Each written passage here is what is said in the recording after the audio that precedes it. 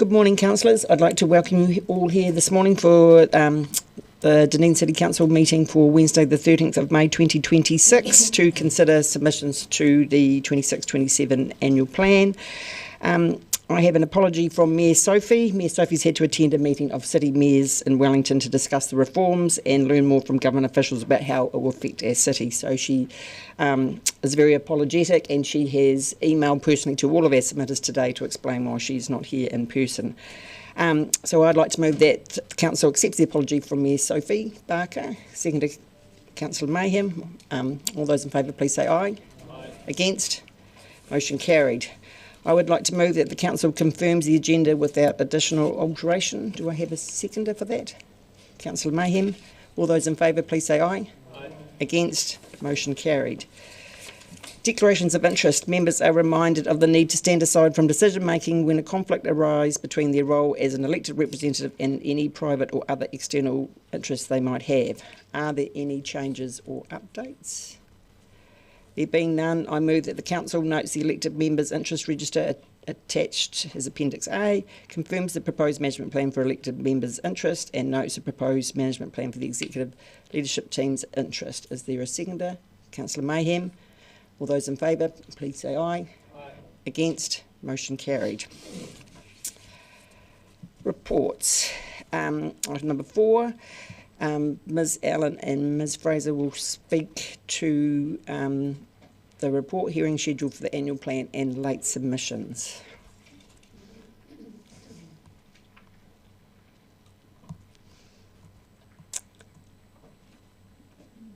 Thank you. Have you anything you'd like to update us on? Thank you, Deputy Mayor. The report's just as it's written, just asking the Council to consider accepting 2 submissions which came in after 12 o'clock on the 29th of April. I'm happy to move that we can consider those, approve those late submissions be accepted. Seconded Councillor Walker. Is there any discussion? There being none, I'll put the motion. All those in favour, please say aye. Aye. Against? Motion carried. So now we get to the submissions, and I'm going to invite the submitters to speak to these submissions. But before we get to that, I'll just remind councillors that this is the opportunity for us to hear from the submitters. They have 5 minutes to present their submission, and I am taking it that you all have had the opportunity to read the submissions. And then we have 5 minutes to question the submitters. It's not a time to question staff at this time. We will be deliberating later, so there'll be no decisions made today on each of the submission. It's not a time to make a speech or a long preamble, as we only have 5 minutes. If we each just ask one brief question, and then we can go around, and if there's time allowed, then we'll come back round for a second question. As I said, the submitters have up to 5 minutes to speak to their submission, and councillors have up to 5 minutes to ask questions.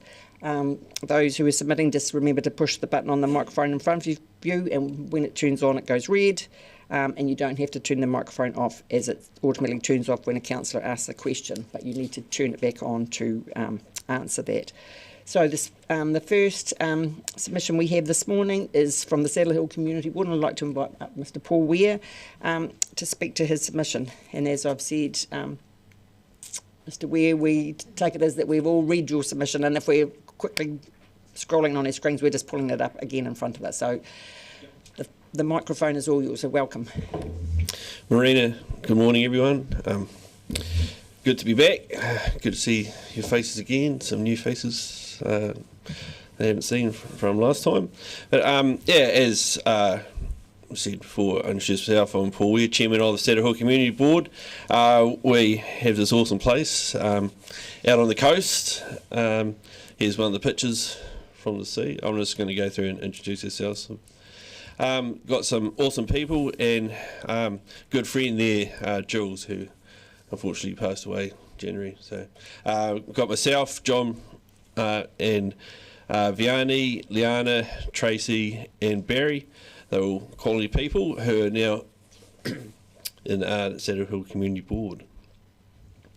Where we stretch from, sort of basically you say Green Island, but also lucky enough to have a huge coastal area, most of the population based around Brighton and Fairfield. We almost make it a Tyree mouth, but not quite, and reach over to the boundary there with Multi-School Tyree Community Board. So what do we do? I hear you asking. So to get a lot of our feedback for these annual submissions, we go to the Brighton Gala Day, and so there's 10,000 people that go through there, and they come in and they'll ask us, what's happening in the area. We'll say, hey, what do you guys want to see? And so we'll note it down, put it forward. There's another popular local, Scott Wetherall, interviewing Deputy Tracy, on a few questions. There's a few projects that we've managed to get across the line: basketball court, rugby post, football post at Wardenville. FYI, to get that half basketball court in, that was about 30,000. So there's a bit of fundraising there we had to do. We've had a bit of few problems with overnight campers overcrowding the spaces that we have. So we've had to go out and get signs put up to help that problem. This one's at Braids Hill. Other things we managed to get done in our area is walking tracks, gravelled, new Portaloo at Kaikorai Estuary, which is great for those people walking around there with their dogs and their early morning coffees. Next up with our community finances to help clubs and things out. This is one of the things we did. We helped Brighton Surf Club with the new purchase of a rescue vehicle, ATV, help finance that. And also we had our Seeking Local Stars, our Youth Ambassador Award, which this year we brought out to $3,000 to help quite a few people, kids out, and their parents, because it costs quite a lot to send your kids away to sporting tournaments or cultural activities or whatever they are excelling in. And I'd just like to point out that two of our recipients this year, Shanti Kara, she's now New Zealand Secondary School netball team, got selected, and Sylvia Haig, she's in the New Zealand football team going over to Australia, which is great. So things we want. So this is our shared pathway that started a while back. Goes from Green Island to Wardenville. So this is what we've got so far. After Wardenville, this is what we've got. So once again at Brighton Gala Day, and when we see people around, they're asking, hey, when can we have something safe to run, walk on, travel between Brighton and Wardenville. So this is the thing we've been putting been putting forward for a few years now. There's nowhere safe to do it, so what you see is a lot of people running Green Island to Wardenville, turning back because they don't want to go on the road anymore, or vice versa, Brighton to Westwood, Brighton to Ocean View, then turning back. So what we came up with was a Brighton Road widening proposal. It was really called Shared Pathway. So we hooked up with Fulton Hogan, and they came out, did a quote, showed us the design, and they gave us options. They said, hey, you do it in 3 stages, so it's not financially heavy on you, which would be great to see. And they gave me a quote and design and stuff, which I'm happy to email around. Everyone wants to have a look. It's a bit too big for this presentation. The next thing we want to see is more vegetation, drainage work done on a more regular basis, being proactive instead of reactive. This is Old Brighton Road. It's flooded every time it rained. So it took 18 months for consent to get cleared for this to drain it, and this is the end result. Hurrah! A road that can be used so for those people coming from Brighton to the coast, to especially Fairfield School. And another one, another offshoot off that is McMaster Road. We're backing that to get tar sealed because they put a counter on it, and they counted 500 and something cars in one day. Vehicles travelling that in one day. Another thing we want after is coastal erosion review. This is a fairly common sight along our coastline, especially after storms. The road's falling apart, and so we'd like an assessment of that. And this is the fix it job for that bit of road. And with that, that's me. Excellent. Thank you, Mr. Ware. Perfect timing. We've got a few questions. Councillor Walker. Thank you, Madam Chair, and thanks, Paul, and thanks to the board for all your work. And I would like, I'm sure everybody else would like the designs, if you can send those through. Brief question, in your submission you talk about Law Road State Highway 1 intersection, and I think you suggest that you would like us to have discussions with Waka Kotahi around that. My question to you is, have you as a board directly contacted Waka Kotahi, and if you have, what's the outcome of that conversation been? It's not in our board area, it's a Mosi board area, but that's another thing that has been brought up to us quite a bit by people who, once again, Brighton Gala Day, so hey, we would like some action on that Law Road intersection that's fairly dangerous. So we have reached out to council really so far, but not Waka Kotahi and New Zealand Transport as yet. Thanks. Councillor Sims. Thank you, Deputy Mayor Lucas, and thanks, Paul, for your submission, all the work that the board does. Just getting back to the Old Brighton Road, so what you're asking there is that now that it's been dealt with, that it goes on to a regular work program so that it is kept clear, and it's quite an important road for the resilience of your area, isn't it? Yeah, it definitely is. So this is the annoying thing, it took 18 months for it to get action, so there's a lot of work to go and to get consents, to get it cleared, drained, and all the work done. So 18 months of having a road shut, probably more often than it was open, became a real pain, and the road also getting damaged by the constant flooding work. So yeah, I think we have to be proactive instead of like reactive, have a plan in place, so every 2 years we can clean that drain out, you know, vegetation cutback and stuff. Councillor Lund. Thanks, Mr. Ware. How far is the proposed Brighton to Waldronville, and how much was the quote by stage, if you can? We don't have it by stage, but by the total quote it was 800,000, and that was three years ago. So now it will have risen quite a bit. And just quickly, the coastal erosion that you pointed out, how many areas are at risk, and do you know what the cost was of the example that you just showed us? No, sorry, I don't have the figures for that exact cost. But yeah, once again, it's almost like, well, how many times is this going to happen? Do we have to have a good hard look at this, and does the road have to be possibly shifted across? Do we have to talk to landowners? Do we need to change ideas of what's going on there? But Councillor Vandervis. Regarding the coastal erosion, do you think it would be acceptable to the people that you represent for a cheap option of simply dumping a bunch of boulders down some of the more prone areas as a kind of short-term stopgap measure?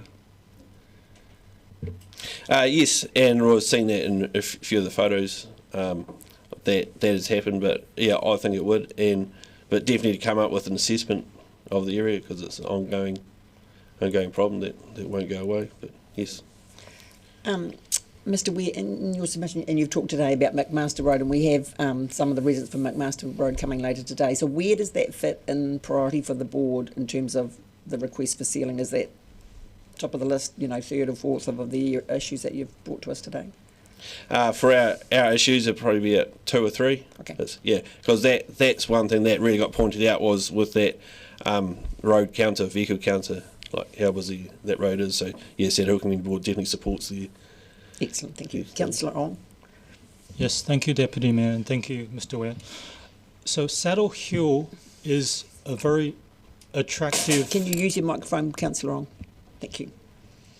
Saddle Hill is a very attractive area, we know, for families and from the lifestyle aspect. So the roads are very crucial. Can you also provide subsequently some qualitative information on just the growth of the overall community, because it's clearly a very attractive area from the lifestyle perspective for families that are based there, and connectivity across the housing and the roads is very key. So just on that qualitative side of things, now you've outlined the quantitative cost. That's very good for us to consider. At the same time, just at the qualitative side of things and where you see the growth of the community and the community businesses that are also based out of the area as well in time to come. So if you can subsequently onwards after this provide some of that. Yeah, sure. If you look at our community plan and look at Santa Hill Community Board, you see like the population base, and that'll answer a lot of your questions. A lot of the businesses out there, just have a look at that, and I think that'll definitely help you out with that question. Thank you, Mr. Ware. That's we're out of time. Maybe if you email Ms. Adamson with the plans for the walkway, and then she can forward it. I think all councillors would be interested in that. That might be then she can circulate it. So thank you for your time and the work that you do in your community board. Thank you very much. Thank you. Next we have Alistair Morrison, Chair of the Waikouaiti Coast Community Board. Welcome, Mr. Morrison.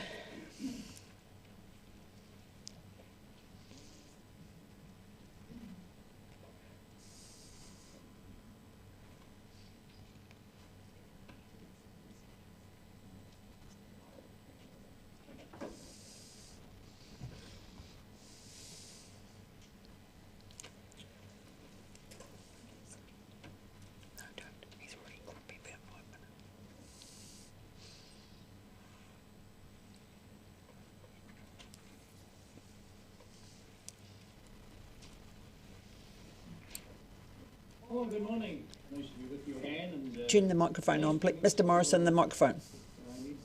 Yes, there we are. Thank you. We'll try again. Morning. Nice to see you all again. And nice to see some of our newer councillors that I haven't met yet. This is my 28th year as a member of the Waikouaiti Coast Community Board, and I'm getting used to being here. I do have an apology from our new Deputy Chair, Anna Knight, who was looking forward to joining me here today, but she's been delayed out of town, and you will be able to meet this very capable board member at a later date. 5 minutes is not much time to talk about the issues in and around the many communities in our coastal area, and I have discussed this issue with the Mayor. One rather large area of expenditure for our area is the creation of a new wastewater treatment plant inland from the coast.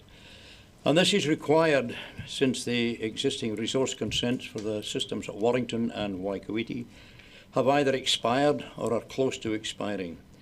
And it is worth taking note of the mana whenua comments on pages 145 and 146 of your Future Development Strategy 24 to 54, which is a rather meaty 172-page document.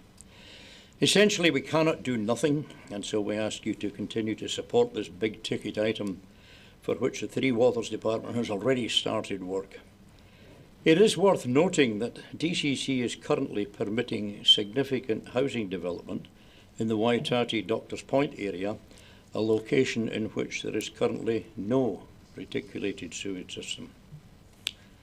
A number of years ago, the potable freshwater separate local systems for Waitati, Warrington and Seacliff were joined together with a common supply from the Mount Grant system. We referred to it as the big pipe system. Our question was, and is, how much housing development can this system sustain? And I've yet to receive an answer. We would welcome a visit from staff to clarify some of the issues mentioned on page 17 of the Future Development Strategy Implementation Plan 2025 with regard to some of the three water issues in our area, and I do acknowledge a previous very informative visit from staff giving details about the wastewater system upgrade. Well, still on the topic of water, a big concern for our area is our coastline, a rather long one from south of Doctors Point to north of Waikouaiti. And we do note that much attention has been paid to the work that DCC has been putting into the necessary issues surrounding St Clair, St Kilda, Kettle Park, landfill, etc. What we would like to see is an integrated coastal strategy that includes our North Coast area, something that makes use of local knowledge where appropriate and which keeps coastal communities informed about council thinking regarding coastal erosion, projected sea level rise and the likes. We are disappointed that DCC is seemingly once again down to only one coastal specialist, and we would urge you to replace the previously departed person promptly, all the while recognising that qualified geomorphologists and oceanographers are not easy to find. We were really pleased to receive a very informative visit from Otago Regional Councillor at our last community board meeting discussing coastal matters. So to Dunedin City Council, our request is simple. Please give us details of what is happening with the coastal strategy, and please advise us of what we can do to help. And just a final note on wastewater. The development and upgrade of the Truby King Reserve beside Seacliff is proceeding very nicely, and the new car park is functioning well. But we are all going to look rather silly if we cannot provide suitable public toilet facilities at this amazing place, which is starting to attract more and more visitors. So we ask you once again to look at upgrading the existing rather strange facility. For any of you who are not familiar with our North Coast area, I'd be very happy to pick you up and take you for a tour of this spectacular part of the wider Dunedin City Council area. It would take 2 to 3 hours or so. I noted from a recent ODT article that you are looking at some 30 topics where money can be saved, although we have not seen any details yet. But I would like to offer number 31. Make use of qualified local people to relieve some of the load on the DCC maintenance departments. I mentioned this in some detail last year, and I understand that former Councillor Jim O'Malley was making some progress in this area. And I'm very keen to continue discussion on this topic with appropriate councillors and staff. Another 5 minutes would have been very handy, but for now, happy to take any questions. Thank you, Mr Morrison. We have questions, Councillor Witherall. Thank you, Madam Chair. Thank you for your submission. In regards to your $10,000 discretionary fund and your grant request standing at $24,500 to date, can you elaborate on the number and examples of the funding requests that have been asked for? I could. Last year, I recall Councillor Gary asked exactly the same question, and I gave her a great big list of them, and I'll be happy to give you a list as well. I've only got a few seconds. I can't give you the whole list just now, but I will email you one. There are many and varied. And I think when Councillor Sims was a community board member in Mossgiel, he actually did a calculation that from the $10,000 in 1989, if you had just used inflation, it would be sitting at about $23,000 now. So it's sad that we have to turn people away. $10,000 is really a pittance, and if you look at 6 community boards, an extra $10,000 each is just going to be a drop in the bucket compared to everything else that you are looking at. Thank you, but just in regards to numbers, you have no idea of any numbers of requests? Are you talking about how many people or how many are applying? Microphone.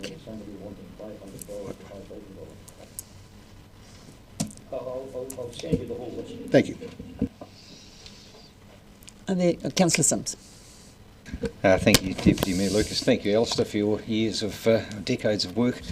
There's a common thread through your submissions, and I suspect through some of the other submissions from the community board as well. Is there a need for better communications and responsiveness from DCC staff to the requests and submissions from community boards? Is that? Yes. Over the years, and we've been doing this for a long time now, on some occasions we would sit here and do all of this and we would never hear anything again. Then we did kick up about that, and we were starting to get responses from staff with a list of here's your things, and the action is nothing. So we've been getting some stuff. We do recognise that there is staff turnover in the DCC, and not everybody knows everything. And sometimes we find that there are newish staff who are not totally familiar with community boards, and sometimes they're going off on a wee bit of a tangent looking at something, and we could save them an awful lot of time if they actually realised who we were and what we do. So I think that there is certainly a case for an improvement in some new staff awareness of what community boards are, if that answered your question. Councillor Treadwell. Tēnā koe, Madam Chair, and Tēnā koe, Mr Morrison. Thank you very much for extending the invitation of a tour to the councillors. That's really appreciated. I had a question about the suggestions around maintenance. So you've proposed a councillor acting as a liaison between community boards and contractors, but you also mentioned qualified local people in and around the community boards. I was wondering if those were two pieces of the same scheme. Could you elaborate on that? I'll give you a very quick idea or a quick example. In Waitati, from the village, there is a formed footpath all the way through to the school. At the beginning of the last school term, trees had overgrown the footpath and kiddies had to walk in the road. And it's a dangerous road because the traffic's coming this way around a bend. So I got hold of the roading people and they pulled some contractors out on a Saturday and did the whole trimming, which obviously cost penal rates. The previous year we had exactly the same thing. And one of our community board members at the time, he grabbed a couple of his workers and they went and did the whole thing. It's not a big job, but it's an essential job. And what we're suggesting is that if you have in the various areas competent, capable people approved by council who can just be called upon to go and do a 2-hour job here or a 3-hour job, that's going to save an awful lot of time, because contractors are on programmed maintenance. But when it's raining and it's warm, grass is growing at a hell of a rate and stuff gets missed. And so what we're suggesting, we know what's going on and we can fix it really, really quickly and at modest cost. And so I'd like to explore that further. And I know there is some reluctance on the behalf of staff to do this, but we're not trying to take jobs away from people. We're trying to make things more efficient and to actually save council money and to stop a lot of the population growling at council for things not getting done. No, I appreciate that very much. Thank you for the clarification. Cheers. Thank you, Mr Morrison. Unfortunately, we're out of time, but thank you for everything that you do and your community board do. So we appreciate that. Thank you. Next, we have Trina Geddes, the Chair of the Strathtyre Community Board.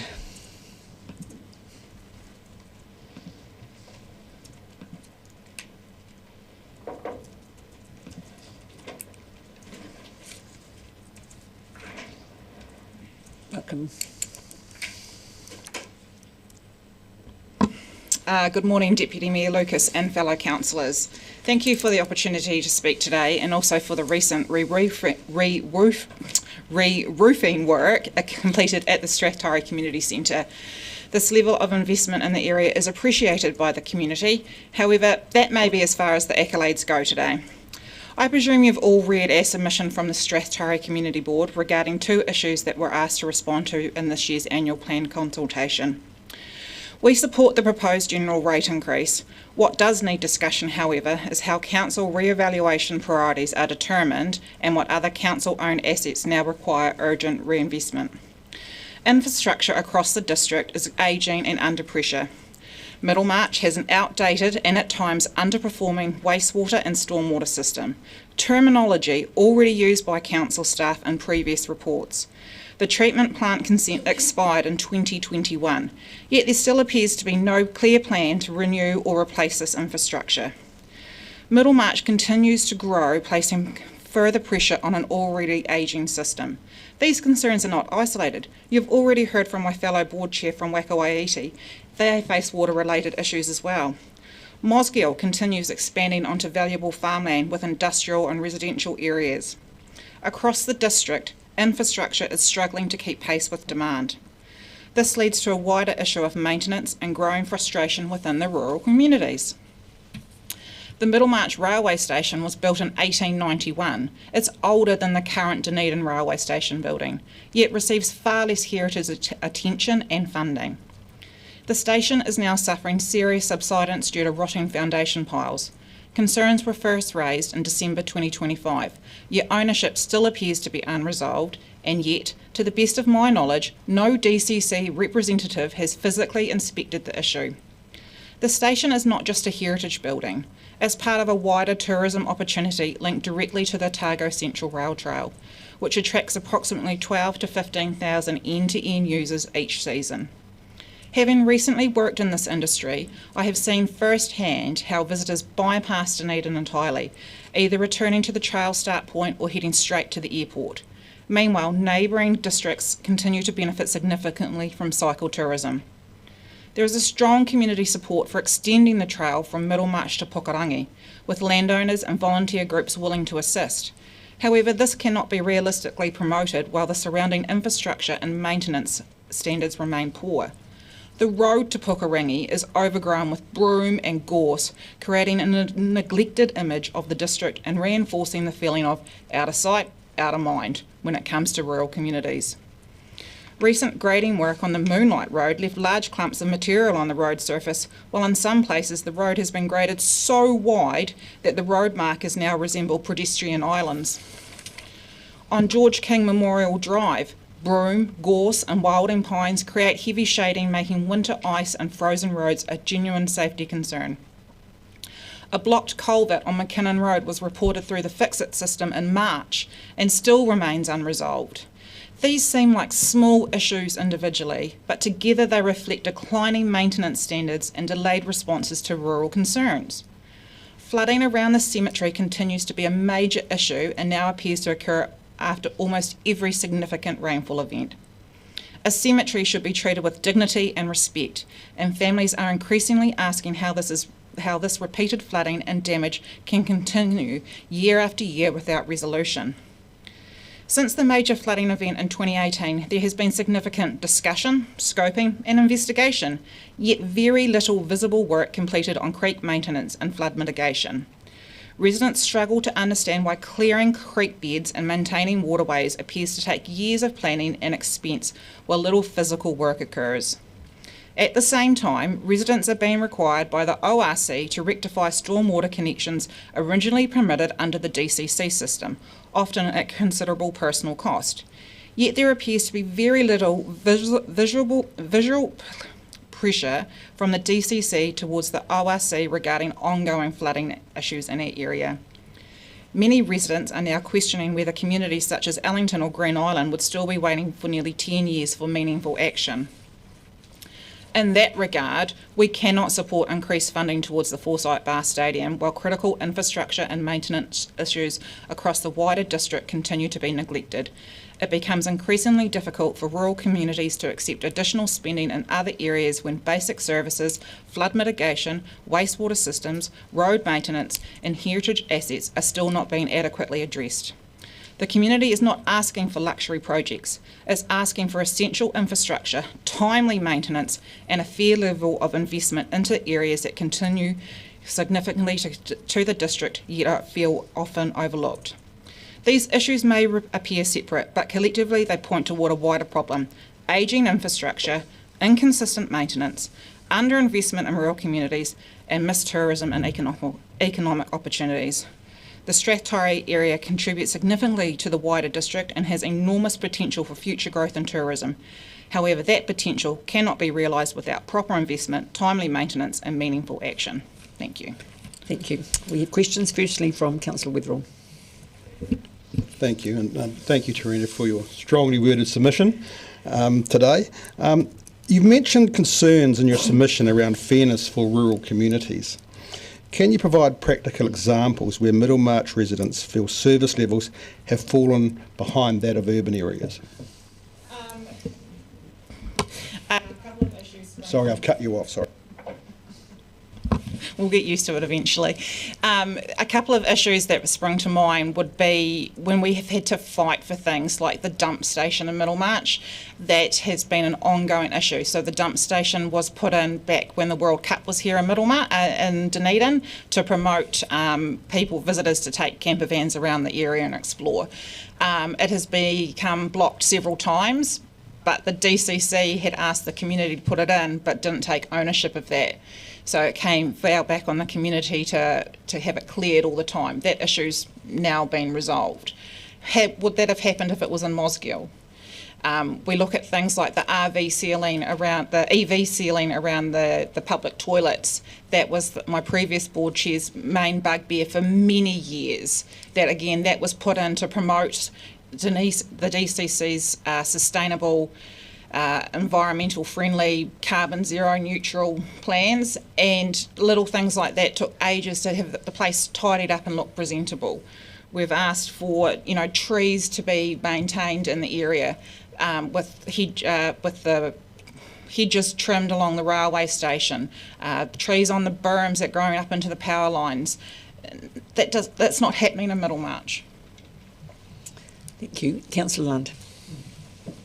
Thanks, Ms Geddes. You've done a compelling job of outlining the infrastructure issues facing Middlemarch. My question to you is that would you support the prioritisation of your water and wastewater assets that you have outlined the significant shortcomings over shared paths and cycleway fundings within Dunedin? Thank you for your question. Yes, we would. Middlemarch, we have our own cycle trail. For us to come and use the ones here, we'd have to bring our bikes down on the road. It's an hour from Middlemarch to here. Having infrastructure, that means that we can flush our toilets, or sewerage isn't going to come up when we have a flood, much more important for us. Councillor Ong. Yes, thank you, Deputy Mayor, and thank you for that presentation. I think there are two key takeaways that you are putting forth and sharing, which is quite a common theme. The bread and butter essential services need to be done right, and they're not being done rightly so. Over some of the nice to haves that we have put forth to us that are not essential for our community. That seems to be the first thing. The second thing is also the role that ORC has in some of the decisions that your community faces as well. Your question, Councillor, please. So I'm asking that as a question, and it seems that going forward, what might be a good takeaway, maybe you can put forth to us if that seems to be the case as well, that when we have the consolidation to come, DCC has a unitary authority that has ORC combined with it, because a lot of the decisions are also involving ORC as well. Your question, please, Councillor. Do you That has see been that as almost a possibly minute. being the case? I actually think having a unitary council is going to be terrible. The two councils can't agree on things at the moment. Who owns the railway station? Who's responsible for the creeks in the township versus outside the township where the flooding's occurring? I don't agree with that. Councillor Simms. Thank you, Serena, and thank you for a forthright presentation. Just honing in on the Middlemarch railway station, I believe it is one of the last surviving of that type of railway station. Just trying to tease out the ownership of it. So my understanding is that it would have come to the DCC as part of the deal done in 1992, I think it was, when the Torrey Gorge Railway was formed or taken over. Is that not the case? And I have got a follow-up question to that, but is that not the case? We would like to believe that is the case. However, recent correspondence tends to point otherwise, that it has gone back to the dock with the start of the rail trail, when the Rail Trail Trust was formed. Okay, I suggest that we need to work on clarifying that, certainly. What's good look like in terms of the future of that railway station for your community? Having a building that can be used. Currently, at the moment, residents deem it to be unsafe. The floor has a massive bow in it. Windows have now popped out of their flashings or their sills. The pipes that take the water from the front of the station, under the station and out to join the main water lines in the road, the sewage and the wastewater, have collapsed because they're really old. So that means every time it rains, the water off the roof and the catchment is flowing underneath the building, which has now rotted all those beams. So having a building that we can use would be ideal. Thank you, Ms Geddes. We're out of time, and thank you for the work that you and your community board do. Thank you very much. Thank you. Next we have Jared Hudson from West Otago Community Board, and just a reminder, councillors, just keep your questions briefly to the question, and just one question at a time. Thank you, so that everybody can have an opportunity to ask their questions. Welcome, Mr Hudson.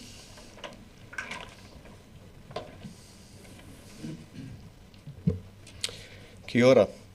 I am Jared Hodson, the Chair of the West Harbour Community Board. I would like to thank the councillors and the Deputy Mayor for this opportunity to speak to the West Harbour Community Board submission on the annual plan today. I'm going to keep this short, to the point, just on things that we basically are asking for. and I'll start with requested Port Chalmers upgrades. Wooden bench seating in George Street. Disability parking near the pharmacy for mobility issues of people in our community and outside the community. The ceiling of the DCC off-street car park in Port Chalmers. When considering, I ask that the DCC remember Port Chalmers is now more than ever a destination of many thousands of Dunedin residents who use the shared pathway to our beautiful Port Chalmers. Port Chalmers is the gateway to Otipoti. 179,000 cruise ship passengers this season. 21,000 crew. Port Chalmers is their first experience to this beautiful city, Dunedin. A favourite for me, footpaths and curb and channel, especially Ravensbourne and Maya, but not limited to. I ask that the DCC give this the utmost priority, as in many areas of West Harbour, it has now become unsafe to use some footpaths, and in recent times has caused injuries to members of my community.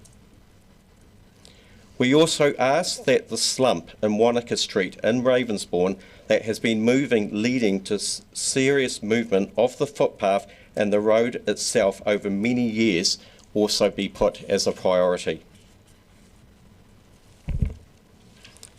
Extreme weather. We ask that the DCC take strong steps forward to lower the risk to our more vulnerable parts of West Harbour, as listed in our submission today. Sycamore trees. We ask that the DCC provide more resources to fight this problem. It needs to be more than just a community effort. We need your help and we need specialised contractors. Port Chalmers pool. We have seen a 20% jump in pool use via the Port Chalmers Swim Club. We believe it would be beneficial to the West Harbour to have April as the finishing date, giving an extra 4 weeks use to our community, encompassing the end of the school holidays also. Back beach safety. We ask that traffic calming safety improvements be placed in this area. We also note the need for the disposal station for boat and camper van waste in this area. It is an important area for our community, and we want them to feel safe using this area. West Harbour dams. Decommissioning of our dams is of concern. These dams are of high recreational use. Also, an important source of water supply should the West Harbour have its water supply cut in a major event in the future. Again. Rubbish prevention. We would like to see more rubbish bins and more frequent empties of these bins, especially along the harbour down to Port Chalmers and past. Finally, Carey's Bay tour bus parking has become a hazard, and we ask that the DCC in the future take issue. Sort this issue, basically, is what I was meaning to say. As I said, to the point, sort of sticking to what we've put on, what we've asked for. I don't believe that it's a lot. As I have said, it is the gateway to Dunedin, and I think that the City Council need to remember that, and what we're asking for will enhance that experience. We want people to take away a very good experience, and when they leave here, they tell people about Port and then their visits to the city itself. We look forward to seeing progress on some of these issues I have raised today and listed in our submission. Thank you. Thank you, Mr Hodson. We have questions. First of all, Councillor Treadwell. Thank you, Madam Chair. Kia ora, Mr Hobson. Thank you so much for your advocacy and your work for the West Harbour. I just had a question of clarification around the back beach, right, where the road, you've got the sealed section of road that goes to the yacht club and then the unsealed section from there on, where you identified some speeding issues in your submission. I was just curious if they were occurring, like what part of Back Beach Road, basically? Basically through the whole area, so from the sealed area in itself, encompassing right back up around the gravel area. So it's a problem around the entire loop, basically, is the answer. Roger that. Okay, thank you for the clarification. Councillor Walker. Yeah, thanks, Madam Chair. Thanks, Jared. Thanks for the board's work. It's not only the gateway to Dunedin, but the best place to live on the planet.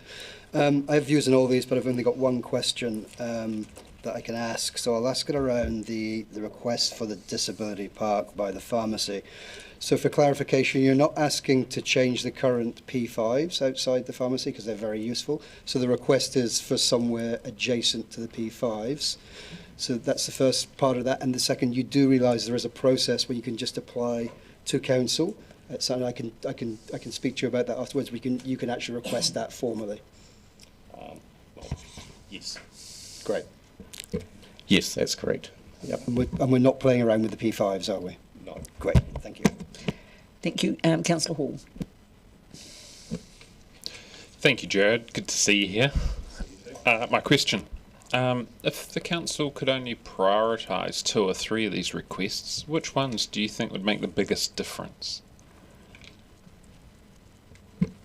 It's a bit of a hard one because I don't think we're actually asking for a lot in the first place.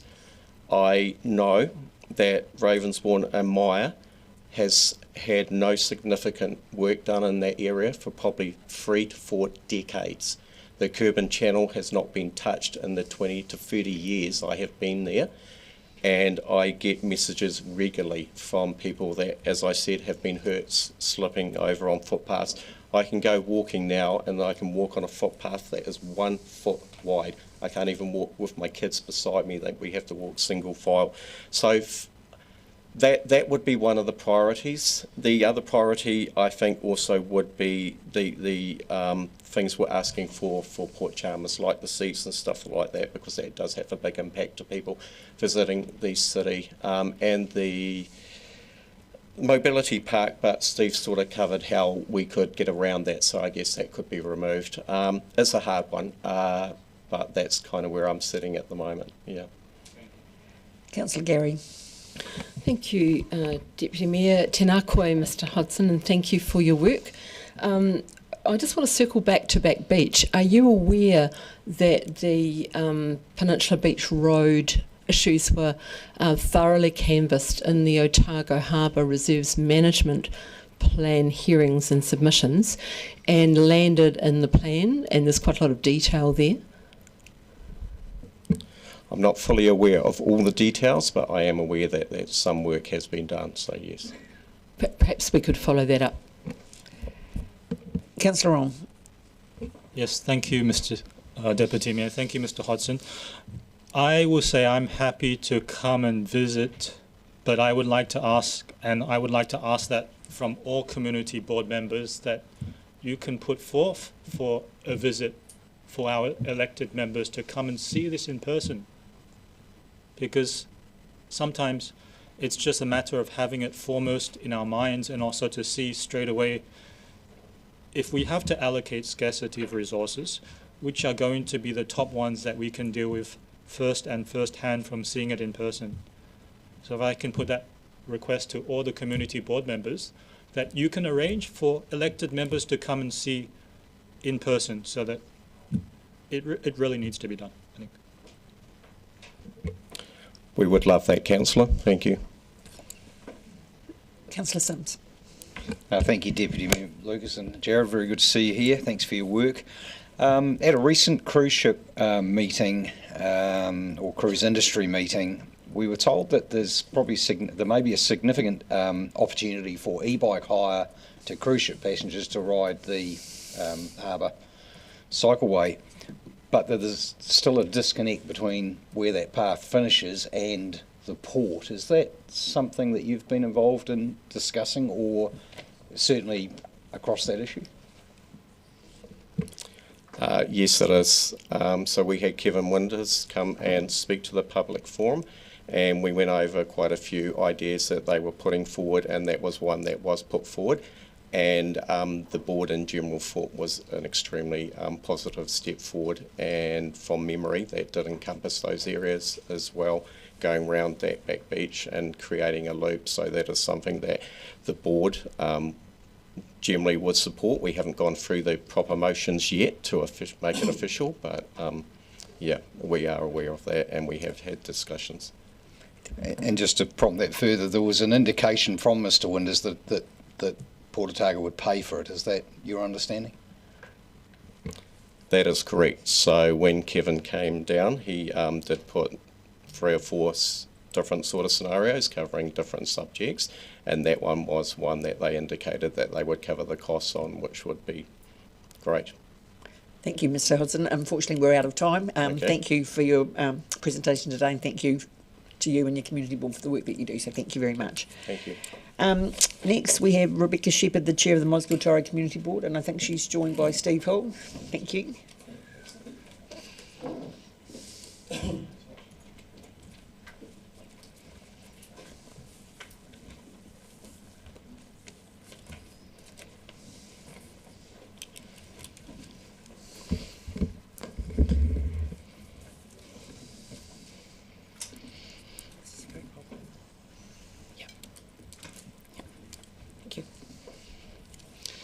Hello everyone, and thank you for this opportunity to have us here. This is obviously my first time. I'm the chair of the Mosgiltari Community Board. I have an apology from Andrew Sutton, our deputy, and we've got Steve Wilson here today in his place to back me up. So Mosgiltari Community Board obviously submitted feedback to the DCC draft plan in April on 4 key points. I would like to briefly speak to those today. However, I acknowledge that we have in our community plan that we're updating at the moment a whole raft of things, as other people have mentioned. So it's not limited to those 4 things that we submitted. They were just the sort of bigger ticket items. Slide 1's up there. So first of all, we support the DCC approach to minimising overall rates increases in light of the increased value of the Three Waters component. The second submission we made was that while the destination playground plans and Mosgiel Stadium upgrade have been deferred, we ask the council to keep those important community projects within sight, please. Third, while there were some hold-ups with the car park surfacing for the park and ride construction over the summer, we want assurance that the Mosgiel Park and Ride facility will proceed without further delay once the season comes around again. And fourth, we remain deeply concerned about traffic congestion and heavy vehicle movements in Mosgiel, especially as major residential, commercial and freight developments move ahead. If you could change the slide. Yes. Yeah. I would like to use the rest of the time to focus on the fourth, because traffic in Mosgiel is no longer a future issue. It is a current issue and is becoming more urgent by the day. The Mosgiltari Community Board recognises that the developments proposed in and around Mosgiel bring real opportunity for the Tairi and for Greater Dunedin. Growth is obviously a positive thing, but it must be matched with the infrastructure to support it. If DCC continues to consent housing, commercial expansion and allow freight activity to accelerate without the transport network keeping pace, then the cost will be carried by Mosgiel residents through congestion, safety risks and reduced quality of life.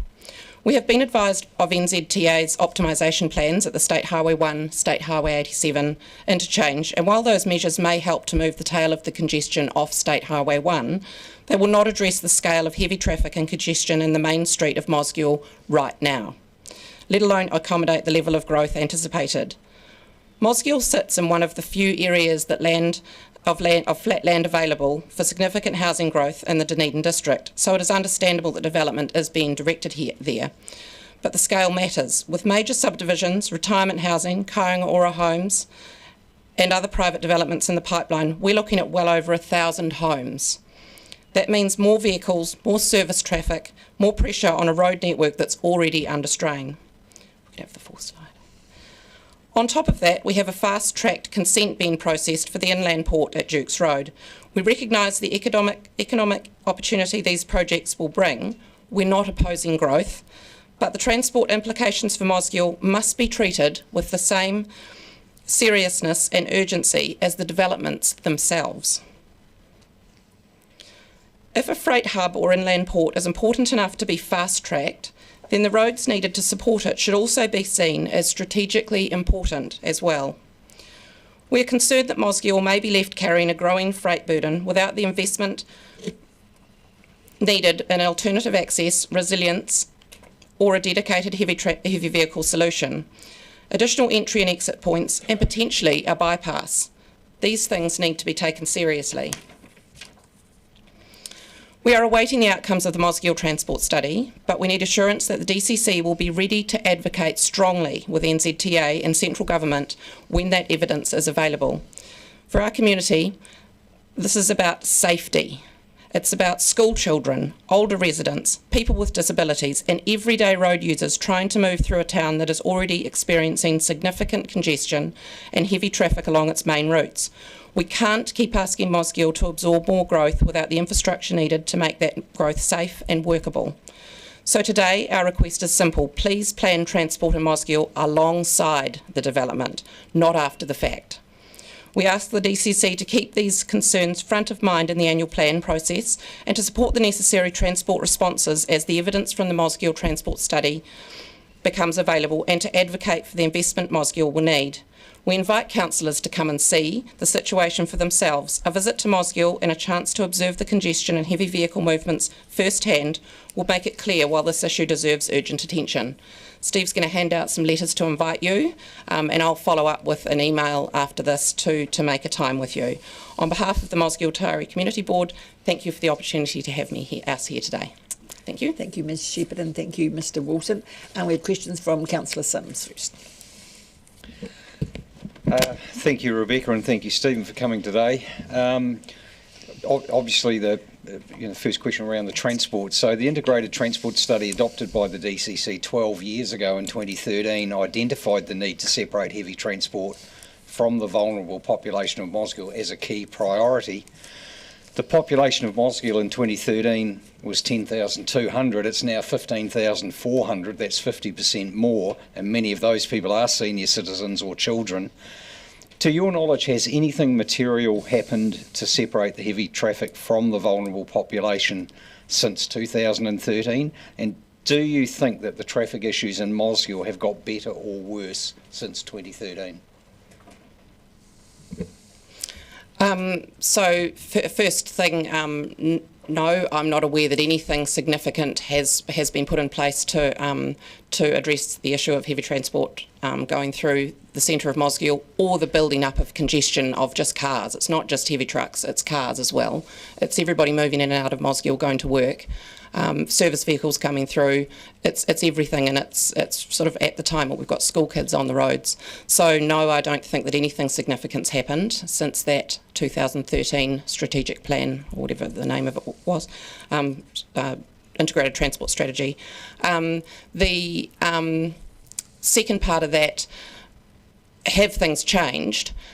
I listed in my talk all of the upcoming developments, but in the time I've lived in Mosgiel for just under 10 years, and in that short time we've had Silver Springs development, residential development, we've had another one, Highland Park off Haggard Alexander. The whole of Wingatui Road has turned into housing. I used to go and visit horses all along that road, and that was farmland. And same with Factory Road, was actually all farmland. And when I moved in there, I was going and visiting horses there, and it's all houses now. It's residential buildings. So that's all changed. We've got the inland port, which is being developed, and we've got trucks that are already using Riccarton Road as a sort of a makeshift bypass, and it's not made for heavy traffic. So I think things have happened outside of the legal process and the DCC process. So the trucking companies are actually making their own changes, and that's not appropriate either. Those roads aren't set up for that. Councillor Ong. Yes, thank you, Deputy Mayor, and thank you, Ms Shepherd. Now, you've highlighted a very good number of key issues for what is the largest population centre amongst our community boards. The key issue on the traffic-wise is something that very clearly needs to be worked on together with our other institutions of the Crown and ORC. So I would have to ask, since you are presenting this to us as City Council, how has been that feedback from the other institutions that need to be involved here, because this is also, it's an issue to be addressed at the same time for us to work with as well, with the local MP perhaps, and at the same time with ORC, where it comes across in how is the bus service in general that can be expanded as well. Thank So you, I Councillor. would. Yeah.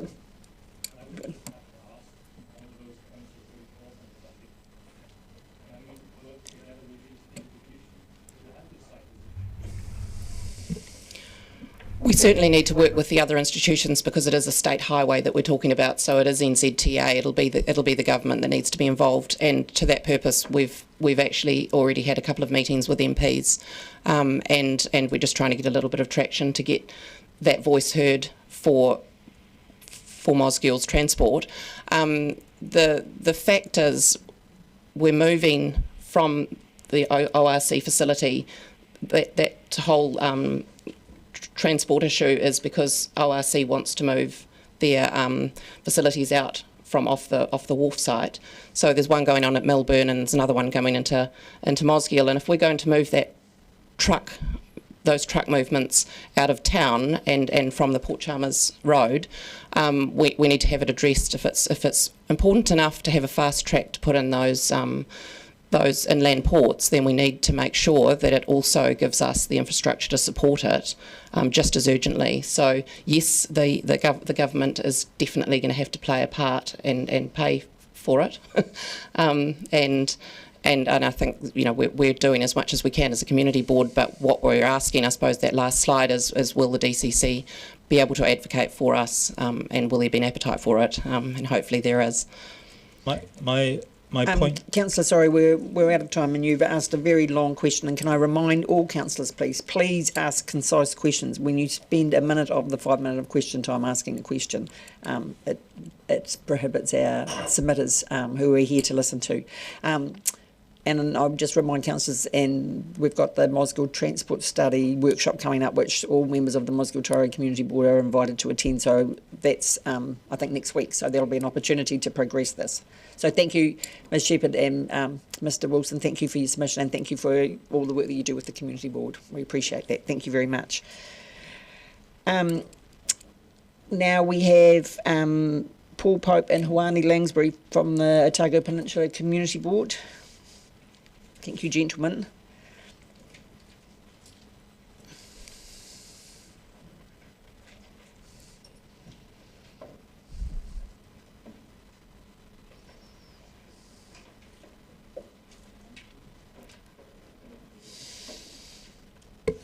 Kia ora, councillors.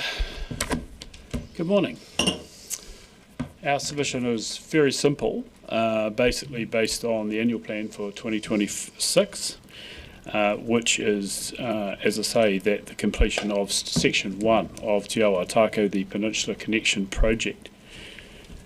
This has been a long time coming around for this project, since about 2015. During the consenting process, this section was actually, the order was actually changed. And eventually, as I say, was brought back into the current order that we have now. There have been no council resolutions regarding the incompletion of this project. Our road goes back to the time when it was basically used as a walking track, and by the 1870s it became a beach road with original walls built by prisoners for a prison hulk from Tauroa Heads. The first motor cars didn't arrive into the Otago Peninsula until 1913 under election by the Borough Council of the time.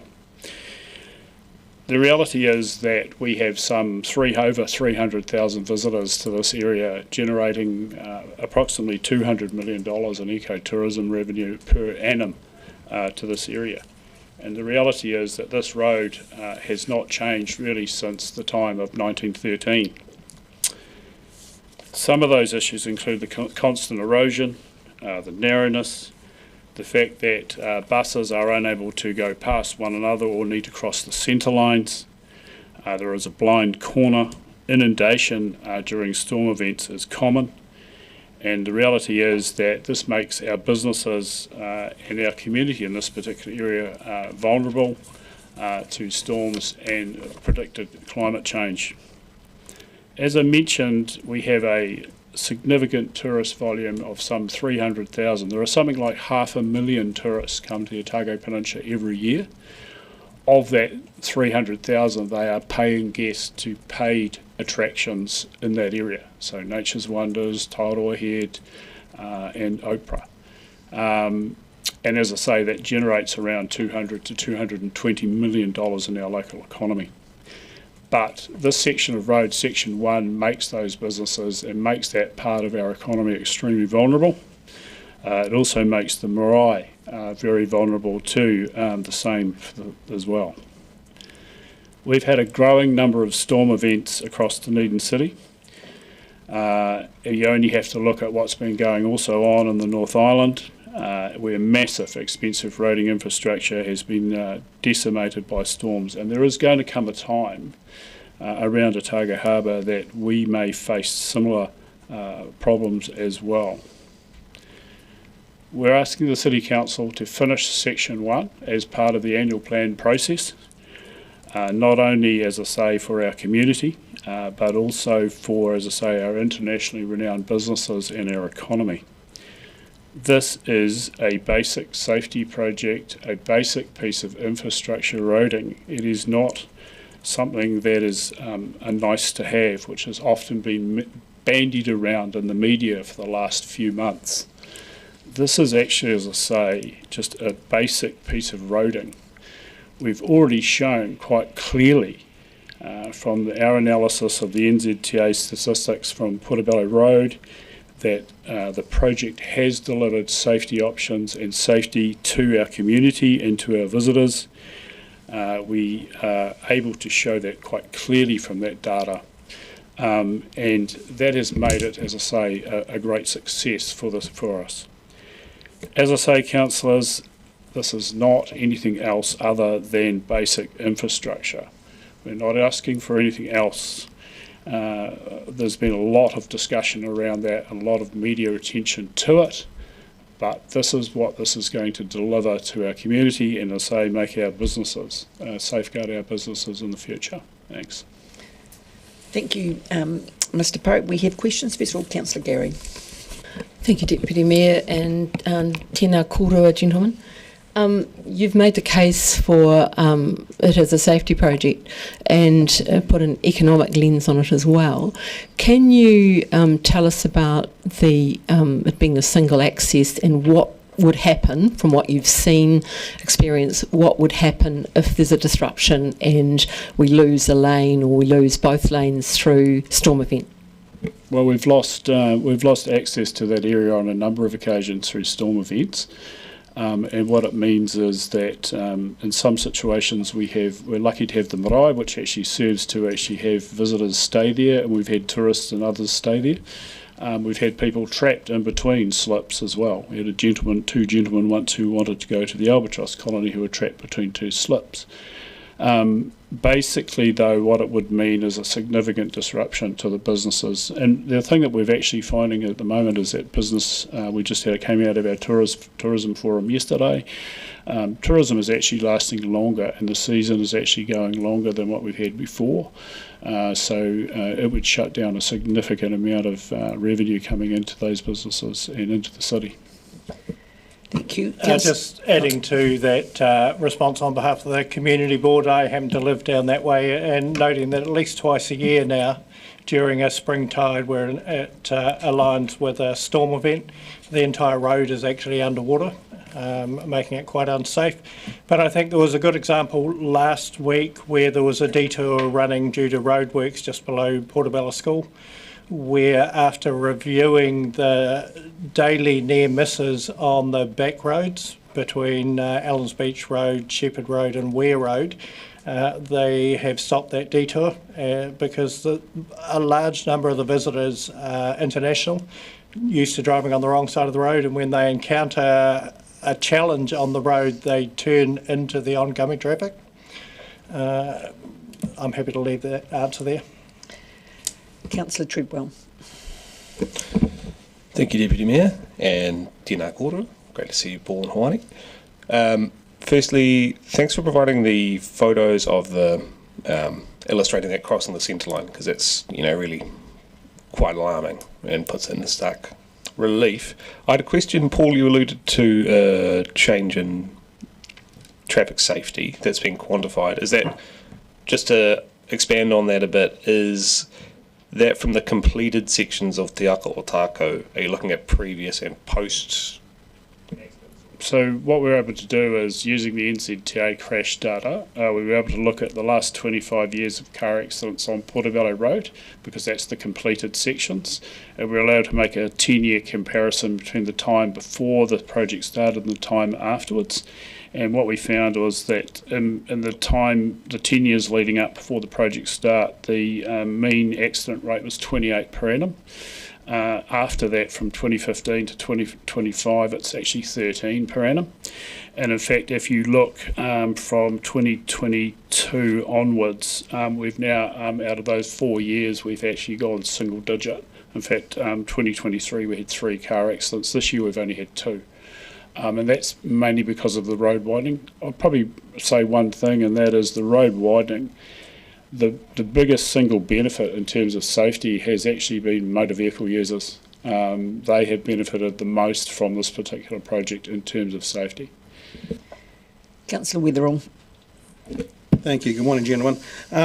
In regards to roading and the peninsula being a very difficult landscape, from my experience in regards to discussing possible reclamation of the harbour to address some safety concerns around roading down there, would the board encourage the possibilities of that happening to alleviate some safety? So section 1 is already consented as part of the consent for the whole project.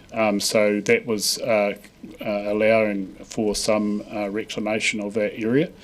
It was acknowledged by both the Runanga several years ago and also by the late Neville Pete that ultimately that reclamation is not in the long term sustainable. It's actually Roman technology, and it's something that I've raised as well as an ecologist, wearing a completely different hat.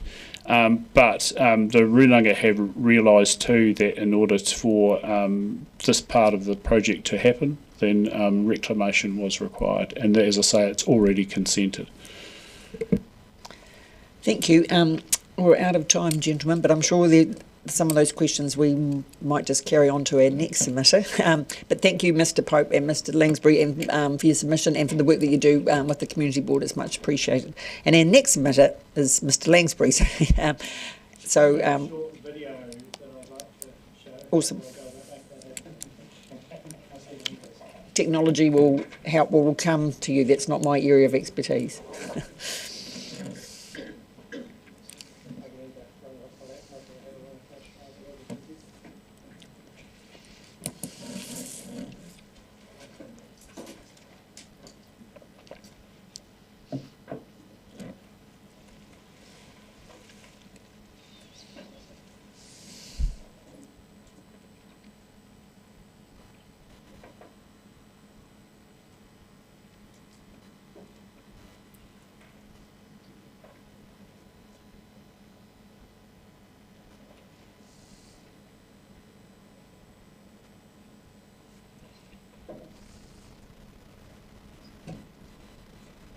As many of you will know, Microphone, Hawani, thank you. The red light's not going. Oh, good.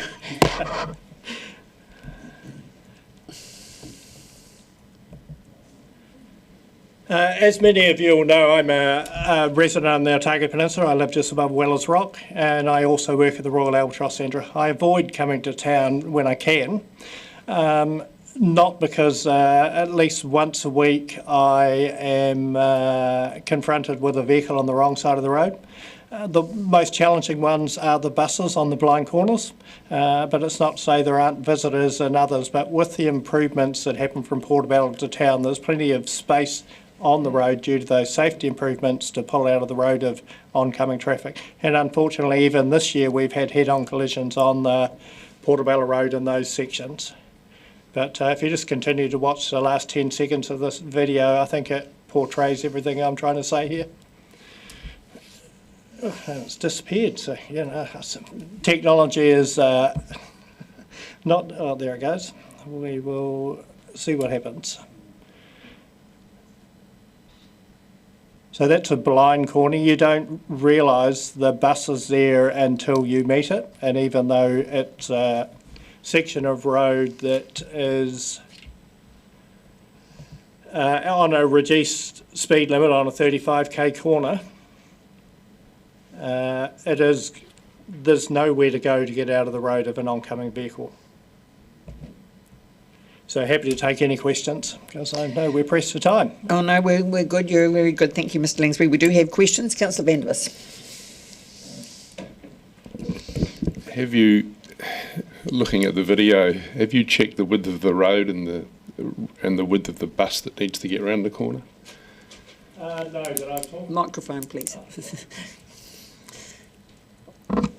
I have talked with other operators. My day job is Ecotourism Manager for the Peninsula Trust, based at the Royal Albatross Centre, so I have large coaches, and the large coaches are actually only the correct size to be on that road. It's the road that's the issue.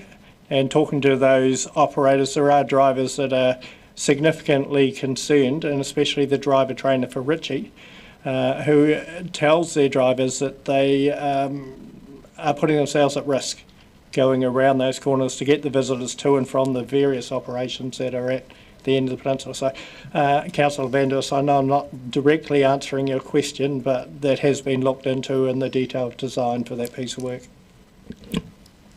Have you measured the available road width at that point for a bus to come round? No, personally I haven't, but it is in the detailed design. Thank you. Councillor Lund. We'll come back to you, Councillor Vandervis. Thanks, Wani. Looking at that video, would you agree that we've got a constrained environment, as you know, and we don't have funding from transit to contribute to the cycleway? So as an interim solution to resolve these safety issues, would you agree that if we could do build out at the particular blind corners that you've just identified by extending with some boulder protection to eliminate those most dangerous corners, that might be an acceptable interim solution until we can get central government funding? Thanks for that question, Councillor Lund. The original project, this section wasn't funded under Waka Kotahi or land transport. It was always a separate project, and it was the first part of a project that went from Harrington Point all the way to the city. To answer your specific question about whether just building out on those corners would help, potentially, but I would think looking at the cost of doing these things these days, there's probably not a lot of saving, and the key driver for this was enabling safe walking between the various parts of the community. At the moment, we come across cyclists, people with prams and that walking around those blind corners, and it wouldn't address those issues, I don't believe. Just one last thing. I note that you've noted that there's 220 million in economic benefit.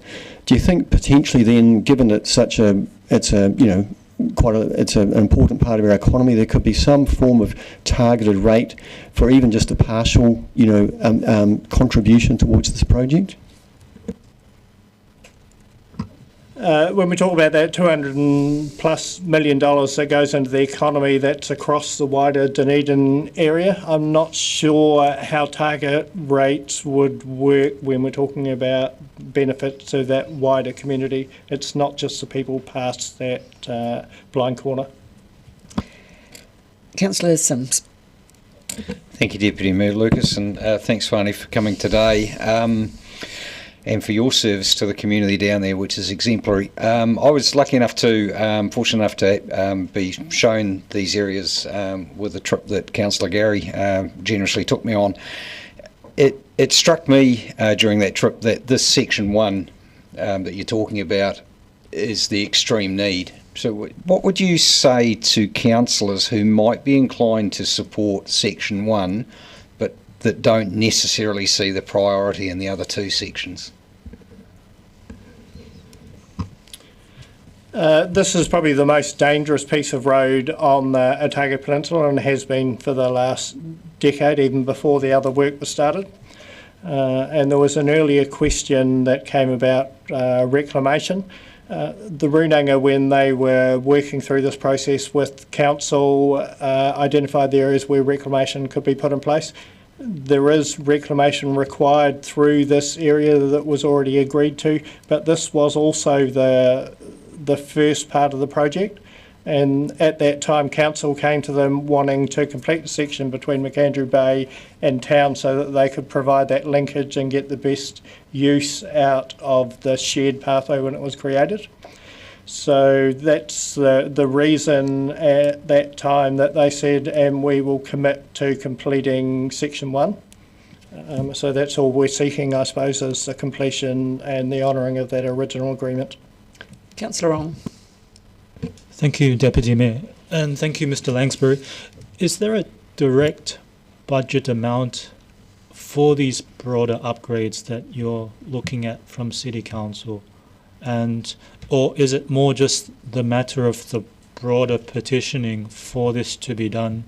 And if there is a direct budget, since the peninsula is a key tourism destination for our city, do you see that we should perhaps reallocate some of the tourism budget that we have in Enterprise Dunedin, which is our tourism unit, to put this into a key tourism hub for our city?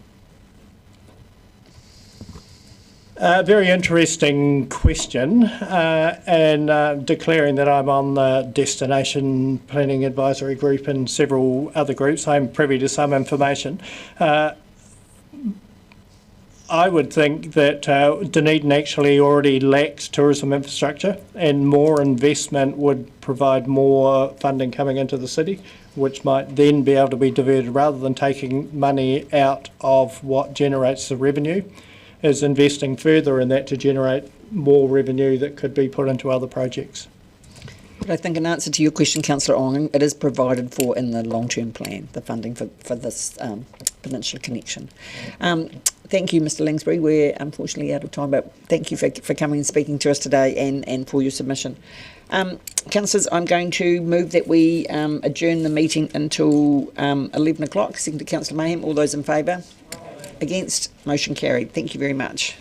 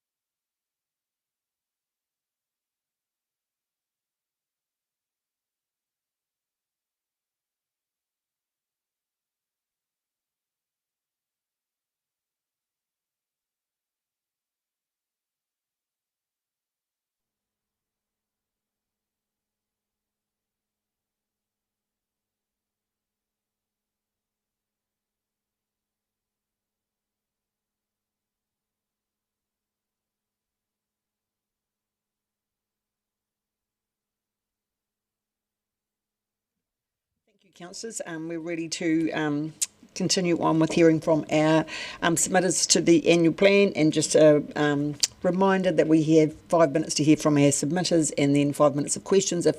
Ask councillors to keep your questions brief, so that because we're actually here to listen to the submitters. I welcome Phil Dowsett from the Otago Settlers Association. Ms Adamson has just circulated an updated submission from Mr Dowsett, so you'll have that in your emails to follow on. So Mr Dowsett, the floor is yours. Welcome. Thank you, Madam Chair. The Otago Settlers Association is pleased to have this opportunity to make a further verbal submission to the Council on its draft annual plan relating to the future operation of Toitu Otago Settlers Museum.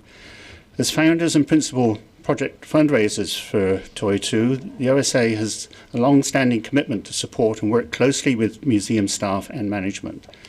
The successful relationship with museum staff is based on a high degree of collaboration and shared objectives. The Council must be commended for its actions to weather the pandemic storm, with Toitu emerging as strong as ever. We believe the Council and the ratepayers of Dunedin should be proud of what has been achieved through the Council's long-term commitment and support of the museum.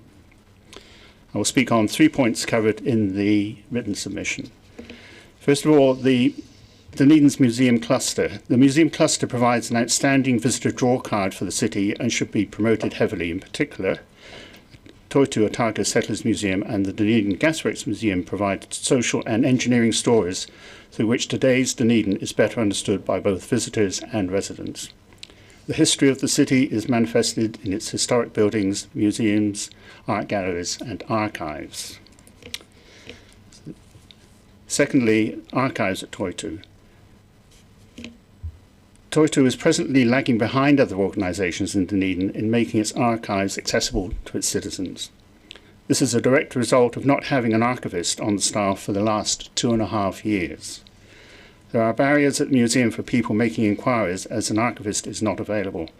The expertise to answer inquiries to a high professional standard is unavailable, so the archives at Toitu are effectively closed. The lack of online access compounds the difficulty and thereby increases the number of inquiries at the museum. There is no other meaningful solution other than filling the vacant position of archivist. Obviously, there's more detail in the written submission. The third point is these hearings are an opportunity for the Council to hear the view from the community and to ask questions. Whilst time-consuming for councillors and staff, it is essential for transparency and an important part of democracy in Dunedin. The Association urges that hearings continue to be held each year, whether or not there are significant changes to the 10-year plan. I'm aware that the Local Government Act allows these hearings to be avoided if there's nothing changing in the 10-year plan. I've added another point. On National Radio this morning, there's research out of University College London saying that participation in the arts extends life expectancy, and they cited visiting museums, art galleries. So come to Toitu and extend your life. Does it count coming into the art gallery for a council meeting? Does that extend our life? I'm not so sure. Thank you, Mr Dowsett. We do have questions. Councillor Chambers. Yeah, thank you. Thank you, Mr Dowsett. You mentioned this position of archivist about the vacancy for the past 2.5 years. What happened prior to that? Was there an archivist before that? Oh, yes, certainly. And when the archivist resigned, then the appointment was open, and there's, to my knowledge, been no advertising for that position to be filled. Was there a budget? I can't say authoritatively it is, but I assume that, that there was a budget, and I hope that it's still in place, but I don't know that. Councillor Lund. Yeah, I too have reservations about that, but my question is, you noted that you want to build a small auditorium in the foyer of the Settlers Museum. Now, as a man who built that museum, I know for a fact that that would ruin that amazing civic space. So I want to know why you think that this is a good idea. Council may not be aware that the auditorium has actually been constructed by Neil Loves. There was a space as I understand it, a space which was not required for other purposes at the back of the entrance, the foyer, and they have developed that, and they're currently working on providing the systems to run videos and then charge for it. It was an opportunity for the museum to get additional revenue from visitors. This means it's not the new foyer, it's the older foyer at the back, is that what you're saying? No, it's at the back of the new foyer, as you walk in the main entrance, straight ahead of you. Councillor Hall. My question, when the Otago Settlers Association entrusted the DCC with collection, it was on the understanding that not only would it be professionally managed but also accessible to the public. Do you feel we're failing at that obligation? There are constraints, I don't need to tell you, in staffing, so there have been some restrictions on what can be presented to the public. With all museums, the collection can't be 100% exhibited at any one time. It has to be rotated. But in rotating exhibitions, that involves a lot of work for the professionals, and with the current resources, there's limited opportunity to refresh exhibitions. Now, some refreshment is happening, but I would believe that if the museum was fully staffed, then there will be more opportunities. And I did note that there is one space which is currently unused and could certainly withstand another exhibition if the staff were available to create that. Councillor Walker. Yeah, you'd have to press it. Yeah, thank you. And it's largely been answered, but I'll just follow it up by Councillor Chambers' question around the archives. But are you fully in support of Mr. Riley and the Iran submission that's coming later this afternoon?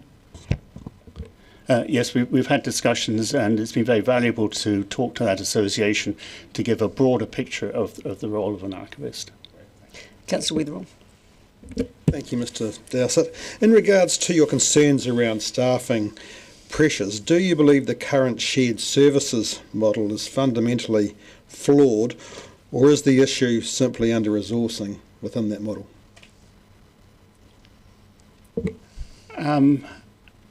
It certainly has advantages. I'm not sure it's fundamentally flawed. I think there are flaws in the shared services. Certainly, visitor hosts, for example, there's no reason why that shouldn't be shared between the museum, the art gallery, and the Chinese garden. But the fundamental problem is lack of resources to fully fund the staff. I made the point that originally the museum was planned on 180,000 visitors a year, and it now frequently exceeds 300,000. But my understanding is the current staffing levels are below even the original level when the museum was redeveloped. Councillor Simms. Thank you, Deputy Mayor Lucas, and thank you, Mr. Dowsett. I'm just picking up on your fees and charges, and without sort of necessarily labouring that point, but you're aware that Tahuru have now instituting a voluntary admission fee for international visitors, and that has raised tens of thousands of dollars for them. Is that something that you think that Toitu should consider? Actually, I wasn't aware of that. But yeah, off the top of my head, I think it is worth considering. The concern of the association is that the local people, some of whom have families who donated to the museum originally, shouldn't be charged. That actually was never the proposal. It was always out-of-town visitors. And then there was a paper presented to council on the pros and cons of doing that, and the council decided not to levy those charges. It's always worth revisiting that issue, particularly when finances are tight and resources are limited. Thank you, Mr. Dowsett. Unfortunately, we're out of time, but thank you for your submission, and thank you for the work that you and your Otago Settlers Association do supporting Toitu. Thank you very much. Next, we have Lynn Newell from the South Dunedin Stormwater Justice Group. Surprise, change of plans. Ms. Newell, would you like to come forward?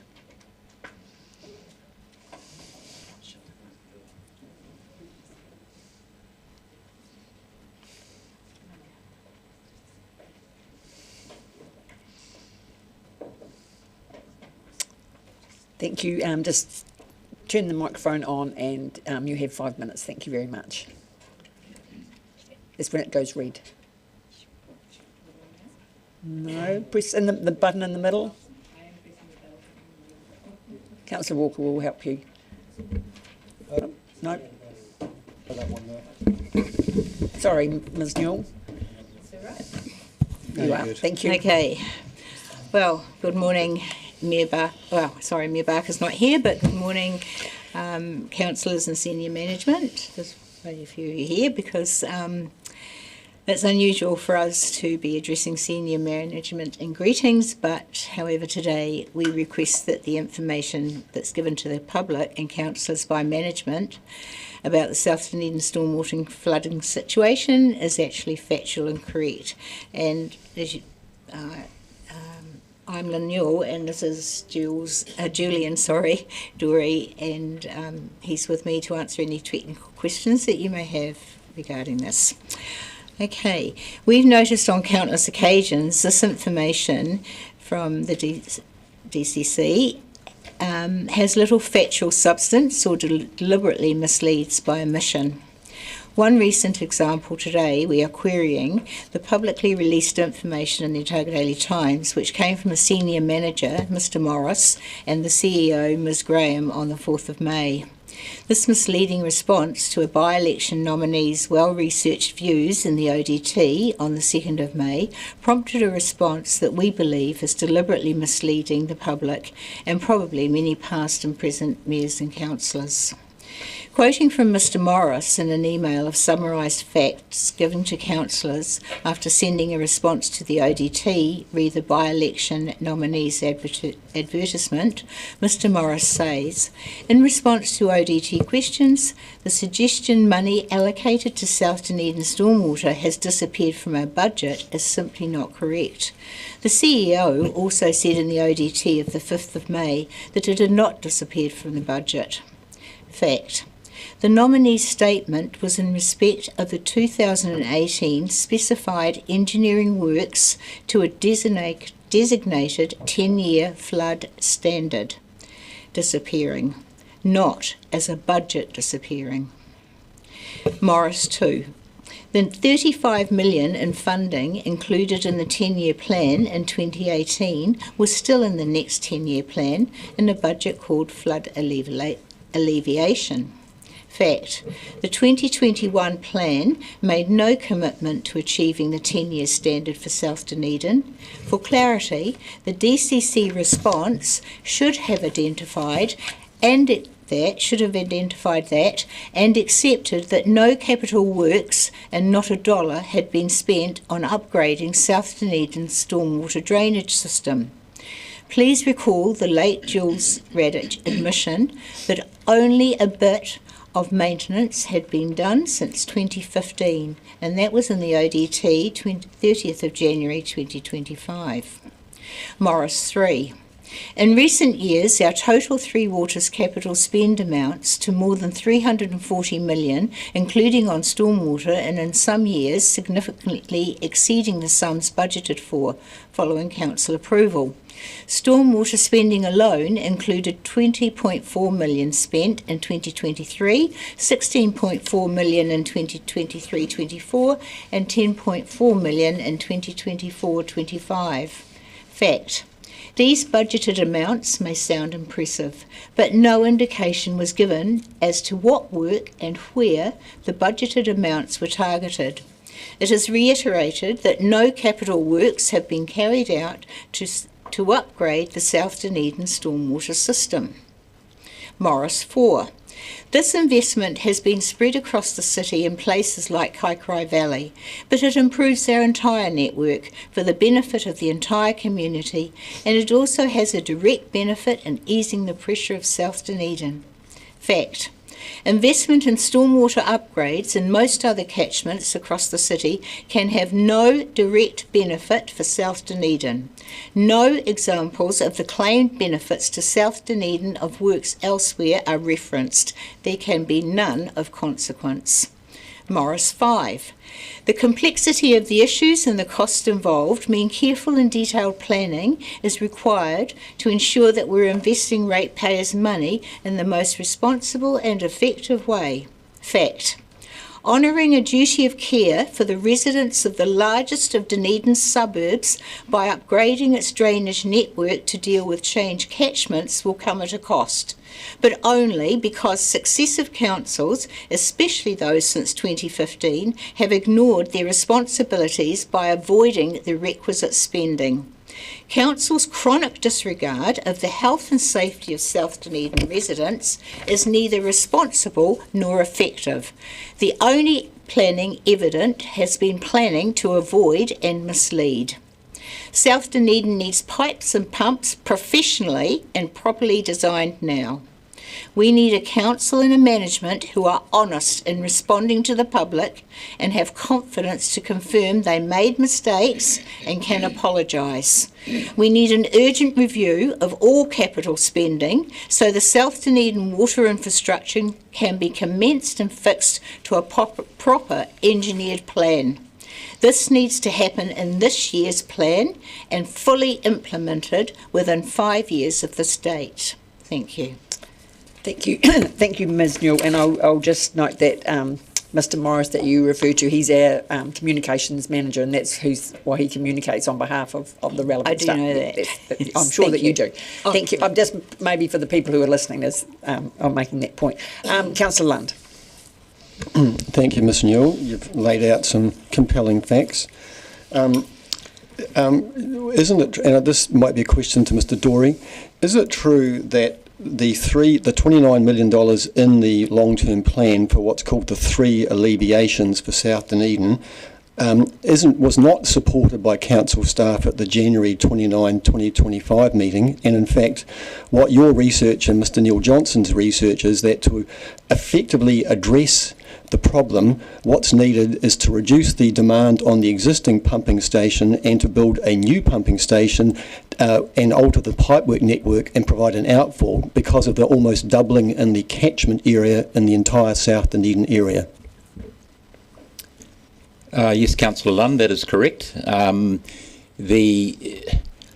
we watched the meeting of this time last year, the January meeting last year, where they discussed those 3 short-term improvements, it was very obvious from the 3 water staff that were here that they were very, very uncomfortable and very reticent to actually support those things, because actually the technical work had not been done on them at that point. It was more conceptual. And unfortunately, so with those being put in place, then the 2018 Opus report, split catchment with new stormwater pipe and pumping station, was just kind of ignored. I think that's the question answered. Yes, so it was very uncomfortable with the 3 water staff sitting here who just felt they had to do what the governance said, but they had not been involved in the design of that system. Councillor Treadwell. Thanks, Deputy Mayor. And thank you, Ms Newell, for your continued advocacy on this. I just note on, with reference to the stormwater work in Kaikorai Valley and its connection to the network, it is our understanding that by diverting that water away from South Dunedin, it eases the pressure. So my question is, has there been a representative from the 3 Waters team engaged with you to discuss kind of those wider network ops?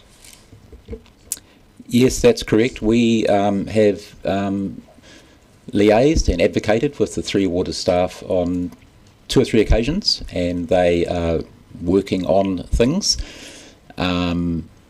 But any hint of actually diverting the stormwater from Kaikorai Valley away from the tunnel and through down into Surrey Street and South D is at best years and years away.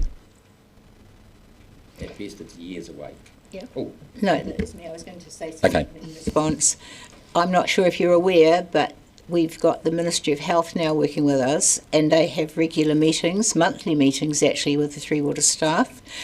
They report back to Mr. Bouchard, who reports back to us, because we were very frustrated with the conversations we were having. So Mr. Bouchard now represents us and feeds back to us, but we still haven't got anything.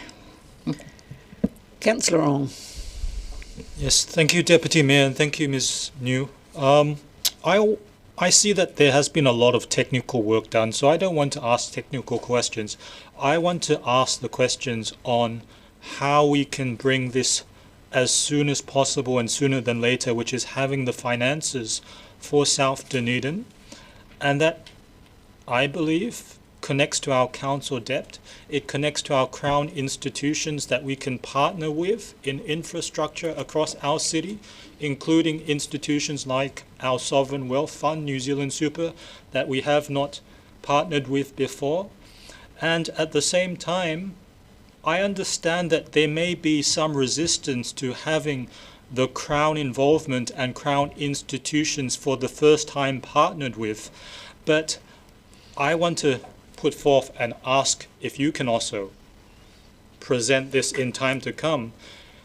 If we are resistant to having involvement of the Crown, sooner or later in the number of years ahead, we will need the finances, and we may have to ask the Crown for that financial assistance, or in other words, a financial bailout that's going to have the Crown be very much involved, more so than if we are to go to the Crown institutions and seek to partner with them as an equal partner right now. Thank you, Mr. Ong. You've raised multiple questions there, and many of them are actually very correct. I believe the Crown does have a job in this debacle that we've got, because the Crown is ultimately the council's bosses. The council hasn't done its job. The government hasn't investigated what the council is doing. They've known that the people of South Dunedin have been continually flooded to various depth levels of flooding for over 20 years. Yet they haven't stepped in and said to the council, when are you going to fix this problem? Or to the Otago Regional Council, who's supposed to be supervising the Dunedin City Council on health and safety and looking at and flood things. So I see the government is responsible, the City Council is responsible, the Otago Regional Council is responsible. The government needs to come to the play and give us some money to do this. But the council also has to stop immediately all the big expenses that they are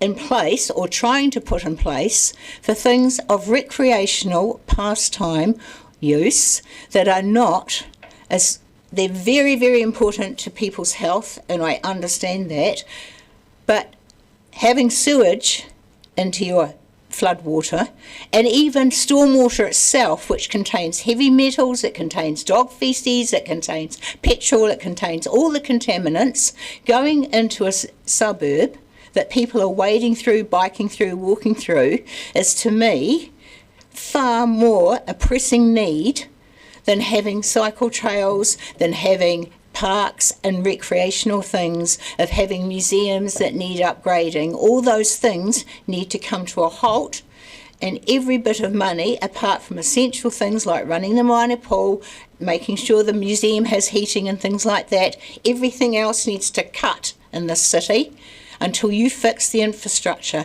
And yes, Mr. Ong, you are quite correct. The government does need to give some money to us, because they also are responsible for neglecting how this council has been run.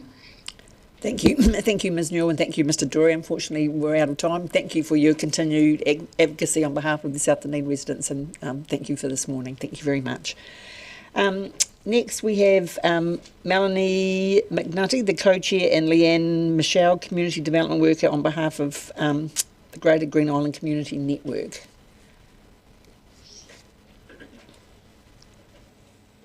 Thank you. Good to see you here this morning. Kia ora koutou, and thank you for your welcome.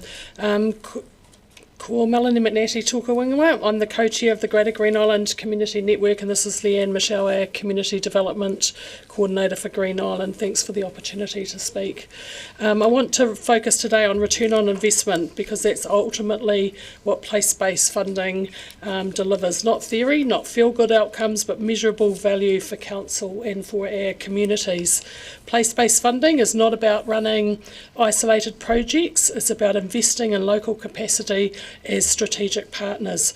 Trusted organisations that are embedded in a community, understanding its dynamics, and can turn council priorities into action on the ground.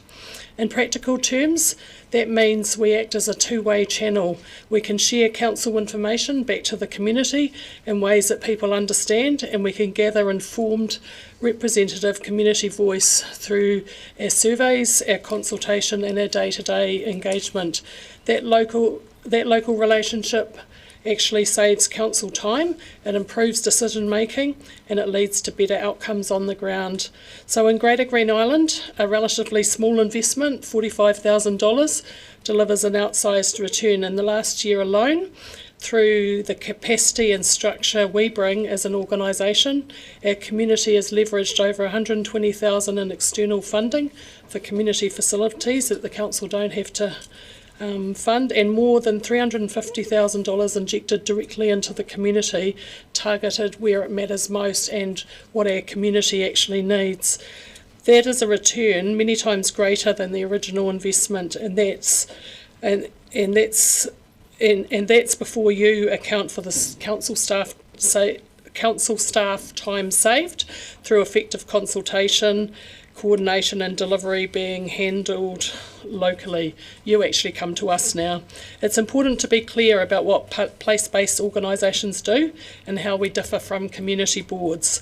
Community boards are statutory bodies. They play a vital role in advocacy and representation, but they are not set up to hold risk, manage funding, employ staff, meet compliance requirements, or act as umbrella organisations for complex, long-term community initiatives.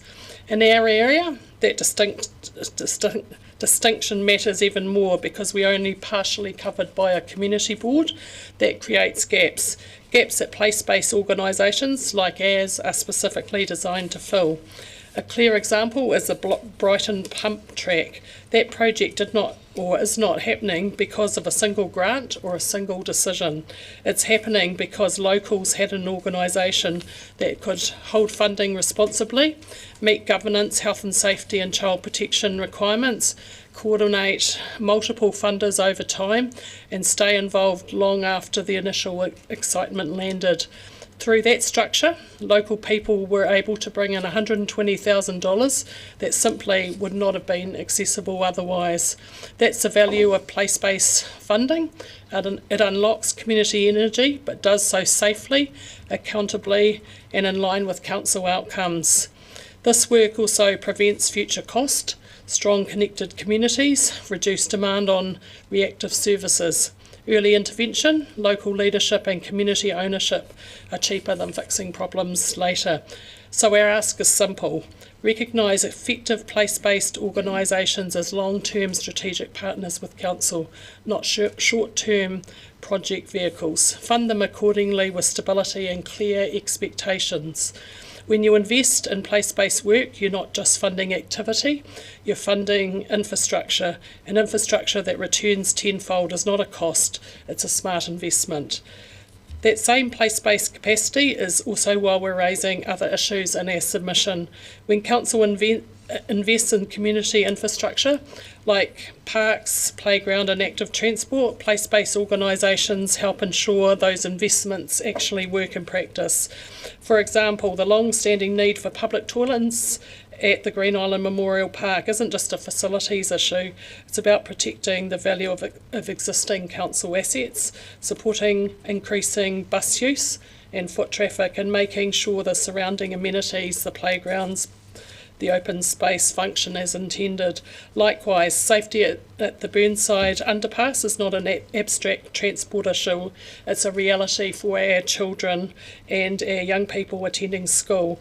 As populations increase in Concord, safe walking and cycling, access to schools, amenities and future cycle network becomes essential if we want those investments to deliver their full return. Place-based organisations sit at the intersection of these issues. We see how much people actually use spaces where the gaps are and where relatively small fixes unlock much greater value. Ngā mihi nui, thank you. Thank you very much. We have questions, and I've got a question to start with. So you talk about the safety issues at the Burnside underpass. So that's more than lighting that's required there?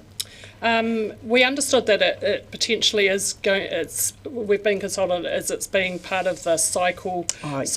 way, but we have children going from Concord and Green Island who walk to Kaikorai Valley College and vice versa, and our principals have raised the particular issues, and there is nowhere for children to safely, without having to cross the road at multiple places, to actually get through.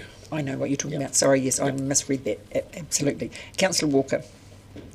Thank you, Madam Chair, and thank you, Melanie and Leanne, for your advocacy and your submission today. My question is a broader question about place-based in general, which you've hit on, and you'll be aware, of course, that a couple of years ago we put a pause in the raise to the place-based funding pool that we have. My question is in the context of fiscal constraints embedded into us from government, and of course the impending rates cap make it difficult in many spheres. But in terms of your analysis today, I think you said 1 to 10, so every dollar we invest is times 10. You've given us some examples. Does that make it even more important in a fiscally constrained environment that we have to lean on place-based groups like yourselves and the other around the city? I actually think so. I think council, listening to the last submission and that, and I work in South Dunedin and I've lived there. We actually need to be investing in infrastructure, but we also need to be thinking about how we continue to do investment in our place space. So without our funding from the council, we wouldn't be able to employ our particular community development coordinator. And I think the other key thing is that we would, and we've asked several times to be involved in support, helping the council to define what good outcomes actually look like for community groups, so that there is some criteria around it. Thank you. Any further questions, Councillor? I don't think so. Thank you very much. We appreciate that the work that you do for Greater Green Island, and thank you for your time today. Thank you for your submission. Next we have Nadia Wesley-Smith and Edward Ellison from Te Ranga o Otakau.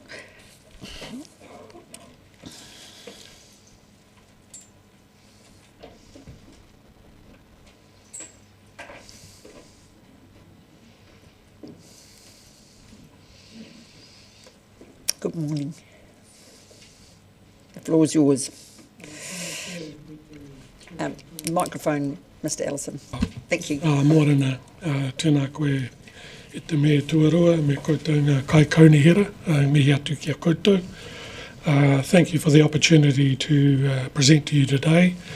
I'm Edward Ellison from the Otakau Runanga, and I have with me Nadia Wesley, who's our Chief Executive. We're presenting on the submission made by our Chair, Paulette Tamati-Elif, who's unable to be here today.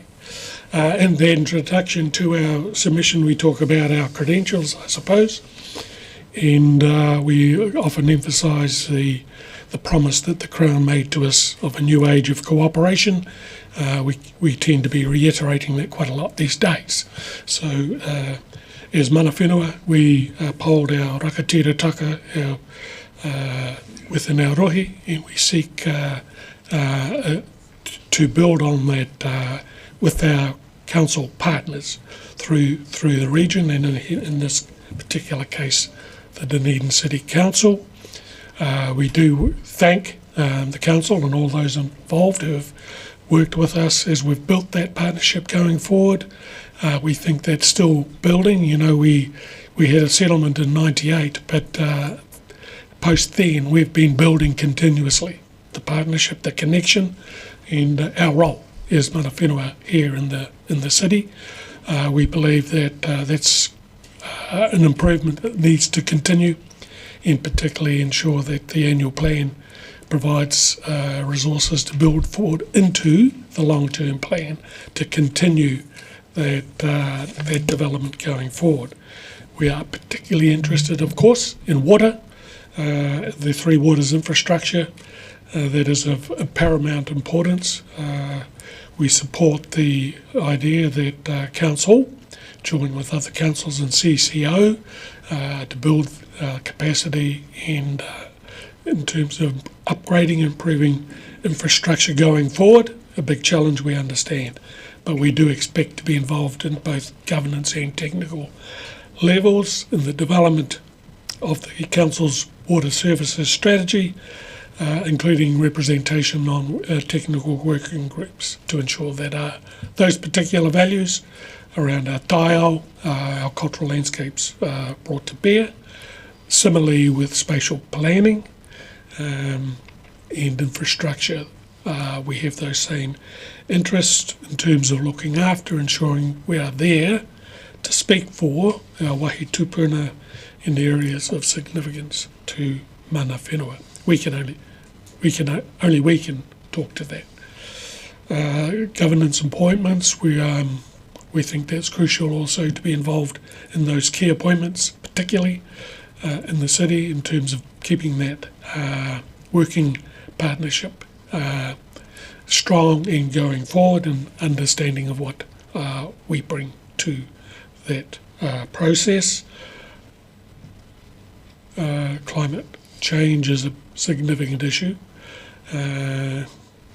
We tend to be at the bottom of the cliff.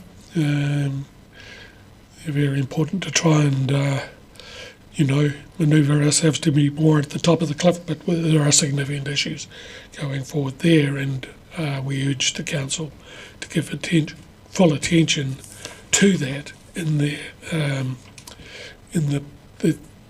current annual plan and the long-term plan going forward. And lastly, the Peninsula Connection, which we've been talking about and you've heard often about, and I understand you had some videos and pictures this morning which exemplified the issue we have down there, and it is quite dangerous manoeuvring even for locals. Don't know what it must feel like for visitors, but you need to be aware when you're driving around that road. So we urge that we continue with that improvement that was originally proposed to be done. I think it was back in 2015.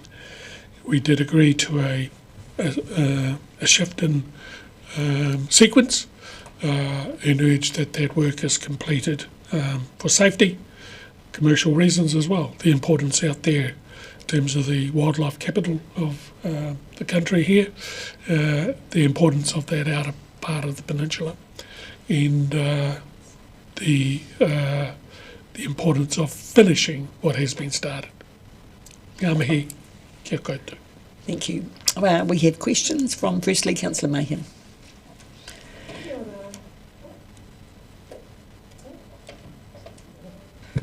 Morena Ōpuku. You mentioned that water is important, but yet potable drinking water is not provided to the whole peninsula, is that right? Not all the way to the marae, but maybe only to Portobello, and that you have an issue with high nitrate levels in the groundwater also. Microphone. That's correct, Councillor Mayhem. Yes, water goes reticulated to Portobello, as far as Portobello, to the school. Beyond that, there is no, we rely on rainwater or groundwater. We've undertaken surveys, and we've had ESR scientists testing our water, inspecting the nature of the catchment that different whānau rely on for their water. And yes, we do have nitrate in groundwater. significant issues there, but the rainwater is also affected as well. And so after 3 years, this study's been underway. We are currently looking at ways we might help the community, the individuals, to install UV filters, for example, which are quite expensive. But if we can get a bulk number of them involved, we get cuts. So that's one interim process we have to try and assist our community, whoever's living there, to address healthy water issues. Of course, there's no wastewater services there either as well.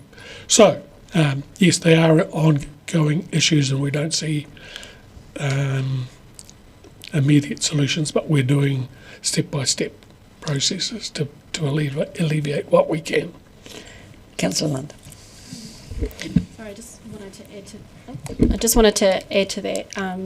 Edward is absolutely correct in the challenges that are at the end of the peninsula, but I also want to highlight that we are not just talking about the Ōtākaro community in terms of our water, the health of our water. We're also talking around within the takiwā of Ōtākaro that we expect according plans, budgeting, everything to ensure that we have health and safety, healthy drinking water and the management of stormwater, and the third one, which I can't remember. Kia ora. Councillor Lund. Just two things quickly. Just a point of clarification, the water and the improving of the Three Waters infrastructure that Mr Allison mentioned, they're not currently allocated in the long-term plan, is that correct?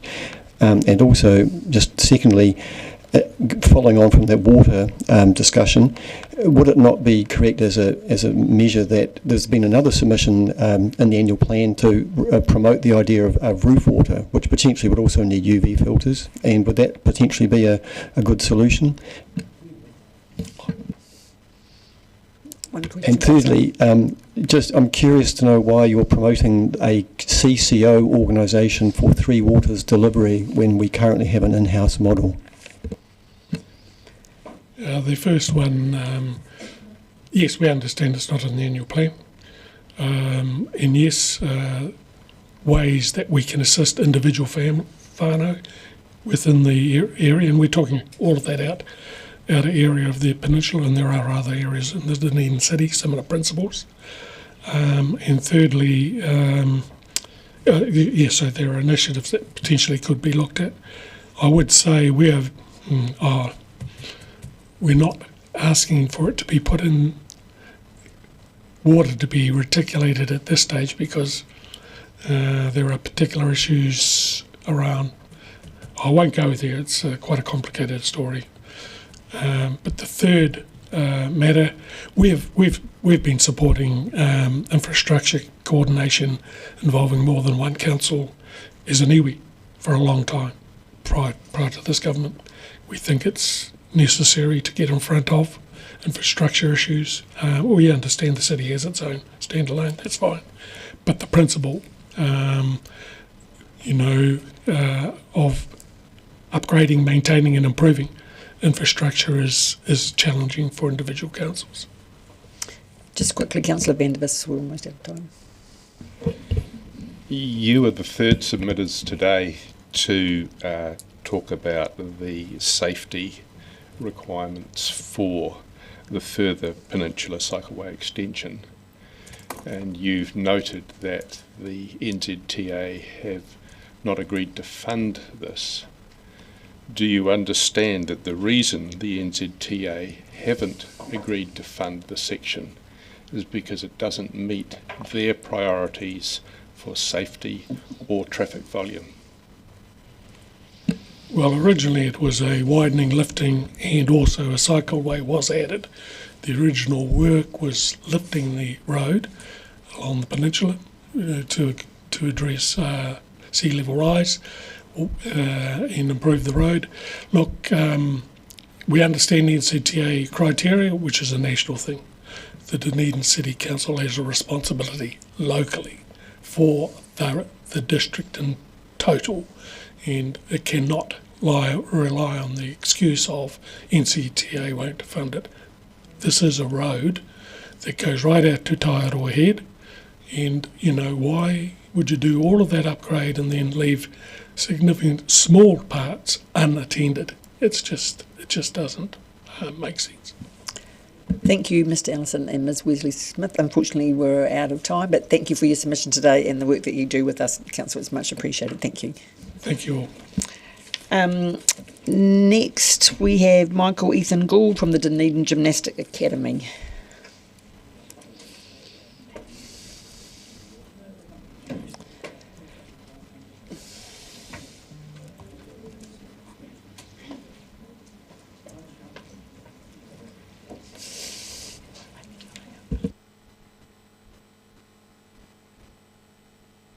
Welcome. Just press the microphone and you get 5 minutes. We'll start now. Thank you all for this opportunity. I'm Marion Maxwell. I'm on the executive of Dunedin Gymnastics, and this is Michael, our president, beside me. So just to add a few stats regarding Dunedin Gymnastics Academy to our submission, we also have over 2,000 children attend our holiday programs per annum and over 500 children attending our gymnastic party fundraisers per annum. This exposes children to gymnastics and often they register for our classes from one of our term programs from this. So we have well over 3,000 children from Dunedin area and youth attending per annum at Dunedin Gymnastics Academy. We need a fit-for-purpose facility for Dunedin children and the young people. Currently, there is a facility in Dunedin that could be the future of Dunedin Gymnastics Academy and gym sports for Dunedin. We cannot disclose the location until the end of May, when we will know if we'll get the opportunity to purchase the building. The building has enough space for now and the future of gymnastics in Dunedin. There is a possibility that it could be shared with other similar organisations. It could be the regional hub that Gymnastics New Zealand require. So details of the building: it's got a great location, it's got parking and it's got space. The estimations to purchase the building are approximately $2 million. It has a ground lease of approximately $130,000 per annum. Dunedin Gymnastics has a $800,000 deposit. We envisage a bank loan of $1.2 million over 15 years. We're looking at engaging with corporate sponsors and grants. The building would be able to be used in its current condition for a few months. It would require upgrades on heating, lighting and other things, possibly up to $400,000 over 3 years. We're asking Council to consider assisting DGA with a guesstimated $100,000 shortfall per annum for 10 to 15 years until our bank loan is repaid. We also request that Council assign a contact for us to work with. Thank you. Thank you. I must admit it does feel a little like Groundhog Day, I'm sure it feels like for you. So my question, if I can start with the question, so this is a new site that you found different from the ones that we've looked at with you or we've discussed in previous time. I'm just trying to get my head around it. Yes, we've been, I guess, through the ringer a number of times looking at buildings for probably the last 12 years.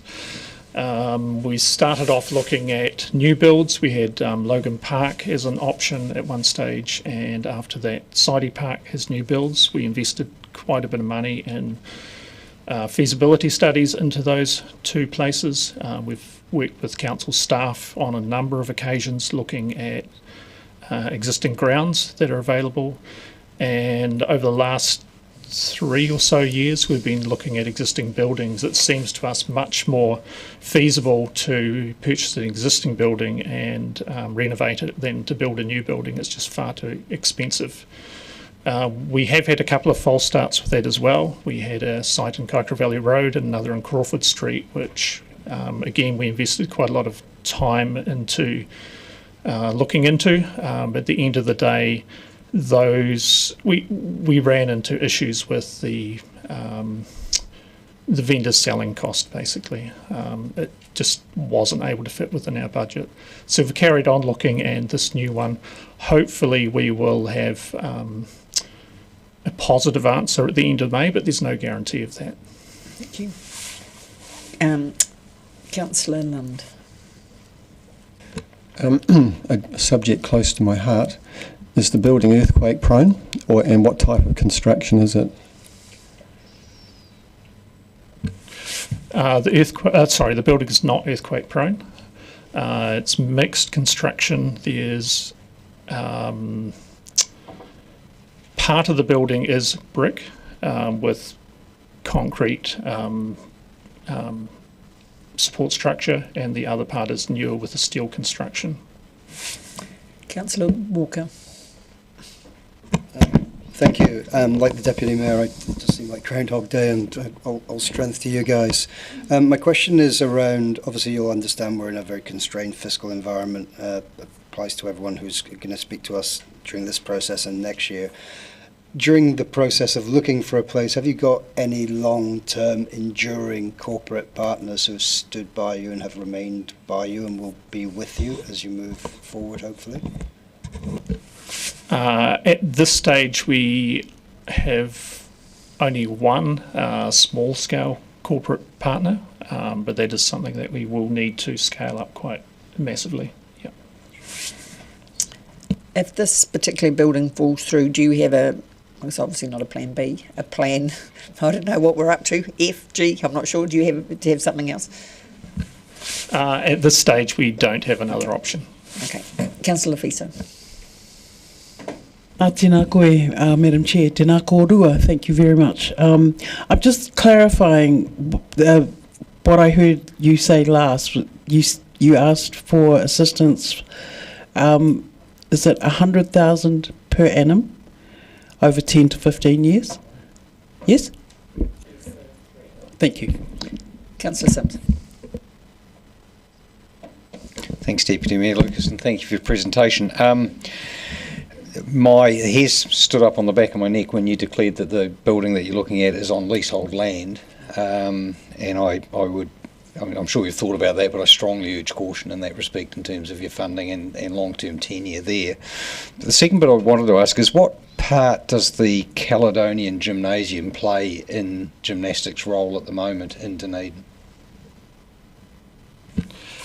The Caledonian is currently used for rhythmic gymnastics. There are 2 clubs that operate out of there sharing the floor, and there's also a trampoline club that operates out of there as well.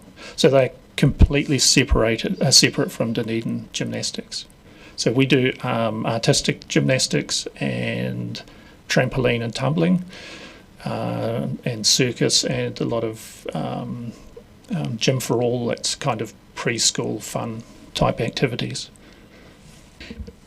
So my observation is the Caledonian Gymnasium would be one of the most underutilised facilities in Dunedin at the moment. Would there be a situation where you could combine those functions within what you're proposing to get greater use and offset some costs? It is one of the options. The Caledonia is definitely not big enough for us. We require a minimum of 1,600 square metres, but probably more like about 2,500. The building we're looking at does have the potential to have at least one of those clubs involved. I don't know if we get all 3 in there though. Thank you. Unfortunately, we're out of time, so fortunately we have time for no more questions, but thank you for your submission, and good luck, I guess, is what, and we look forward to hearing from you the outcome of your negotiations. Okay, thank you. Yes, we'll let you know if this does look like a possibility later this month. That would be great. Yep. Thank you very much. The next submission we have is from Robin Zink from Our Food Network.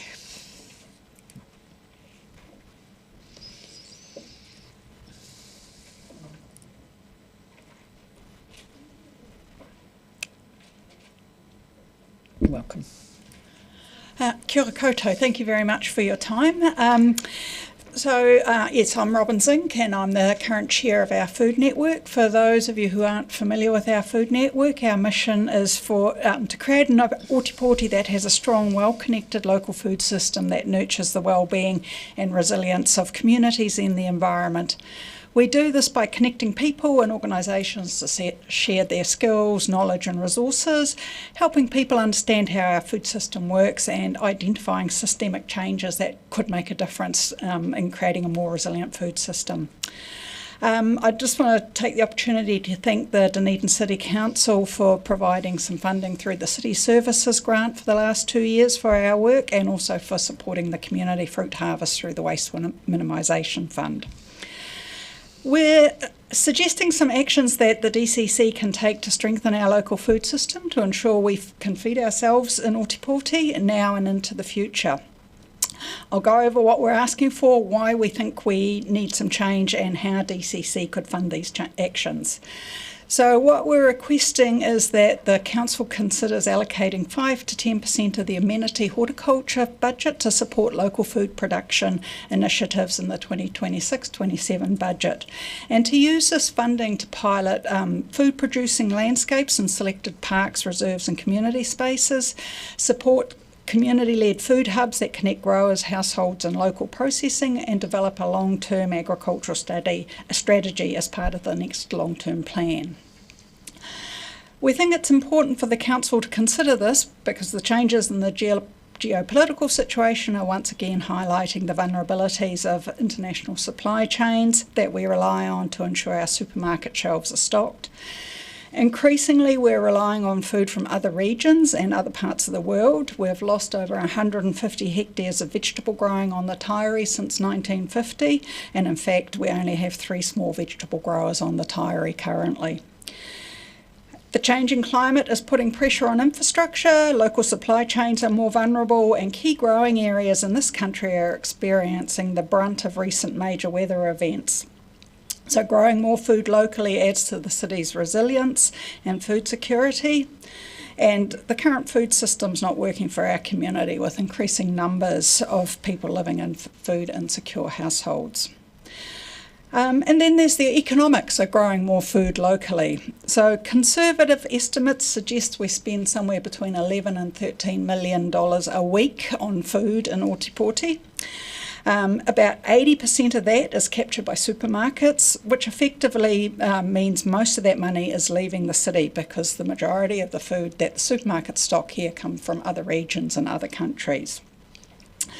So imagine if we could divert 10% of that spend to local growers, an additional $1 million a week staying in our city, the jobs that represents, the food security that represents, and the reduction in food miles when our food is grown and processed within city boundaries. So we're asking the Council to consider reallocating a small portion of the existing amenity horticulture budget towards productive edible landscapes and community-led food growing. This is a practical, low-risk step that strengthens resilience, supports local communities and aligns directly with Council strategic priorities. Currently, the DCC invests somewhere between 11 and 16 million a year on amenity horticulture, so that's mowing, ornamental beds, beautification and non-food planting. So reallocating even 5 to 10% of the spend would immediately create productive edible landscapes and more community-led food growing.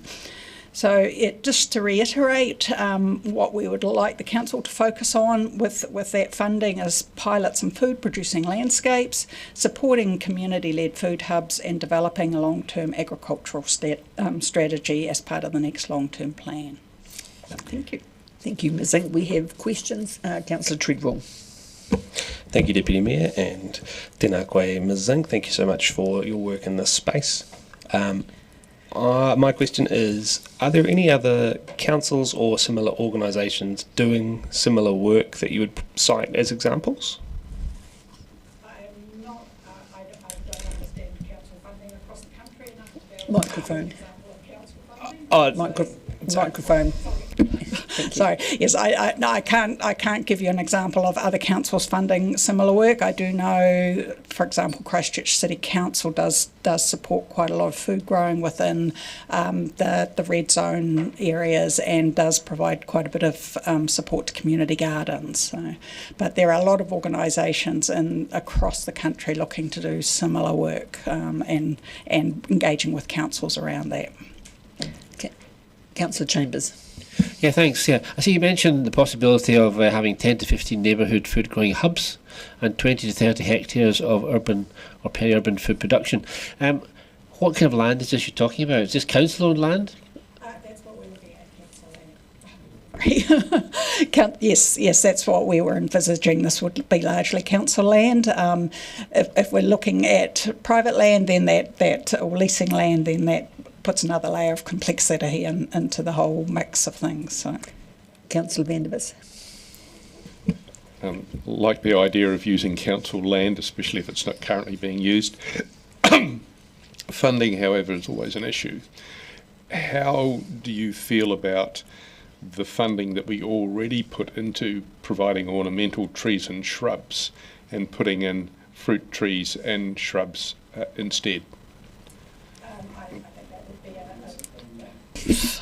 I think that would be a good start to swap some of those out. I realise that again that's balancing with enhancing biodiversity as well. So but I think it would take a little bit of careful mapping to identify the areas where to focus on food growing, because obviously food growing needs sunlight and reasonable soil and access to water. So there's some constraints on where those things can go.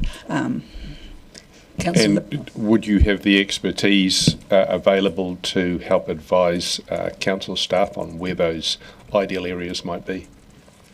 I certainly think we can canvass the community. We don't have the capacity. We have the expertise, but not the capacity to do that. I think that's council work. Councillor Fiso. Tēnā koe, Madam Chair. Tēnā koe, Ms. Think. Thank you very much for this in-depth proposal. I just want to know, please, if you have data on the number of food insecure households in Otipoti. No, I don't specifically for Otipoti, but going on the national data, it's about 1 in 4, and that number increases significantly for Pacifica Maori and renters. So you're saying 25%? Okay, and do you have any data about how Aotearoa New Zealand compares with, say, the US and the UK in terms of food insecurity? Microphone. I don't have specific numbers, but I know that OECD has identified that we have the fastest growing food insecurity issue across OECD countries. Councillor Walker. Yeah, thank you. Thanks, Robin, for the submission.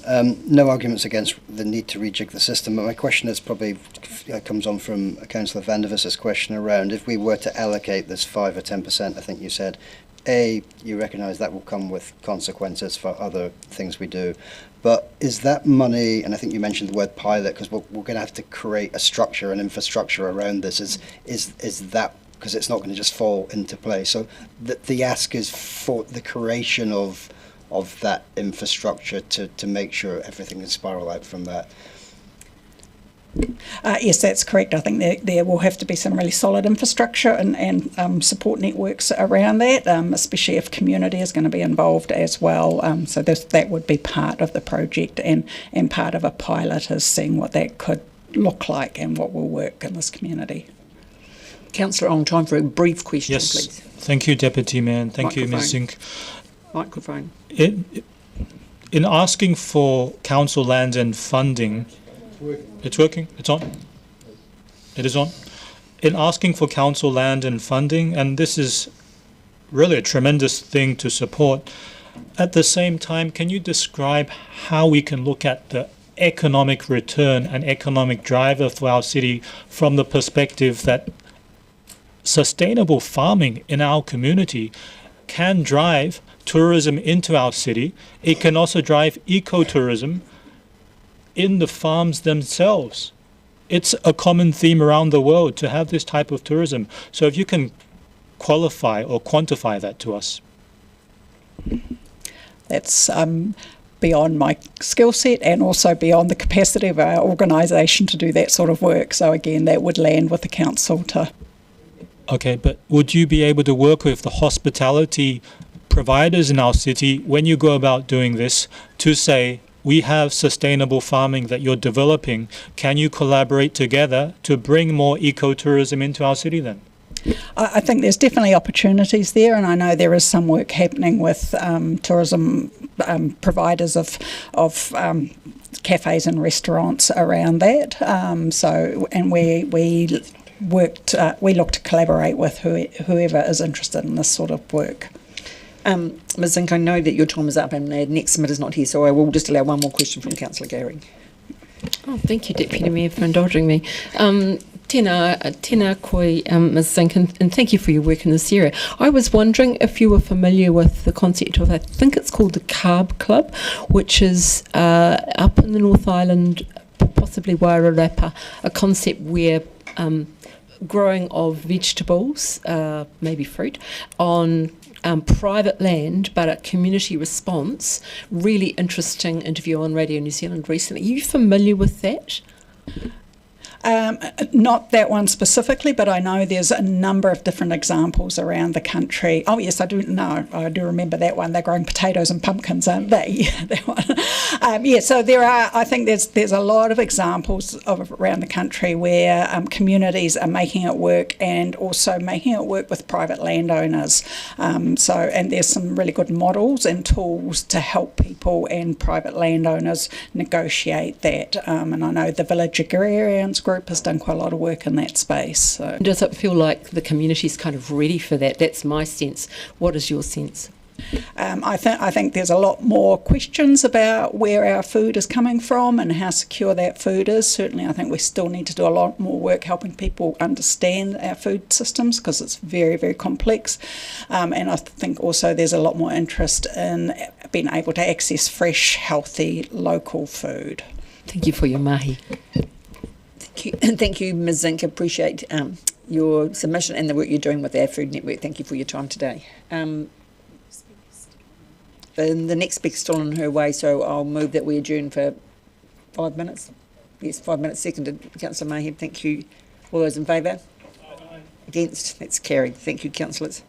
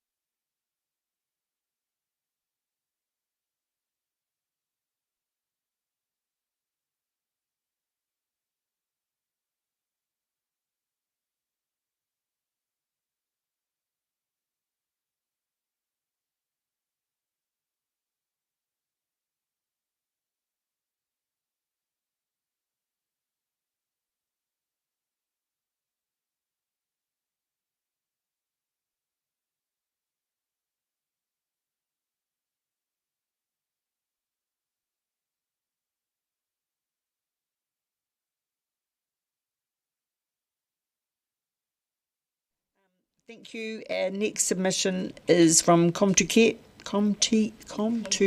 Tech, Amy Suquit and Belinda Lahiva.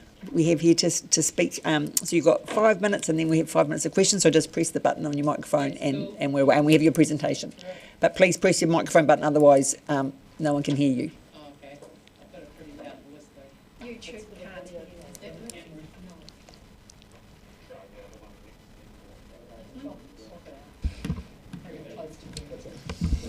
Hello. Oh, fancy.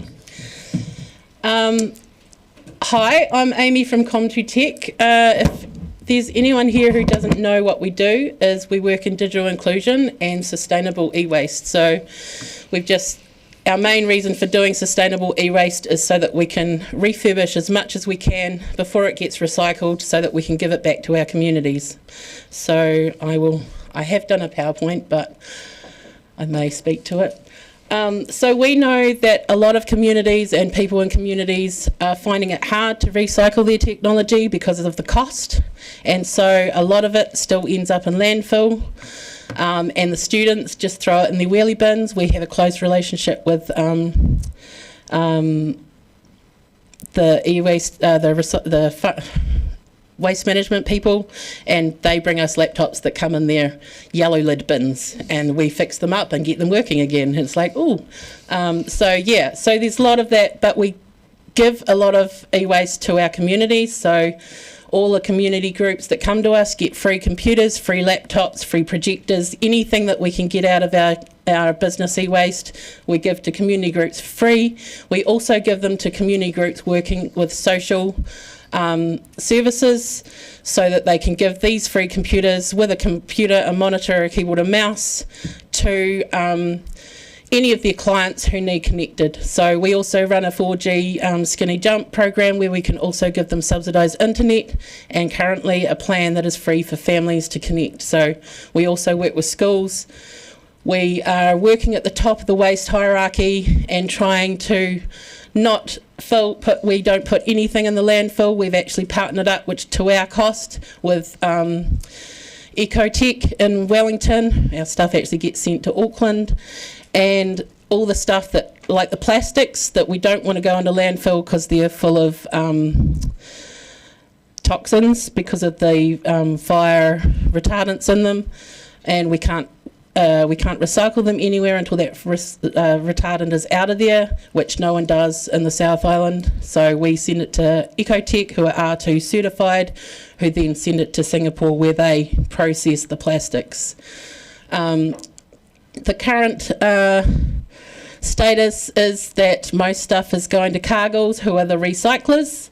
But we want to get the good stuff out before it goes to recycling, so that when we can get them back into our communities and back using them as resources to support community groups and communities and community centres as well. So through this all, we also work with the university and the Polytech. We actually use their students, so they're getting experience while they're training by working and volunteering with our programs. We have everything from the drop-ins, which is help desk support, to our e-waste hub, which our e-waste space, which is on Harrow Street, which is too small for us currently. We can't collect in all the e-waste that is coming our way. We have to hold it. And our main suppliers is the university, so we've actually helped raise their sustainability with their e-waste.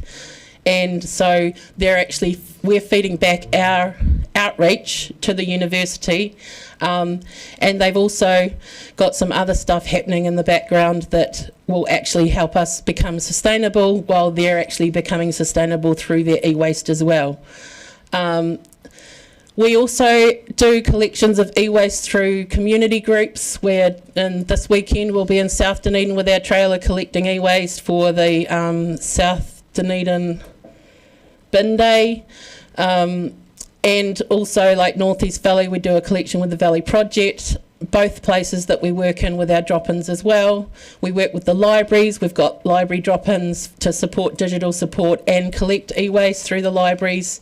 In Waitati and Mosgiel, we work youth programs and collections and e-waste programs through Port Chalmers and Wakawaiti. We've been up there for a program in January. We work with the kids with the recycling. We work with students with recycling. We're getting into schools to do workshops with schools using the e-waste that we're using. So with our e-waste, we're not just collecting it to make money. Our focus is people, not the money. The money is just there so that we can become sustainable.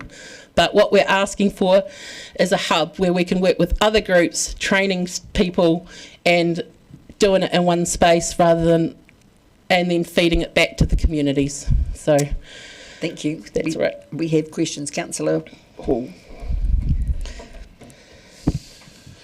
Hi Amy, thanks for coming today. This sort of community work is close to my heart and it is overall good for the community. When you talk about a dedicated circular economy resource recovery hub, or maybe SIR, what sort of physical space are you actually envisioning? I see you say we need space for offices. Is this primarily a workshop or an operational infrastructure, or are we also talking administration and coordination space to make this model more functional? Well, you need to turn your microphone back on. Sorry. We're looking at basically a big workshop space. We can put anything we want in there. We fitted out a workshop to suit our needs, but we want to have a space that we could actually do some training in, set up some computers. So if it had space for some offices, and we want to work with Curtin Bank and Restore as well, so that we not just have digital waste, we have e-waste from the electronics. They want to do some whiteware refurbishing, but they don't have the space. And also with the fabrics, they can help with the couch refurbishing and stuff like that, and then we can actually help fit out households with whatever they need. Yeah. Councillor Walker. Thanks, Deputy Mayor, and thanks, Amy, Belinda. Amy, your energy is infectious. You've sort of partly answered the question, but I'll ask it in another way. You're here today requesting help, I guess, from us for space, so that would be the first part of the question. And because Belinda's here from the Curtin Bank, are you looking to consolidate the space? So Curtin Bank, maybe you can answer that, are looking to come together with you. Yep, we've also got Brendan from Restore here. We want to work together in a space. We can pull in other community groups that need spaces as well, because a lot of funding has been cut lately and people are running out of money to pay for spaces. So if we could actually work together in one space, we can share the costs. We can share the costs of the administration. We've got the technology. People don't need technology. And we can actually work together to support the communities from a hub, and then we can feed it back into all the communities that we work in. The first part of my question was, are you looking for us to help you find a place, or are you looking for us to give you a place? I mean, this is... Find a place, and from the work that was being done last year from the waste minimisation, they were looking at funding a space. We probably don't need all the funding that they were throwing at it, but just a space where we can work together. We can find funding to cover wages and things like that, because we do that anyway. And volunteers. We use lots of volunteers for stuff as well. So, and feed them back with experience and technology. And we've also got some qualifications, some technology qualifications that we can help upskill them as well. Councillor Vandervis. I was delighted to discover your operation, I think it was just the end of last year, and to be able to buy very cheaply a couple of great video projectors from you. You've got a whole workshop absolutely chock full of this stuff. Would it help if the DCC had a web page, had a page on its website that actually let people know that this facility is available? Because you could move a lot more of that stuff if more people knew about it. I had no idea, and it was very pleasantly surprised. Yes, so marketing is something that we're working on. We've just been working on our governance over the last year, because we've been running since 2018 based in the community centre in North East Valley, but since we've had the hardware space for the last 2 years and our community centre got knocked down, we have been working on the governance because we were a family formed group to start with. We're bringing in new people and for our governance, and we've got a new treasurer who's an accountant. So I'm not doing everything now, and all the information's going into a paperwork that we're working with Te Haora Whānau Services, and they're helping us get our strategies lined up and everything working. Not just me. When people ask me, hey, do you do this yet? And I'm like, no, but we can. And yeah, because everything works in together, and it's very hard to pull apart and create documents on each different thing. So, Councillor Nunn, time for a quick question to finish. Thank you. Yeah, very impressive. Have you got an idea about what size space you would need for your ideal facility? And location, I imagine, is not important. So in the last 2 years, we've had 27 tonne of e-waste through our small space, and we have rooms of stuff sitting in the university to get out. We're taking trailer loads of stuff up to Oamaru, so that Waitaki Boys High is actually supporting Oamaru with the stuff that we're getting out of businesses here. And I've just been asked to work with the Otago Polytech in Central Otago to get some of our e-waste up there and to the people who need it in Central Otago and the rural areas. So, yeah. Excellent. Big. Lots of space. As big as... Excellent. Thank you for your submission, and thank you for the work that you all do in this space. So thank you for your time today. Thank you very much. Councillors, I just want to note that Chris Ford, who was to appear at 1:10, is an apology. He's unwell today. So I'm going to move that we adjourn until 1:20. Seconder, Councillor Treadwell. All those in favour, please say aye. Against? This motion's carried. So we'll see you back here sharp to start at 1:20, so we can keep on time for the rest of the day. So thank you.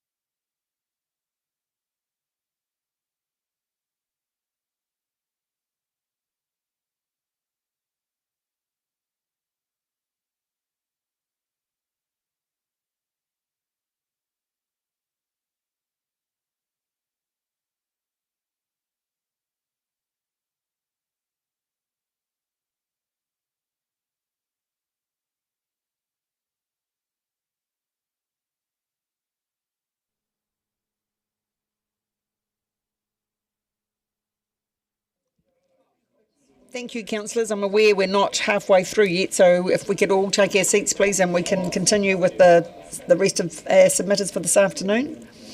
Thank you, councillors. Councillor Lund, Councillor Walker.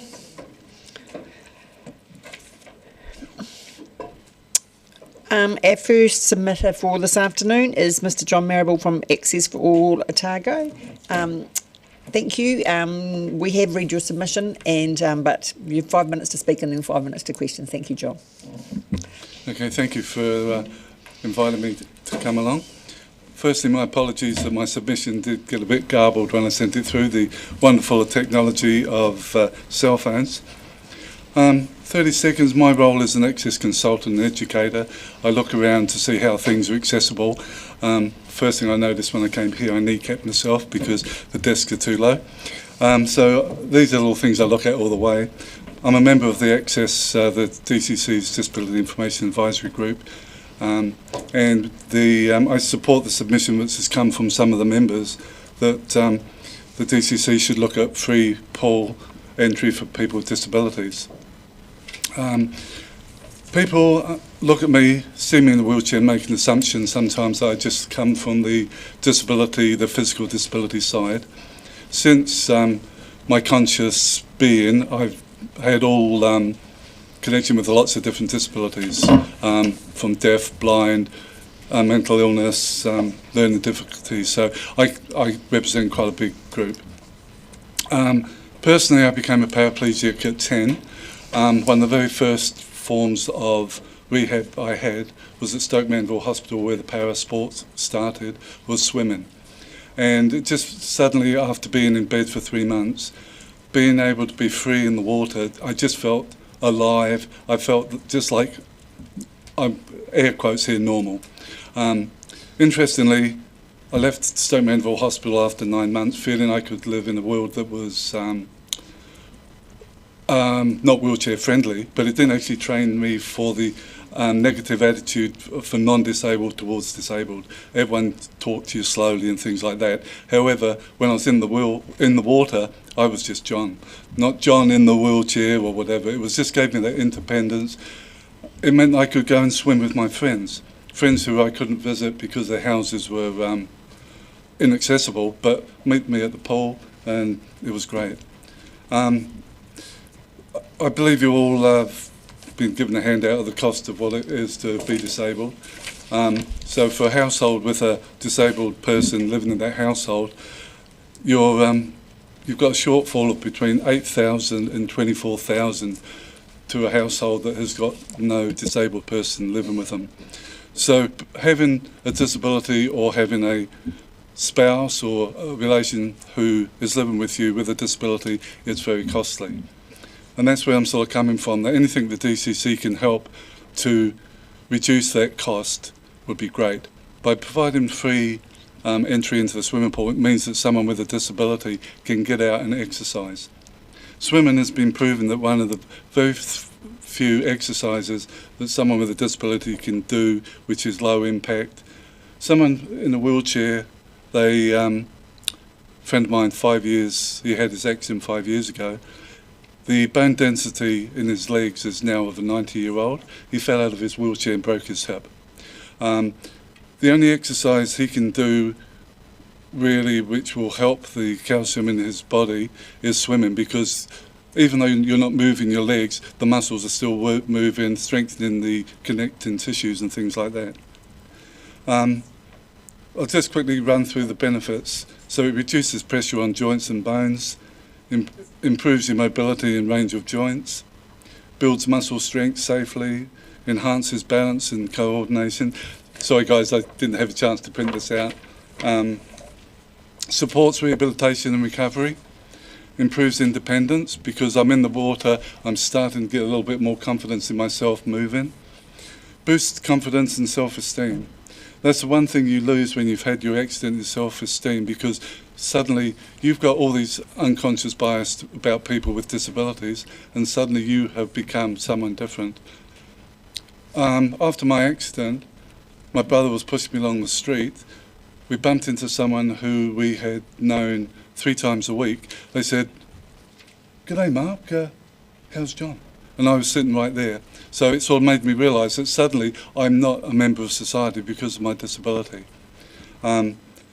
Being independent in the water gives you that feel that you're feeling good. People then start socially interacting with you.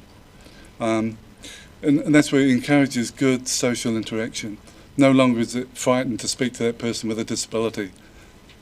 It provides inclusion, I said, improves mental well-being. So really, swimming is a safe, inclusive and effective form of overall health for a person with a disability. And it's just not physical, it's also a, if you've got an intellectual or mental or neurodiverse or whatever, all the benefits you can have from swimming and just being that social connection in a safe environment. I've done my time. Thank you. Councillor Mayhem, sorry. Thank you, Mr Marable. Would you like to tell us what may have prevented you from attending today's meeting? We spent our lunchtime scurrying around. And can you also tell me how many disabled people currently live in Dunedin? Your microphone, please, Mr Marable. So your microphone. Thank you. 33,650 people recognised as disabled. That's roughly 25% of the Dunedin population. They used to say 1 in 10, but now that sort of depends what the way you calculate the survey now. The surveys are changing. But yeah, we've got 25%, so that's 33,000. Thank you. Councillor Gary. Thank you, Deputy Mayor. Tēnā koe, Mr Marable. I just want to ask a question around the costs. So I'm aware that much of the funding for people with disabilities will pay for the carer, but not for the disabled person, and that was highlighted in one of the submissions. And it's correct, is it not? I'd just like to hear comments around Te Puna o e Whakaehu, which has wonderful facilities, but people have to get there. If they can't drive, that's another cost. What's the kind of cost of like driving Miss Daisy or disability taxis and so forth? Because that's another huge cost on top of, isn't it? Yeah, certainly. Actually, driving Miss Daisy is more expensive than some of the others because they add more of a companion service. They will actually assist you from your car to the doorstep or the door. Prices vary. It used to be something like $50, $60 without discount. This is about 7 years ago, to go from Dunedin to Mosgiel. I unfortunately hurt my shoulder and had to get a taxi twice a day. So is that return or one way? That's one way. Oh. But we're lucky now that ORC microphone. So we are lucky that we have got the ORC, the total mobility, which does give the discount. However, it's still an extra cost, and it's still more expensive than driving a car out. Councillor Ong. Thank you, Deputy Mayor. Thank you for the presentation. I think this is a very suitable request that we should be able to grant in having the community access across our community pools for disabled. And very simply, it's a community service. It is something that we own in our community. It just seems very clear. I would ask you why it has not been the case that that's not provided already, because these are pools that our council owns. Now, at the same time, it's just right that we have it available for you. Actually, the DCC used to have free entry for myself. When I say myself, I'm an independent user, so I don't need to have a support person with me. But DCC used to, in the 70s, have free entry to the pool. That was one of my sports I used to do, so it was quite good because I'd be at the pool every day. Would I have been able to afford it if I had? If I didn't have free entry, I wouldn't have been able to afford to go there. And swimming was one of the sports I represented New Zealand at. So I should thank DCC in the past for contributing to my medals. But no, thank you, Councillor. Councillor Chambers. Thanks, Mr. Marable. Have you any thoughts or any update on what might be happening with the physio pool, which was quite popular in Dunedin? No, I've heard something in the background that there may be something happening. Through my work, I've been trying to get someone come along and speak to us. It would be great if it would something would happen. However, I can't see something happening in the long run, or in the short run. It needs a lot of stuff to bring it up to standard with regards to access as well. And then you've got the heat in and all the other problems they've had. That's the great thing about the pool out in Mosgiel. Every pool is wheelchair accessible, which it has to be under law, even the spa pool, but you've got the heated pool, and that is really, every time I've been out there, there's so many people using it, so we do need another pool, so yeah. Mr Marable, your request is for free access to all pools though, isn't it? That's right, yeah. Thank you. We're out of time for questions, but thank you today. Thank you for coming along and for your submission, and thank you for your work in the disabled areas. That's much appreciated. Thank you very much. Thank you all for letting me come. Thank you. And next submitter is Emma Ferry by Zoom. Yes. Hi, Emma. Welcome. You've got 5 minutes to speak, and then 5 minutes for questions. I was actually at the pool this morning, so as I had mentioned in my submission, I go twice a week. And the facilities at the pool in Mosgiel are fantastic. I absolutely have nothing to say badly about those. I had my disability, I've had it diagnosed for the past maybe 5-6 years. My condition is progressive, so that means that I am going to get worse in the future, essentially. So at the moment, I am going to the pool twice a week with a carer. I've got a support person from CCT, so the Community Care Trust, who comes with me. But ever since, so my husband and I were on holiday, as I said, in March, and we went swimming in Tauranga, and they have an initiative with all the pools across the whole city that they're all free for disabled, permanently intellectually and physically disabled people. I was so impressed with this, and I said to my husband, I said, why can't we have this in Dunedin? I absolutely know how much this is going to benefit people, because it is a cost, and for a disabled person such as myself, and I'm sure I'm not the only one, I can no longer work full time. And so I had to give up my teaching career. So I was a primary school teacher, and because of this, I found it really hard to meet the cost of living at the moment. And then because my salary or my income has significantly reduced, going to the pool, I just feel like we already struggle with so many things as a disabled community, and we've got so many other costs and challenges, and I just feel like, the pool is such a safe place that so many of us can benefit from. If you think about the long-term gains, so working on strength, working on muscle, like building up muscle, and just feeling a lot healthier. I know I definitely have improved in my fitness since I've been going to the swimming pool. I just feel that, I've lost my train of thought. Sorry, that happens sometimes.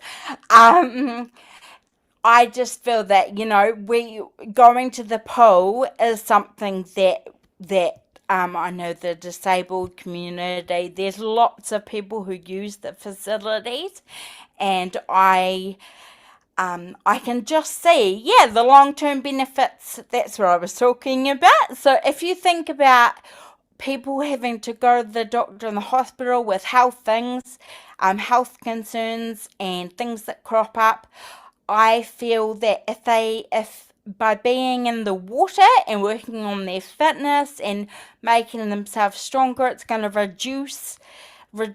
hopefully reduce that amount of time that they spend in a hospital in the long run, depending on what the disability is, of course. But also because in my past I was a primary school teacher, I have seen firsthand the benefits of intellectually disabled children using the water and being in the pool. And I know after speaking to parents that they're absolutely, that the pool is the number one place that their child feels that they can be free, and just, be themselves. And that's another thing. Like for me in the water, I have trouble with my balance, so I use a walking frame. And in the water, it's incredible. There's absolutely, I feel so free. I'm like, this feels like me 10 years ago. So I really think that it should be something that the council, Dunedin City Council, adopts. And yeah. Thank you. The perfect timing. That's exactly 5 minutes. If you're happy, we'll do 5 minutes of questions from council. Sure. Okay, I've got, first of all, Councillor Lund. Thank you, Ms. Berry. I understand the challenges, but I would just like to ask, Mr. Marable thought that there were 33,000 disabled people in Dunedin. If we made free entry into the pools, how many people do you see there at the moment? And do you think that estimate would be correct? Because if it was, we would lose 25% of our revenue. Okay. I go on a Monday and a Wednesday, and on this morning when I went, and every Wednesday there is a group of disabled adults that go and use the pool, and they take up the majority swimming there. And I also see a lot of people like myself use walking aids and things as well. I think that if we had the free swims available to the disabled community, there would be a lot more people that would be able to access it because there wouldn't be that financial barrier. Thank you. Councillor Mayhem. Kia ora, Emma. I wondered, is there a water wheelchair at the Mosgiel Te Whakaihu pools? I'm not sure. I haven't seen one used, but there are ramps that go into the pool, so I would assume there would be. But I do know there is one in Wanapool. And one more question. So if we were to implement this, would you expect that everybody just had unlimited free access, or would we issue like a 30 concession pass, like you could... Yeah, that's a good question. I don't think people would abuse it. Like, I don't think people would go every day. But that would be a decision that you guys would have to make.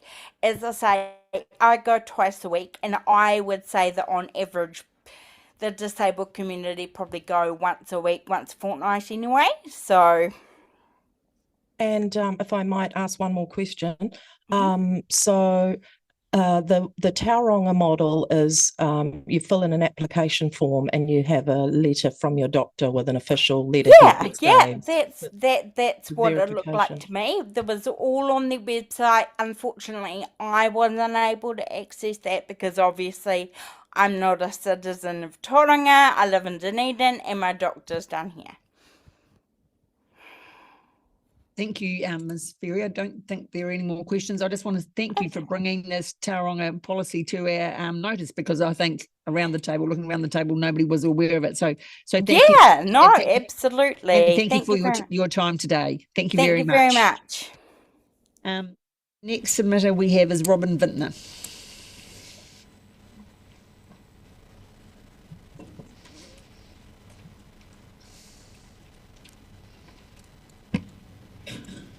Good afternoon, everybody. Thank you for this opportunity to speak to this annual plan.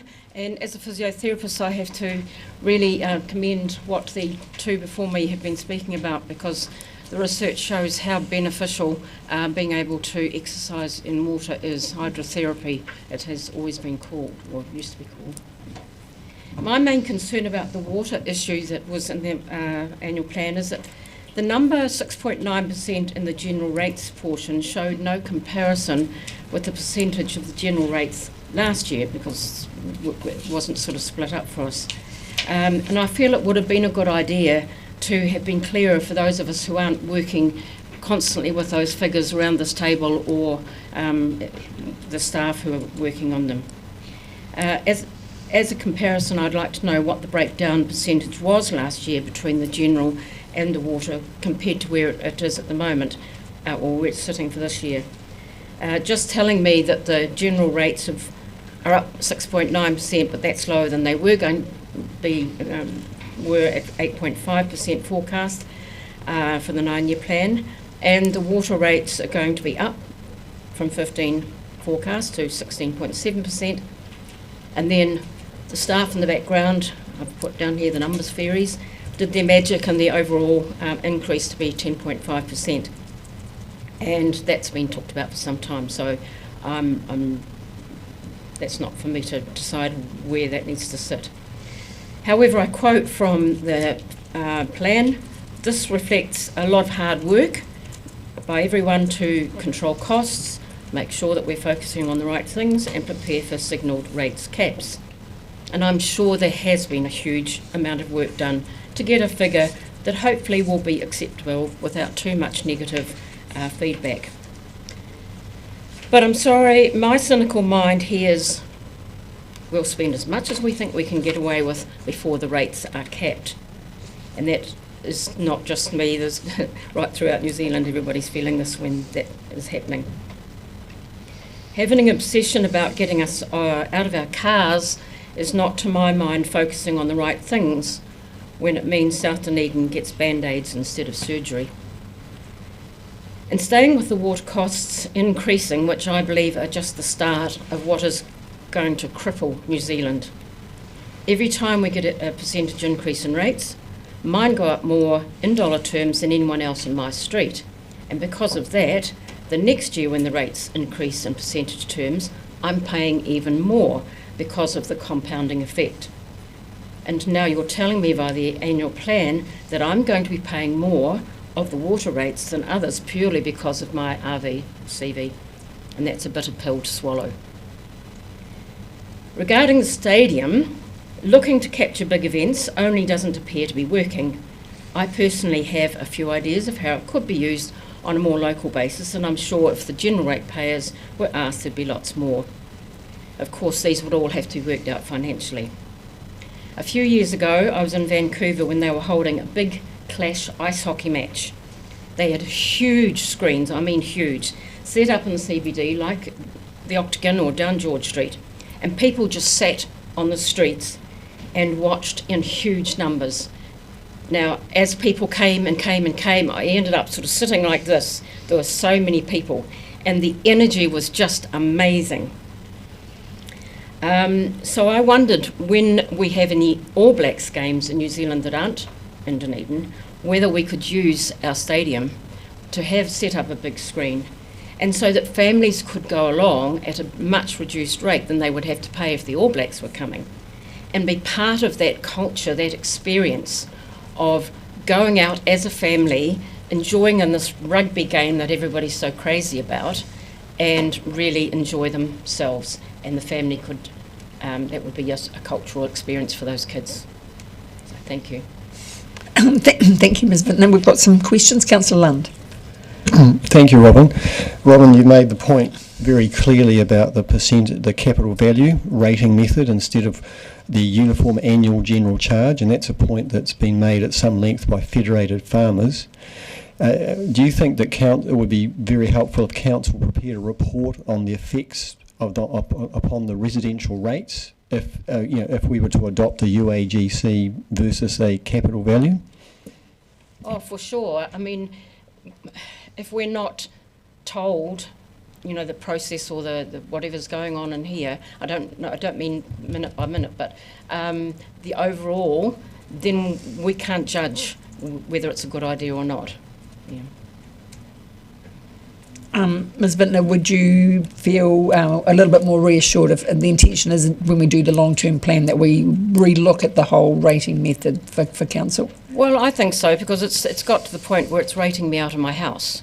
We moved in 26 years ago. No one has been near my house to give me the rates.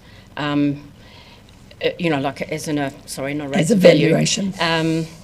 So it's just done from Wellington, and why am I way but higher than everybody else in my street? That sort of thing. So, yeah. Thank you. Any more questions, councillors? No.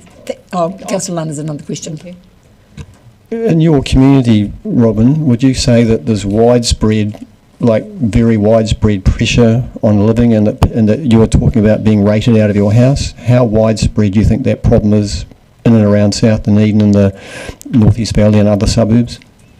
Oh, absolutely. We spoke last year to a group in South Dunedin, and people were just desperate.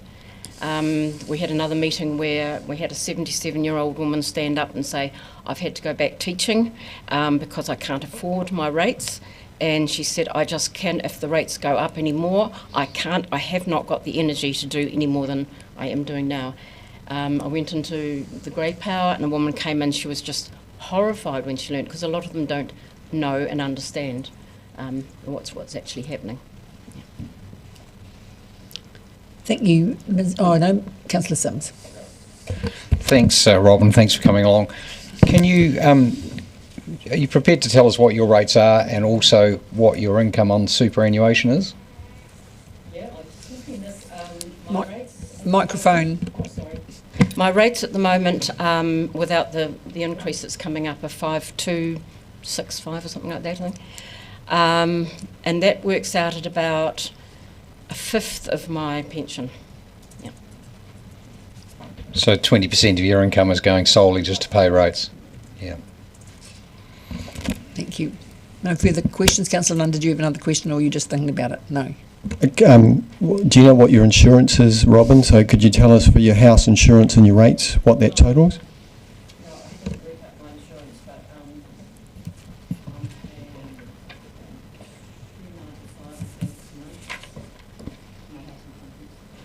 So it'd be fair to say with insurance, power and rates, you've got hardly anything left. No. Thank you, Ms Vintner. Thank you for your submission and your continued advocacy, so thank you very much. Our next submitter is that we have Nigel Billings from the Federated Farmers Otago. He's online, so we're just going to connect so we can hear from him.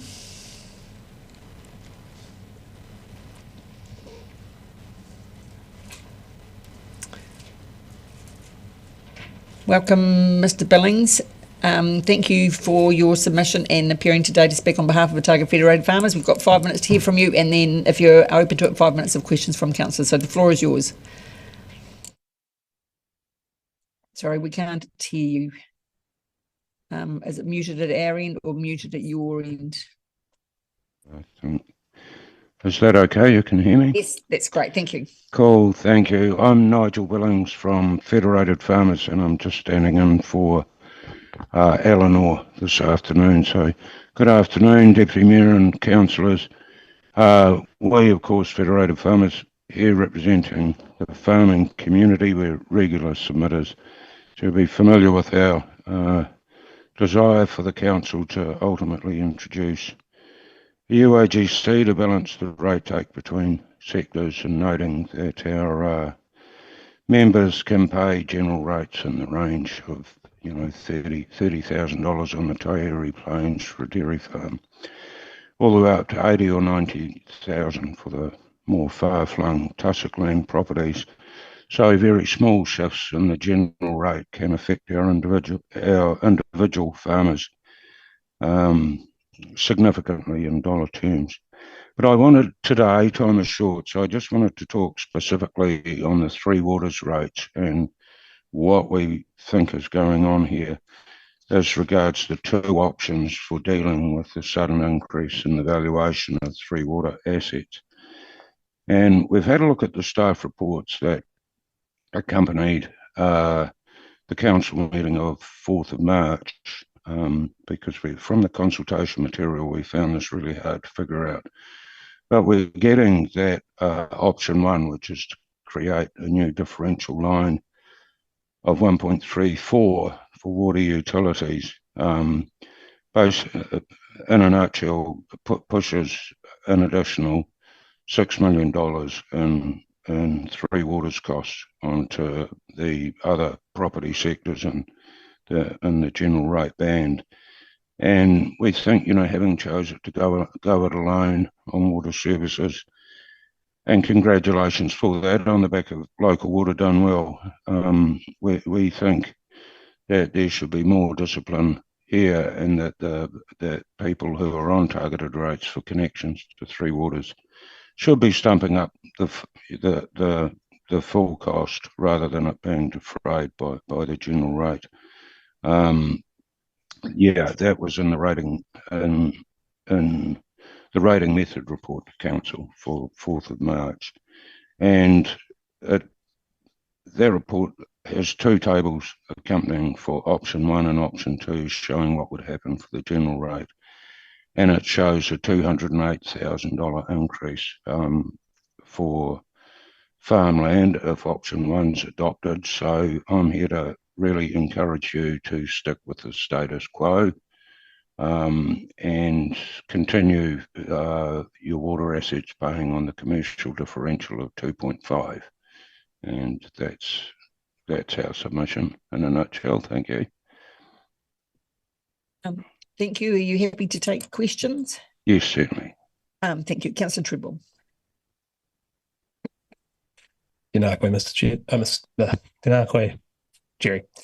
And thank you so much for speaking. Mr. Billings, I was just wondering, do you know what portion of the farmers you're representing are connected to Three Waters infrastructure? No, I can't answer that question, but I'm assuming that certainly, the further out you get from Dunedin, that there won't be rural water schemes for the outlying farms. Would that be correct? Oh, there are a variety of different schemes, but I'm just trying to get my head around what proportion of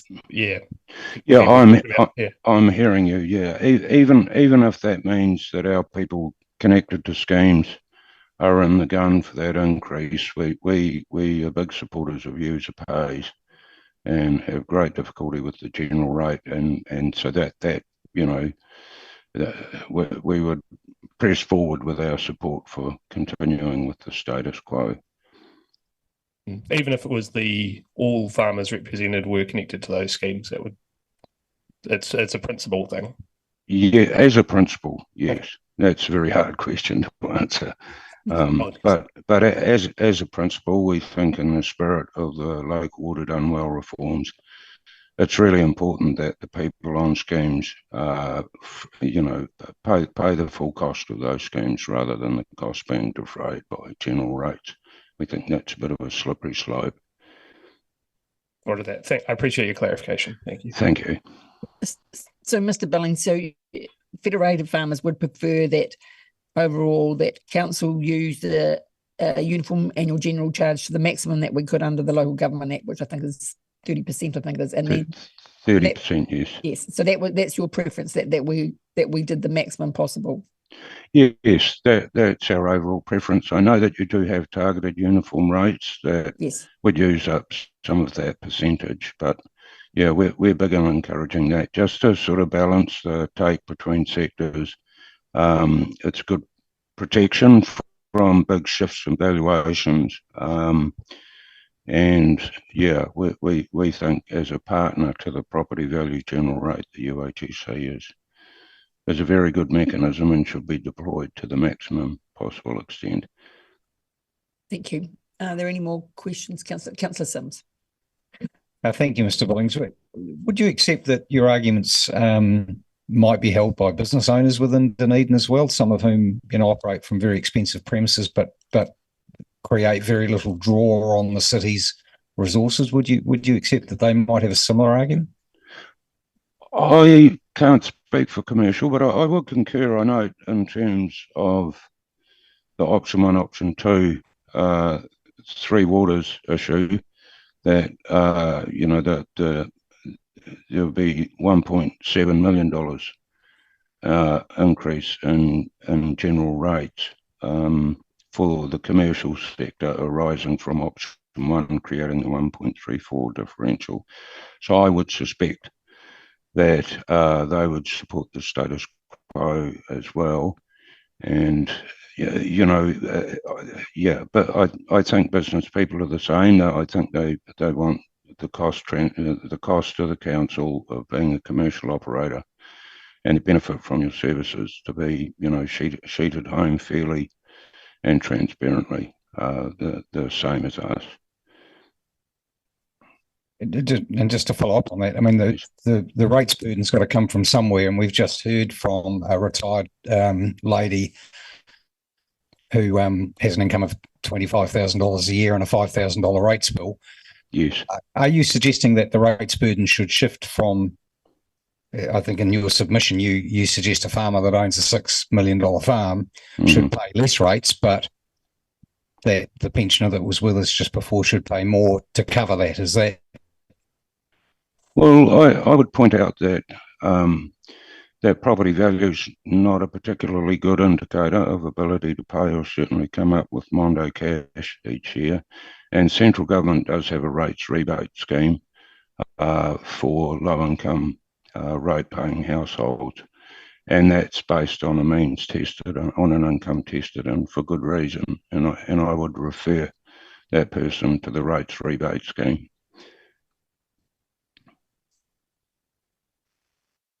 Thank you, Mr. Billings. Thank you for your submission. We're out of time. Yes. So thank you for today, and thank you for the advocacy work that Federated Farmers does. So thank you. Thank you. Councillors, our 2 o'clock submitter had cancelled, so we have a gap. So I move that we adjourn for 10 minutes. Seconded Councillor Mayhem. All those in favour? Against? Motion carried. Be back at 2:10.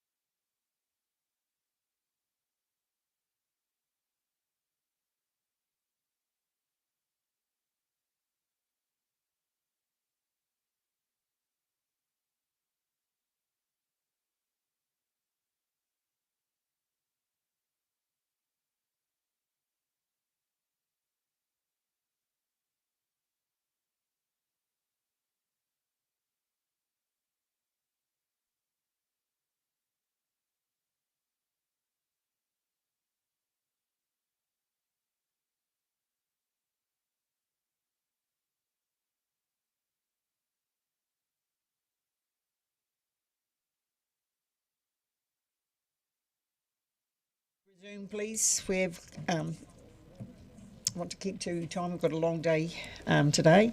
I would like to welcome Nicole Devereux from Presbyterian Support Otago. Nicole, welcome. 5 minutes is yours to speak, and then if you're open to 5 minutes of questions from council. So I just need to press the microphone before you go. Thank you very much. Kia ora koutou, ko Nicole Devereux tōku ingoa. Firstly, thank you very much for the opportunity to come and speak with you today.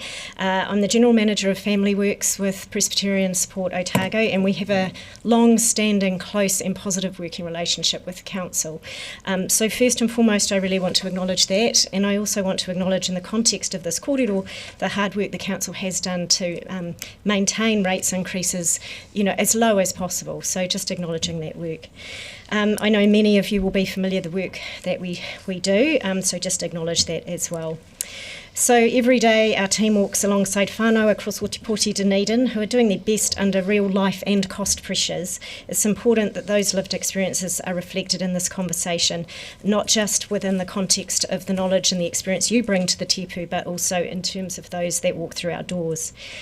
We understand that Council needs to keep essential infrastructure, particularly water, safe, reliable and fit for those that live within our communities, both now and in the future. And today I'm not here to debate the technical details of that. That's well beyond my mortal capability.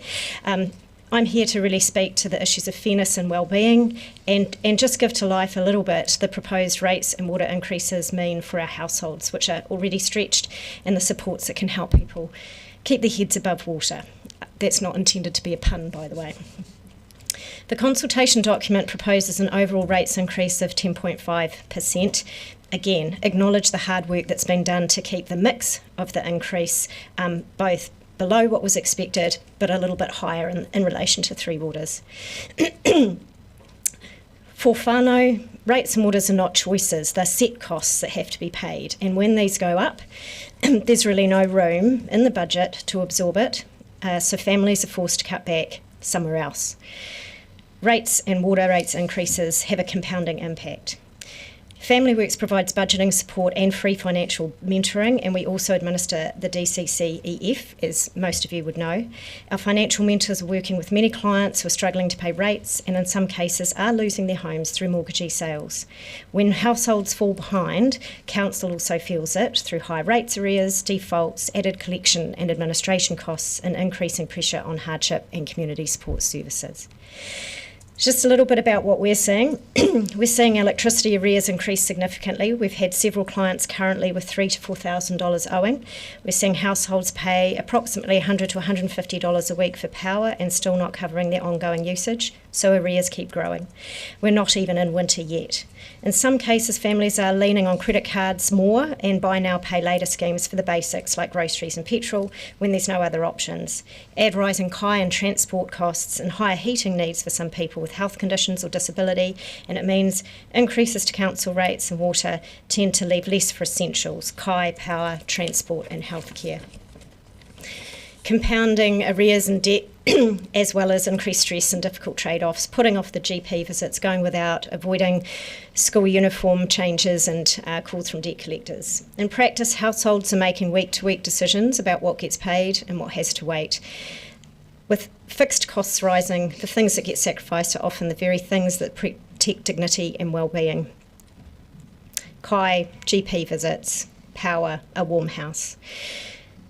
The decisions just aren't about numbers. They land in people's kitchens and living rooms. If unavoidable costs rise faster than incomes, the gap is felt most by those with the least to spare. Supporting fairness, prevention and community resilience means working together to make sure the path forward doesn't place the heaviest load on households that are already carrying the most.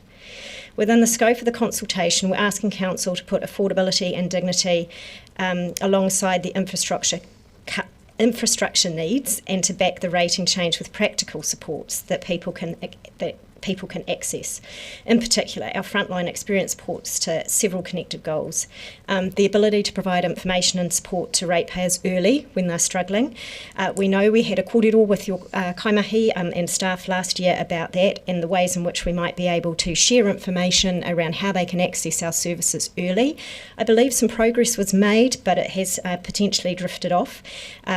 But but that would be a way that we could continue to work collaboratively, building on the work we already do with you to provide that support early and before things get out of hand. It would also help reduce the number of ratepayers dipping into hardship in the first place. We can also provide support to those that are already in arrears to catch up.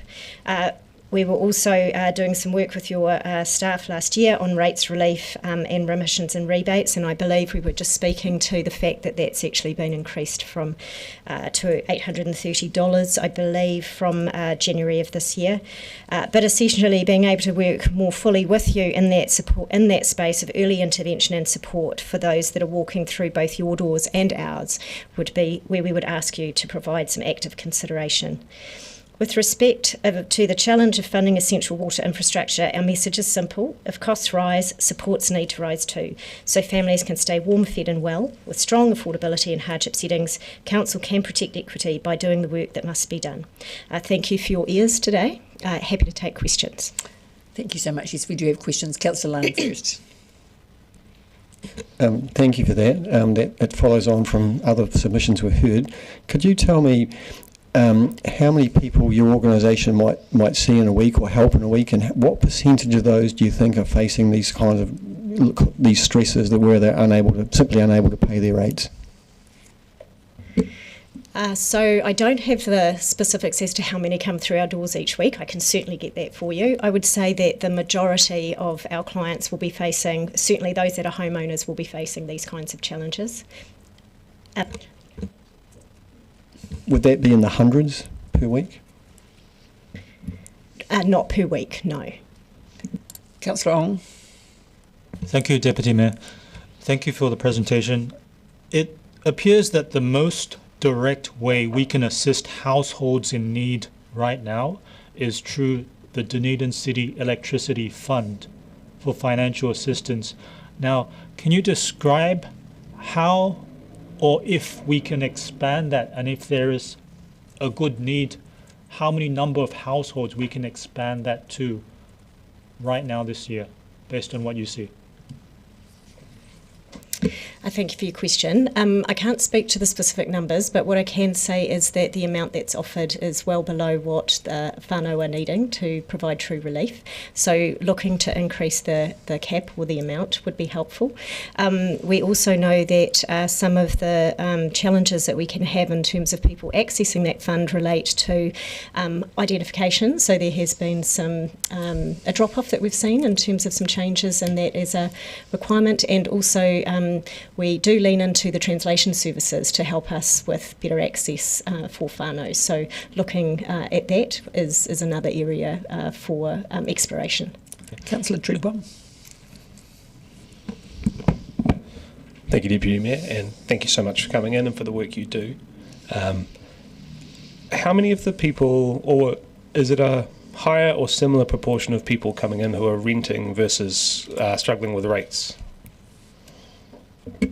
We're seeing approximately the same level at the moment as last year by way of numbers, but the level of, I guess, arrears and financial hardship they're in has increased.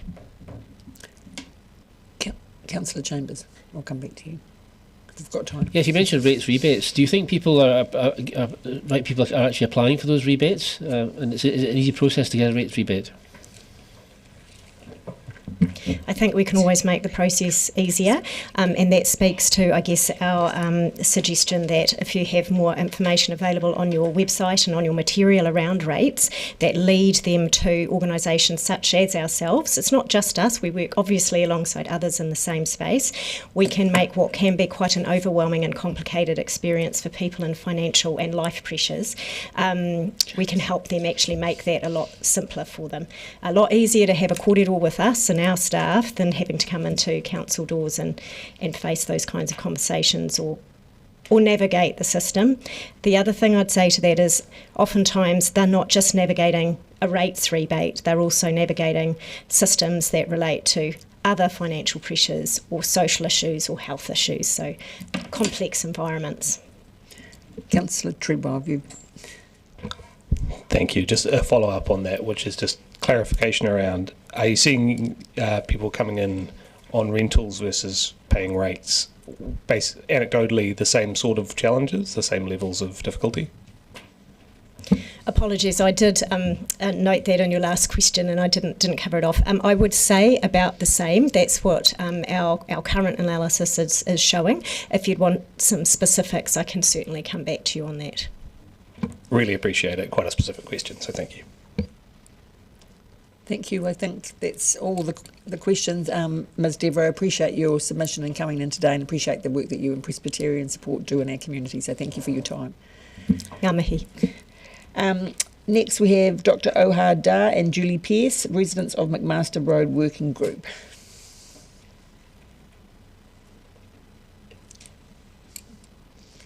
Welcome, and I think you have a PowerPoint that staff are just putting up for you. There we are. So you just need to press your microphone when you go to speak, and 5 minutes to speak, and then if you're open to 5 minutes of questions. The floor is yours. Thank you. Thank you very much. Kia ora koutou. My name is Julie Pearce and this is Ohad Dar, as has been explained. I want to take this opportunity to thank you very much for the chance to provide further information relating to our submission about McMaster Road. And based on what we've just been listening to, we realise just how incredibly diverse the information is that you're all being confronted with over this period of time, so thank you.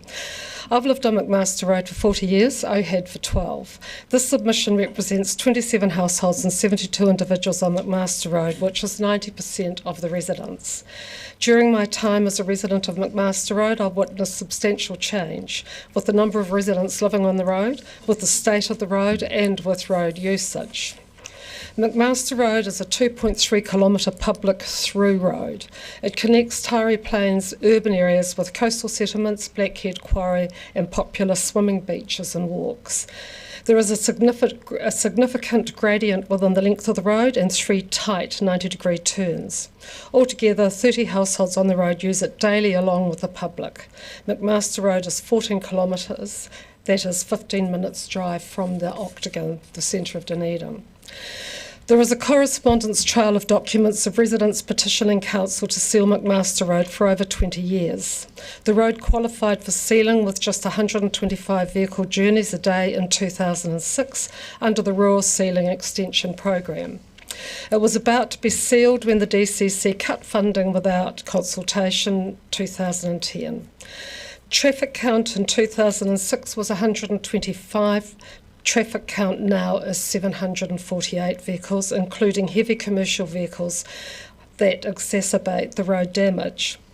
The traffic movements largely appear to occur in a 12-hour span of the day, equalling 62 vehicles per hour. This table demonstrates the movement of traffic in and around Saddle Hill. Figures are historical and come from Wakakotahi 1 Network Road classification. We note on this table only Jeff Coates Road and Old Brighton Road have a higher road count than McMaster Road, and only by approximately 60 vehicles in each case. I acknowledge that these were the only figures we could come up with, and they're probably higher now for some of those roads, but it's just a maze out there. Sorry, Ohad. Thanks. So under this constant heavy pressure, the length of the road is full of potholes. Corrugations, especially on uphill sections, appear rapidly following any grading. And the road water tables are wrecked and filled up, exacerbating any surface damage to the road. The high speed and frequent traffic kicks up a lot of dust. It's constantly there, as you can see for one of our residents.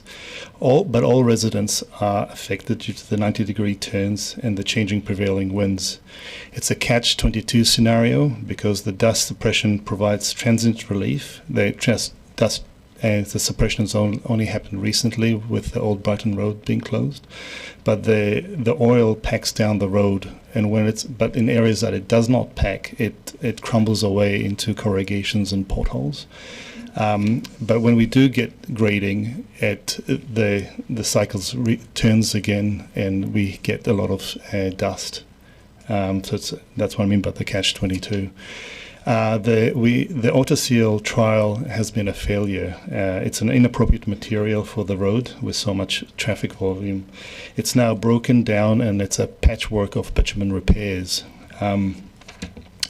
Safety's the 100-kilometre speed limit is also a major concern for residents. Those who live on the road drive between 40 and 60 kilometres due to the safety concerns. The other traffic travel about 100 kilometres and literally fishtail nearly out of control as they do so. The residents report multiple near misses. Poor road maintenance means that the road's not wide enough in some places, and a head-on collision is a matter of time.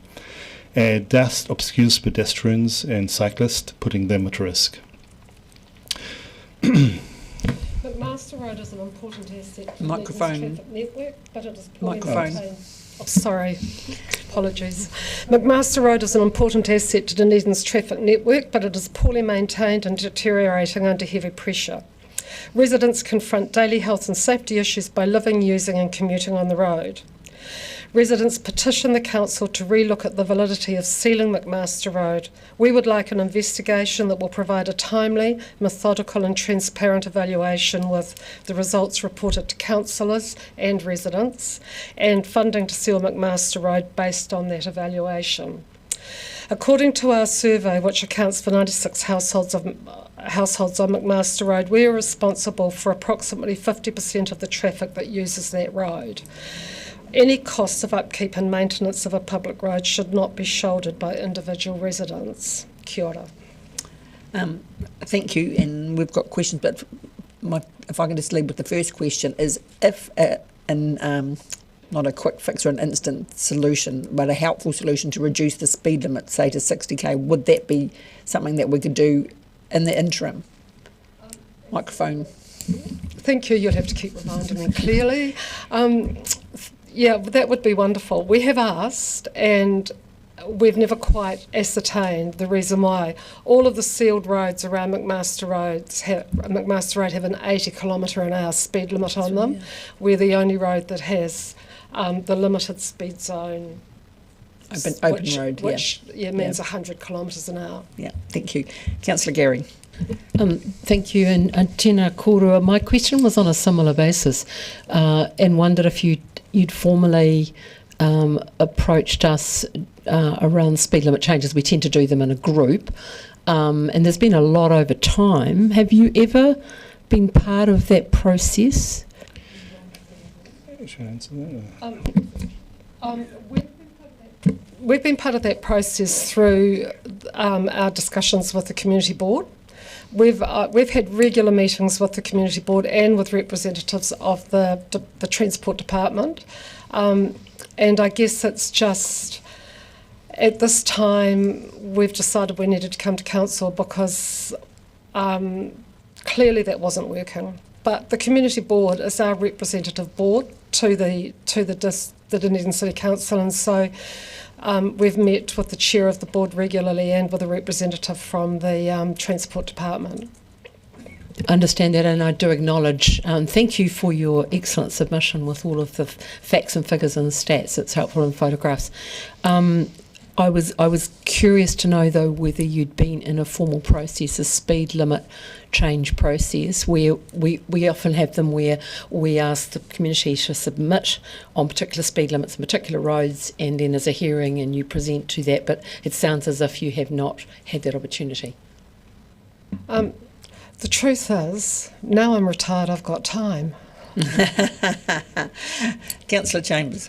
Yeah, thanks. Can I ask for a bit more information about this AutoSeal trial? You know, what was actually trialled? How long did it last? How has it ended up? So it's been there for about 3 years, where a section of the road has been sealed, but it's and the guarantee of the material was it to last about 5 years. It has not. It's very quickly started to crumble. Those pictures show an 80-ton crane and constant commercial traffic that go to the quarry and back. Under those conditions, it's crumbled away, it's subsided in areas, and then contractors have been brought in to patch potholes with bitumen, but also very large sections of the autoseal has been replaced by bitumen. Just demonstrates a kind of lack of strategy around about this road. Autoseal, as far as we know, has worked well in dead-end streets without this traffic that we experience. So in essence, it's been disappointing. Councillor Sims. Thank you, Deputy Mayor Lucas, and thank you for your submission. I'm aware of the road and the issues you face. And I was going to ask you, and you've answered about people accessing the quarry. It would seem to me unnecessary for people to go up McMaster Road to access the quarry. Are they doing that because it's a shortcut, and would, second part of the question is, would a heavy traffic restriction on the road make a significant difference? It's a well-known shortcut, especially from Mosgill going to the quarry. It's a far shorter distance than using the Law Road, which is really steep, and going down to Green Island, which it's a longer journey than using Old Brighton Road or going through Green Island. So, preferentially, drivers are using McMaster Road. In regard to the issue is the high volume of residential cars as well. I'm not sure if you heard this. Our calculation is that 10 to 15% of traffic is residents using the roads. 85% is other small vehicles and large vehicle commercial traffic. Thank you. Sorry, if I could just have a follow-up. Very quickly. Yeah, sorry. It struck me that the Otto Seal trial was always going to fail when you're putting heavy trucks over the top of it. It's completely unsuitable for that, and I just wondered whether that should have been part of the trial, would have been to exclude the heavy trucks from McMaster Road at the same time. I think that will have major issues for commercial guys as well, so I don't, that consultation needs to be a bit wider. We personally would welcome some restrictions, I guess, but it has to be balanced with the farming activity that also happens in the area. Thank you. Unfortunately, we're out of time, but thank you both for your submission and presenting today and the advocacy work you're doing on behalf of your residents, so thank you. Next, we have James Nation from Sport Otago.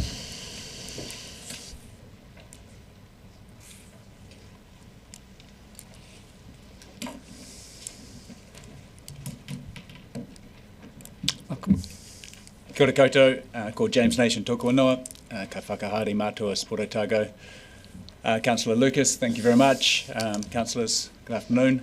Here just to talk to my submission from Sport Otago. At Sport Otago, we have the vision of Otago being the world's most active region, ties in so beautifully with Dunedin's ambition of being the world's greatest small city. Look, thanks for all the support you've given sport and recreation community, the investment that you've had into that over previous year's roof of Edgar, and getting that fixed is fantastic. Upgrades to Moana and the playgrounds and the general upkeep of our grounds and parks is really appreciated. But we understand that the combination of reforms and financial constraints are putting pressure on your budgets. However, there's a very, very real need to support the requirements of the fundamental recreation and sporting parks and facilities that attract people to want to come and live and play in Dunedin. Just some stats for you. Adults meeting the World Health Guidelines of 120 minutes of physical activity per week. Otago is around 68%, just over 68%, up 7% since 2023 versus a national average of 61. Our youths, 5 to 17-year-olds, they need 420 minutes of physical activity per week. We're sitting at 62.5 versus a national average of 56.7. The good news in our stats, secondary school sports participation, we're sitting at 64% and our national average is 52%. Within that, girls sit at 63% versus a national average of 48%. So they kick way above the national averages, and we're consistently in the top two from that secondary school sports data. However, many are still missing out, and there's plenty of barriers out there for participation, and that's where our attention is focused and where we ask a lot out of council to help with that. There's plenty of evidence of the benefit of being physically active, not least that it helps create vibrant and resilient communities. Sport New Zealand research indicates that every dollar spent, the social return on investment is $2.12, and that's $2.14. That's super conservative as well. Any money spent invested in facilities and infrastructure, in creating opportunities in play, active rec and sport, supports a broad range of local government priorities and outcomes. We have a growing group of facilities that are ageing out in this city, and we need to have consideration for their future that is outside of their 10-year long-term plan. You have a 30-year infrastructure and roading strategy. Where is the strategy for our key sporting infrastructure? Minor pool, Edgar, the ice stadium. We need to have a plan around how we're going to deal with those, replacement, retrofitting, whatever it is. But at the moment, in a 10-year plan, the long-term plan, they're not adequately catered for. Throw in coastal erosion and flooding, potential flooding across Kettle Park there and the other sports grounds along the coastal section. How do we fit those into it as well? The 10-year plan doesn't account for that. Playgrounds, these need to be front and centre. We appreciate the work that is going into Marlow Park. However, there's other playgrounds across the city that actually don't need a lot of money spent on them, but they do need to be maintained and upgraded where possible. And the natural environment that sits around there can be utilised. I don't think it needs to be super expensive, but it just needs to be well thought through and involve local kids in that process. Active transport, the Dunedin urban tunnels was super supportive of this, and active transport as a whole. Thanks for the investment in stage 1, but completing the other 3 stages of that Mosgiel into town is super important. It ties in with the broader vision of the coastal communities, cycle connection, and opening up our city to bike movements for locals, but also the tourists. The other one is just around fees and charges across our sports grounds. I know that's a necessary evil, but we just ask that any fee increases are as minimal as possible, especially to some of the key infrastructure, i.e. Moana Pool and Edgar Centre and the likes, where actually a lot of the people that really can't afford things, that's their main place that they will go. So keeping those as low as possible is gold. And then from the sporting sector, any grounds increases, fees, please consult early, and I think the reaction will be probably a lot more positive than possibly the last round of fees increases for hiring of the sports grounds. But not only can Dunedin be the greatest little city, it can be the most active. That's me. Thank you. We have questions. Councillor Walker. Yeah, thanks, Madam Chair. Thanks, James, for an excellent submission and for your work in this space. As you've probably, I don't know if you've been watching, but there's been a lot of calls today for us to obviously keep a lid on rates rises and obviously pointing out the fiscal pressures that exist. And in the target seems to be things like walking, cycling, etc. So two-part question. And your submission speaks to the benefits of active transport. So maybe just expand a little bit on that and the research out of the university talking about the benefits. And secondly, I'm touching on something you said around some things don't have to cost that much. And would you agree that active transport can also fall into that category, particularly things like slow streets, for example? Yeah, yes, completely agree. Look, I think the trail up in the town belt, we were supportive of that, and there's a real desire for people to be able to access through there. And look, there needs to be that balance between letting car movement go and also keeping people safe. And if I use the town belt as an example, I think the logic there would be to try and build a track that mirrors the road, that allows cars to use the road, but actually allows people to use tracks in and around there to get down into town. So that active movement can be built into an environment where actually cars can still play a part. It's just about keeping barriers between them so that they're super safe. In terms of the cycle network, I think I completely know and understand the cost involved, but if you go into a Queenstown and the amount of people that are arriving in there, and I'm talking from overseas visitors to come and experience there, it's phenomenal. It is growing exponentially. But the locals are also jumping in there, and when you see commuters, if you sit down on the cycle track, the amount of commuters that are using that to get into town, and they're beating the cars by probably 10 minutes. So I think it needs to be there, it needs to be open, it needs to be safe, and people will use it. And it'll just get built into daily lives, and our children will be able to ride to school for once, which would be fantastic. Councillor Treadwell. Tēnā koe, Madam Chair, and tēnā koe, Mr Nation. Really appreciate your work on this. I think we will be the most active small city in the world. My question is specifically to do with something in your proposal around the future of Moana Pool Iga Centre in the Dunedin Ice Stadium. There's a suggestion in here, and I'm not sure how sort of explored it is, of having those located on the Kensington Oval. I feel like that would be a controversial one amongst sports agencies. So just curious how, elaborate on that. Look, I think that's just a bit of crystal ball gazing and just looking at where flat spaces and Moana Pool, I think, in Hill is a pretty hard place to build a swimming pool. They did it, which is great, but actually if you had to start again, you probably wouldn't build it on a hill. So it's where is there flat land that is accessible. There's some energy efficiencies that are gained by using ice stadium and the pool and the heat combustion and the cooling. So it's just finding synergies there. And when you see football have moved all their football from Kensington down to artificial turfs, it's suddenly a big field there that is used for sport, absolutely, but there might be a way that we can use that more strategically that actually gets more kids active than the people in the tents at the far end and some kids that are trying to play some sport around them. Councillor Lund. Mr Nation, are you aware how much you're talking about a combined facility, and it'll be similar to the one that's just been built in Christchurch? Are you aware how much that cost? I'm completely aware, and that's why I think there's a 30-year runway, right? And maybe it's not even 30 years. So look, I think we've got to think big and then work backwards from there for what is affordable for the city. Sorry.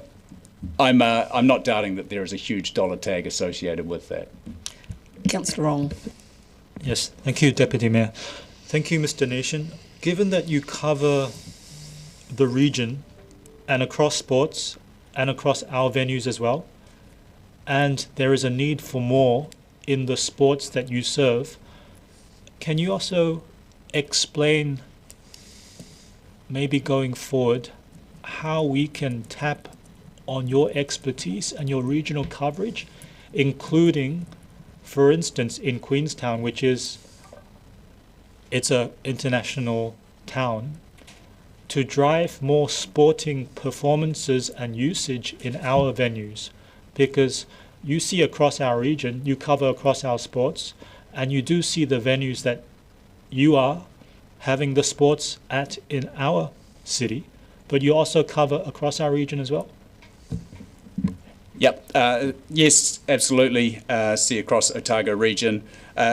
If I'm honest, I think Queenstown and Wanaka and Cromwell would have a grab for any sporting events or facilities that they can have to keep their people not having to travel through to Dunedin. So I think the onus is very much on Dunedin to maintain the standard of our current regional-wide facilities. So your Moana Pool, your Iga Centre, the running track, Forsyth Bar, those regional-wide facilities are super important for us as Dunedin to keep as the premier space so that the Queenstown people and Wanaka people come through here and we're not having to travel. But we need to have a plan across the whole region around what facilities we need so that we're not double dipping and basically a lose-lose for both Dunedin and Central Otago.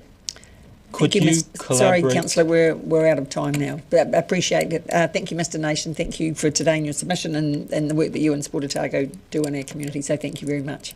Tēnā koe.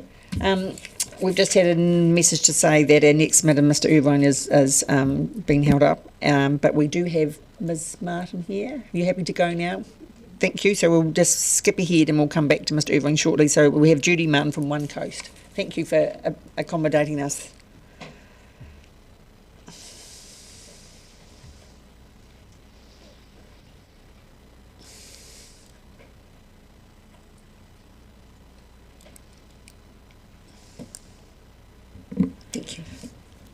Good afternoon. I'm here to speak for One Coast, which is our resource recovery centre up on the north coast.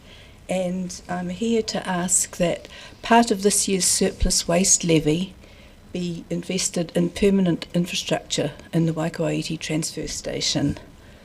Less than a quarter of the funds that the Waste and Environment Solutions put in their budget as a possible surplus that could be used for capital expenditure would build a sizable garage type building on the platform in the front of the transfer station, which is DCC owned land, which is where One Coast operates at the moment.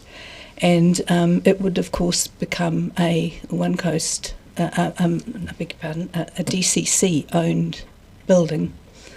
From One Coast's point of view, we would at last be in a position to take some of the large volume of building materials and larger items of furniture that currently we have to reject or refuse because we don't have space to store them. At the moment, we see trailers go past loaded with tables, good mattresses, furniture, leather sofas, sorts of things, and it's heartbreaking to say, sorry, we can't take this, we haven't got room to keep it out of the rain. And similarly, when we take our red bin up to the skip, it's also heartbreaking to see the piles of planks, boards, plywood, jibboard, sort of laminates and things that have ended up in the skip. Because these are exactly the sort of oddments and offcuts that members of our community are often looking for. They're not waste, they're a community resource that we can't save at the moment. From the DCC's point of view, it would be long-term and short-term an advantage for them to have a building on that site. Long-term, they own it and it would stay there. We work from containers that are portable, and if One Coast left for any reason, we'd take the containers with us, but that would be a permanent building staying. The other way that we could help, it would be it would allow us to help remove some of the items that currently go to waste and reduce the material in the skip, which would be a saving both in terms of the waste levy and also of transport costs, which are hugely increasing. Each round trip that the skip does is 100k, and that would be, the more of those we could reduce, that would be 100k worth of fuel and emissions that could be saved. That we don't know if the sort of thing, the vision that we have at the moment is the sort of capital expenditure that the Waste and Environment Solutions were considering when they put this in their budget. But we thought we would ask because it would make a big difference to us. Community-led resource recovery is at the heart of the waste management and minimisation and management plan, and that's what we're trying to do. And also it means that One Coast would be really strongly supporting the proposed hub and spokes model of community resource recovery, which will, I hope, turn up in the next long-term plan. In the meantime, One Coast's doing the work, and if we had a building, strong building like that, we could do more of it. Anyone's welcome to come and visit us at any time during our opening hours. Thank you. Thank you for your attention. No, thank you very much, and we do have questions, so thank you. Councillor Hall. Thank you, and hi Judy. Thank you for coming. You've already demonstrated significant waste diversion and voluntary contribution with limited infrastructure. If a waterproof building was provided on the existing DCC site, do you have any idea what amount would be diverted from landfill? We've been trying to think about that. At the moment, we'd mentioned roughly 130 cubic metres last year, but of course not all of that was things that were going to go to landfill. but on the other hand, a lot of it was small. We measure our contribution, we measure our donations in banana boxes, which is a really odd thing, and then we convert it to cubic metres, but very difficult to arrange sometimes. But the point about being able to take larger items is that probably our diversion volume from the skip would increase a lot, because we would take more things that we can't take at the moment. Also, I think it would perhaps be a question of being able to train people who come in. Like a lot of building waste tends to come in and just whiz past us and go straight in. We would be in a position to sort of educate people a bit more on how to arrange things and what they could leave and what wouldn't work. Councillor Gehring. Tēnā koe, Ms Martin, and congratulations on your work. It's important work and you're very successful. My question is about whether One Coast has ever thought about using in parallel the Buy Nothing model. I don't know if you're familiar with that, but it works very successfully in a community where you have a Facebook page and people offer gifting and pick up things which would take care of potentially those larger items, and the wood and so forth, the demolition. I've seen it work really successfully. Has it ever been considered? We do this a lot with people who come to us without their items and say, would you be able to take this and that? And we advertise things on our Facebook page and with a reasonable success rate. There's also a Buy Nothing Waikawaiti group, which works. I mean, and lots of things left out on the footpath. These are all great ways of getting rid of things, but the difficulty is when people come with their trailers already loaded, and it's difficult. Once it's past those gates, it's foreboding for us to go and rip it back, much as we would like to. Thank you, and thank you for your mahi. Councillor Ong. Thank you, Ms Martin. Do you see that in your time doing this for our community, that this can be scaled to other parts of our city as well, for whether it's yourself or for other community groups to be replicating the work that you're doing in other parts of our city?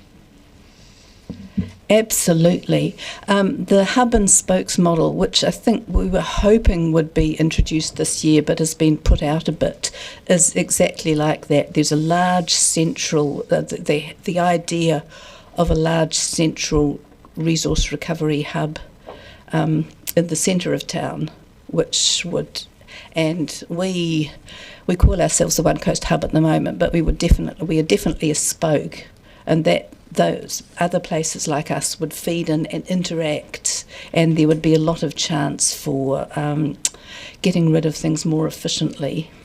Yes. Thank you, Councillor Sims.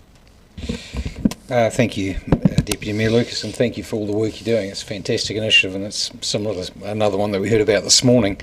At a very high level, would you support the council financially supporting more of the sort of initiatives that you're talking about, rather than necessarily big capital expenditure on further landfill?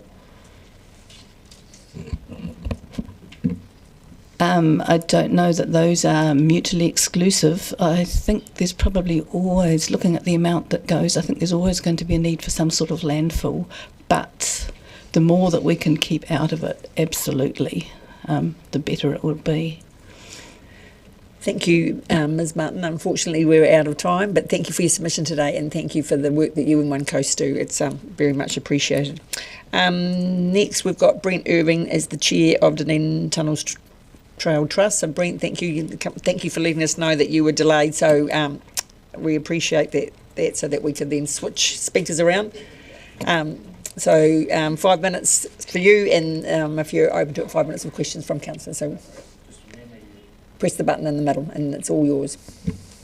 Well, thanks everyone, for councillors for having us, and Deputy Mayor. The Dunedin Tunnels Trails Trust is a long-term community-led project with regional and national significance. It delivers a safe, separated low gradient link between Dunedin, Mosgiel, the Tyree and far beyond now. Our core message today is the project is proven, ready and aligned.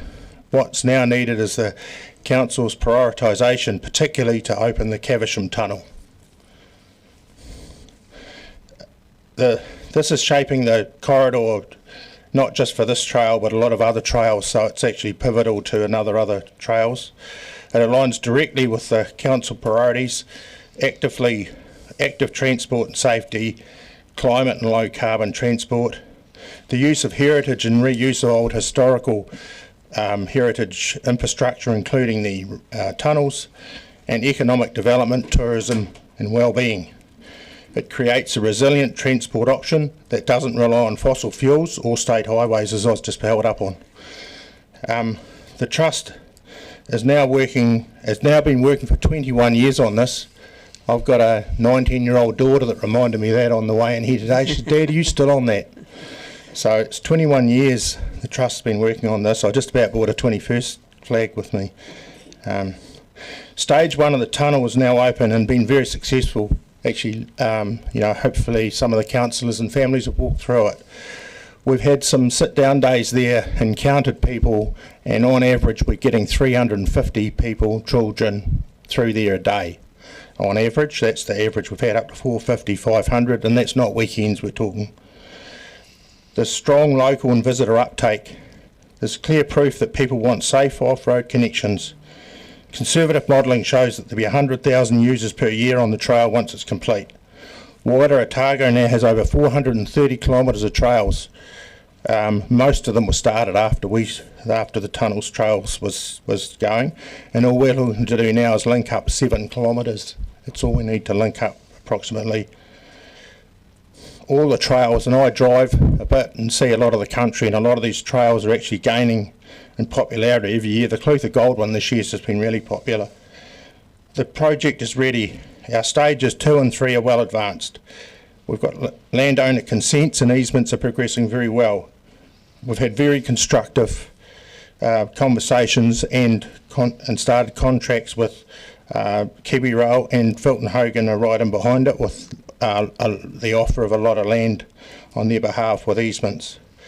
Detailed design on stages 2 and 3, which actually takes you from the finish of stage 1 where it's open now.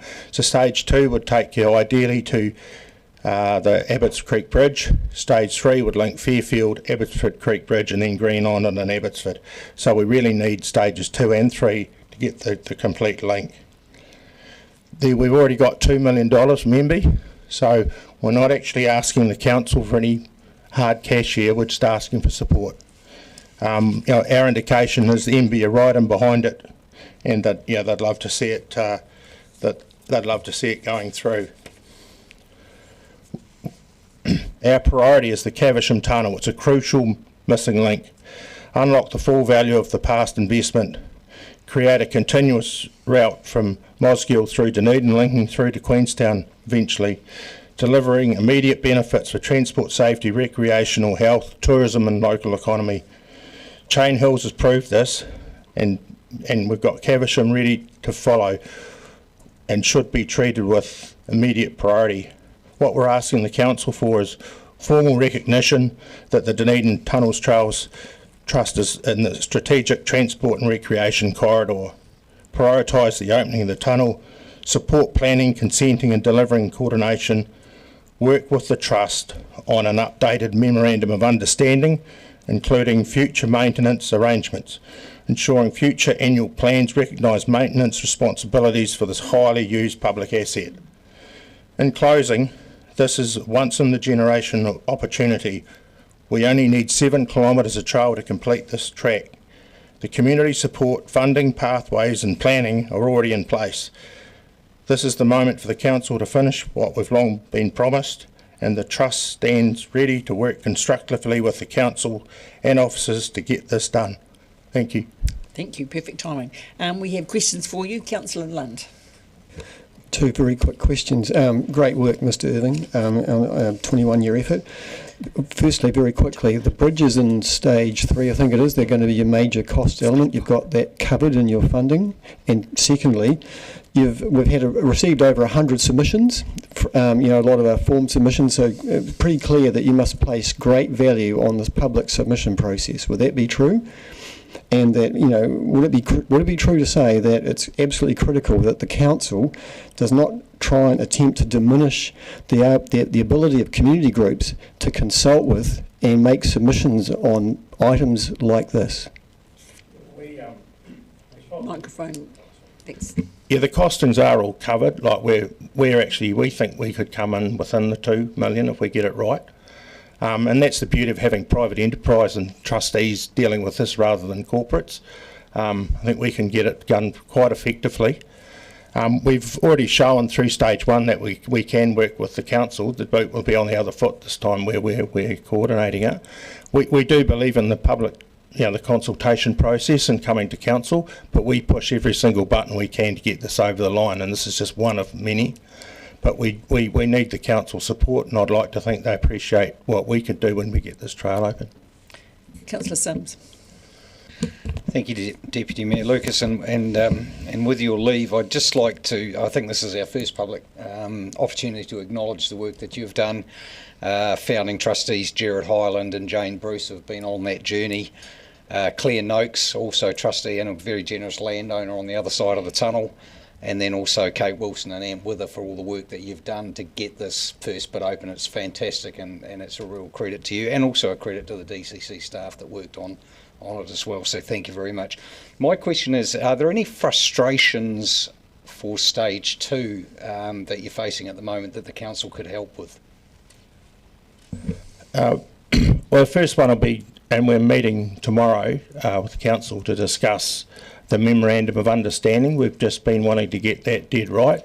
I think some of the frustrations we've potentially had leading up to this is sometimes the communication probably isn't quite as good as it could be, but that's a work on. And at the moment the council are working with one landowner that we require support from on stage 3, and that's on stage 2, sorry, and that's been particularly slow in getting that over the line, and it's making it difficult for us at the moment to actually push the button on firming up quotes and engaging Fulton Hogan and Kiwi Rail when we can't guarantee we've got the access through to stage 3. So that's the priority. Councillor Gehring. Thank you, Deputy Mayor. Tēnā koe, Mr Irving. And congratulations on this great work and rallying the community. I have a question around the economic benefit. You've talked about the safety and recreational benefits, but we've had people come to submit today that have put such projects in the nice to have, which is the word I hate to use, basket. What would you say to them in terms of the economic benefits of a project such as this? I was talking to a chap that runs a van, basically transports people from cycleways back to accommodation.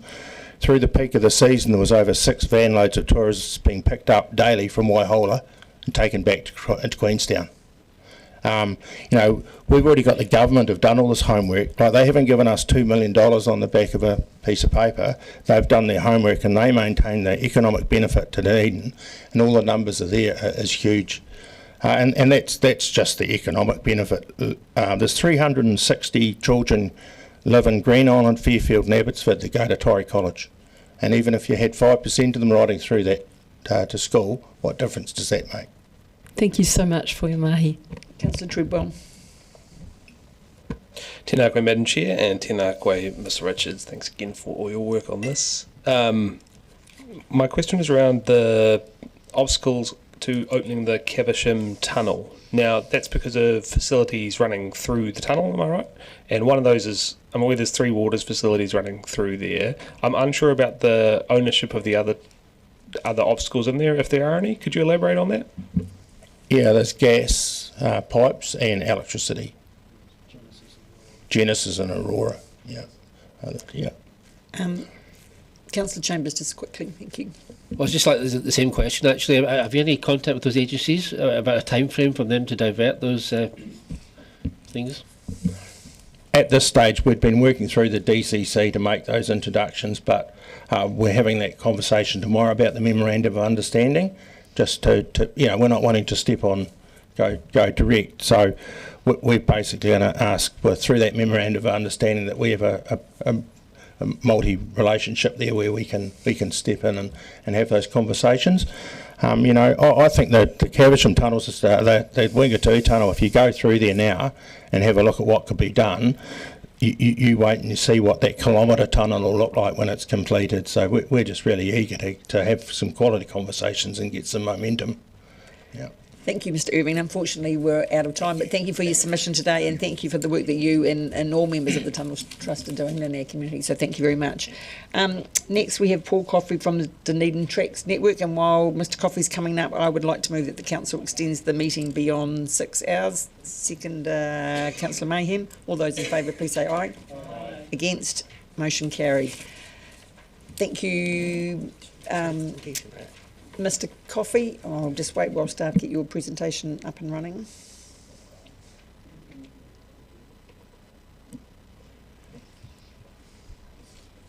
I did well. Floor's yours. Thank you.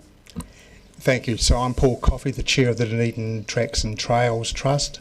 Who's not present today is Emily Cambridge, and she's not here because she's looking after a father who's been knocked off his bike in Timaru and has had to have a hip operation. And Jessica is also not here because she has to earn some money. Also missing is Rachel Arter, who's looking after her grandchildren. But I'll introduce myself. My name's Jo Cushion. I'm also part of the Trust, and I'm happy to be here today to talk about our trail.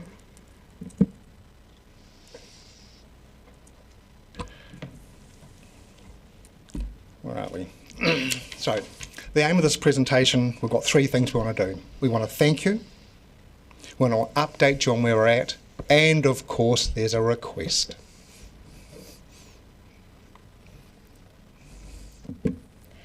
By now we're hopefully preaching to the choir about the benefits of cycling. There's obviously tourist income, recreation, safety for bike users, carbon reduction, ecological sustainability through plantings, making our city livable, but also the health benefits that comes from getting our people out on their bikes.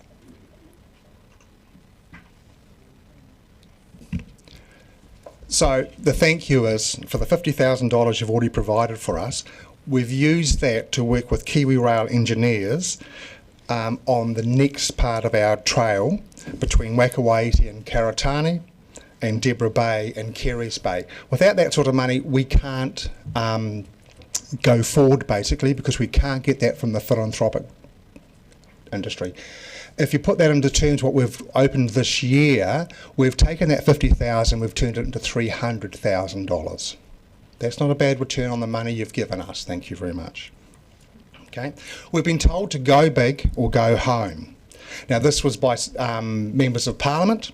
And so what we're looking at now is a vision to link Oamaru right through to Waihola. So Alps to Ocean, right down to the Clutha Gold, and right into, obviously, Central Otago. 900 and something kilometres of trail, and that is more likely to attract central government funding.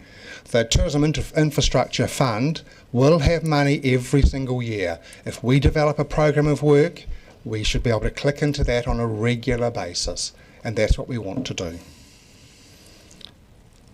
And we're seeking also your support with our regional concept.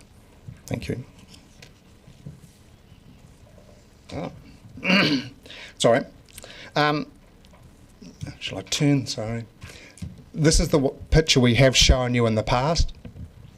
Okay. We now have that wider vision, but currently we're working on the two sections, which is Wakawaiti into Port Chalmers, Mosgiel to Waihola. But we also want to link up Middlemarch through to Outram, and we have a plan for a ride on the peninsula. We're not doing these because we don't physically have the resource at the moment to do that.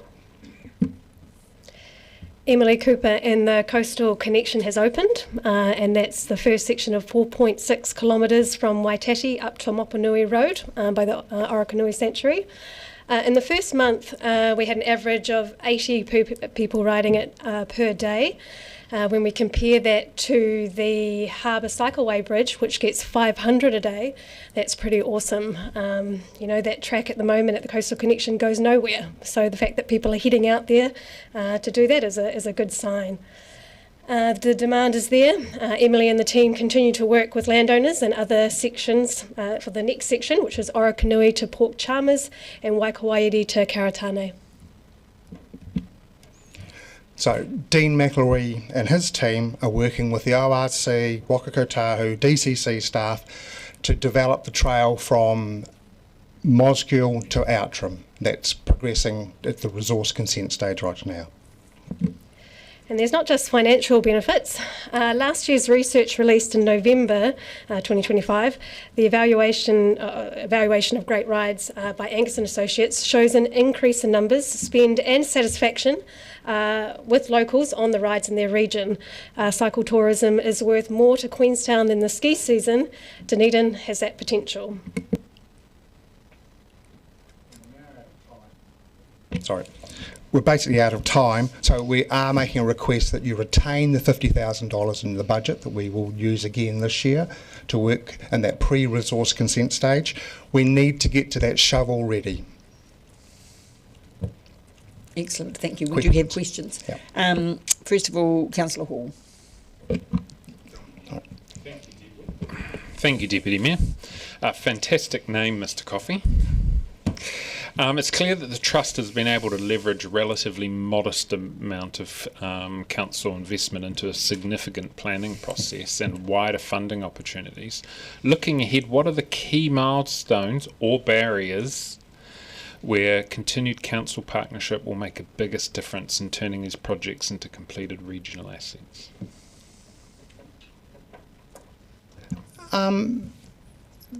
There aren't that many barriers from council's point of view. The staff have been really, really good. We've got a good MOU with staff and who work with us really, really well.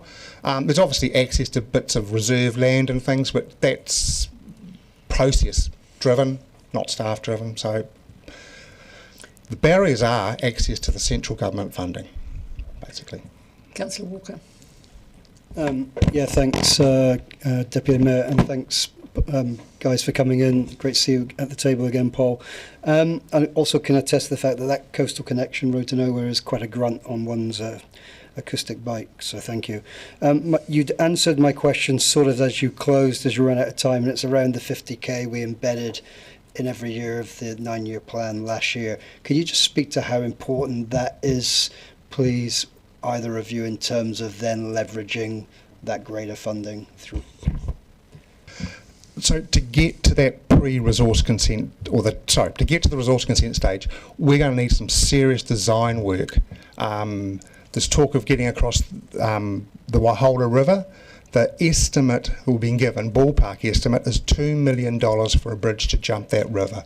You know, we'd have to design a clip-on to go across the Tairi River. We need a clip-on to go across the Waikawaiti River. So it's those things that we can't get, and it's that design stuff that this money will continue to give us benefit from, so that we can then go and seek the bigger funding.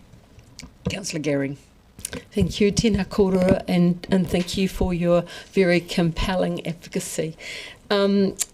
It's clear to me that there's a cycling trail tsunami coming. It's already started and there's real momentum. What do you say to people who haven't quite understood that and see it as a nice to have, which I've said before, I hate to use the word, but there are still people in our community who don't consider this to be have an economic benefit? So the Angus study said that the Great Rides contributed $1.2 billion a year into the New Zealand economy. The central government want that to increase to $2 billion a year in the next basically 4 years. We can't do that without actually providing some more product, basically, some more cycle trails. The analogy I've often used is with cycling regularly is we build bits and then there's a gap. And it's, you build a motorway and there's a bridge in the middle that doesn't connect. No one's going to use that motorway because they get to the bridge and think, I'm going to die here. That's what happens with cyclists on cycle trails, but also in the city. When you don't connect things up, most cyclists get to somewhere and think, this is terrifying. I'm not doing it. I was one of those brave cyclists. Now I'm in my 70s, I'm not so brave. I do think about those things now. Councillor Mayhem.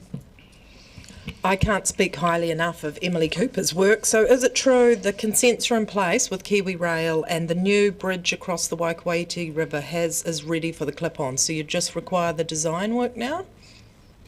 The consent's not in place, but yes, the bridge is designed for the clip-on and we do require the design work, and we have already started working with a designer on that project. Yes, or Emily has. Emily Cooper's amazing. Councillor Chambers. Thanks. Could you tell us what you get in terms of support and funding from the Regional Council? This current financial year we received $50,000. We haven't received anything further from them, but we are working extensively with their staff to use the flood banks on the Taieri section, and we'll continue to work with them when we have to move further north as well. Thank you. Unfortunately, we're out of time, but thank you both for your submission, your presentation today, and your continuing to advocate for the various tracks and trails of Dunedin. So thank you very much. Councillors, thank you for your time. We're going to take a short break, so I'll move that we'll adjourn till 3:30. Seconded Councillor Mayhem. All those in favour, please say aye. Against? Thank you. We'll be back sharp at 3:30 for the run to home. Thank you.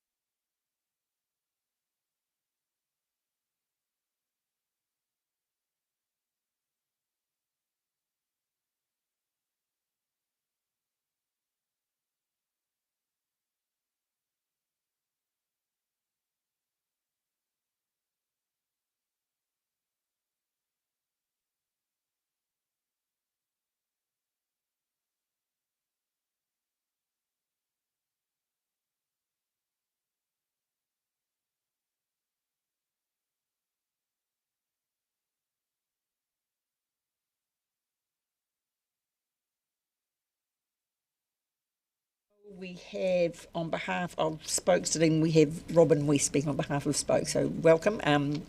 Just press the button in the middle of the microphone. We have 5 minutes to hear from you, and then 5 minutes of questions from councillors if you're open to those. Thank you very much. Kia ora, my name's Robin West. I have lived in Dunedin for over 30 years now, originally growing up in Te Ika Maui. A lot of that time I've not been cycling, and I think it's really important to note that for a lot of people there are barriers to that. The next thing I have to say is that I'm not meant to actually be speaking on behalf of Spokes. Our secretary was scheduled to do that, and I have to apologise if I'm not as familiar with the prepared statement he has not been able to share with me, and I'm not as familiar with the organisation as him, so please bear with me if you have any technical questions like that. I'll try and get the answers to you as well as I can, and may need to send corrections. Our point of view for the annual plan is that we want to support the Dunedin Tunnels Trails Trust's concerns about any further delays to opening the Caversham Tunnel, which is an essential part of that trail. As an organisation, our purpose is to speak for cyclists, for anyone who wants to cycle in Dunedin for any reason. A lot of the time when we're speaking to the council and council staff, which hasn't been my job before now, but a lot of the time we are saying, please can we get the infrastructure a little safer, a little more connected, a little more useful, so that more people will cycle. And having those options is, in our opinion, good, not just for people who want to cycle, but for the city as a whole, for a whole range of reasons.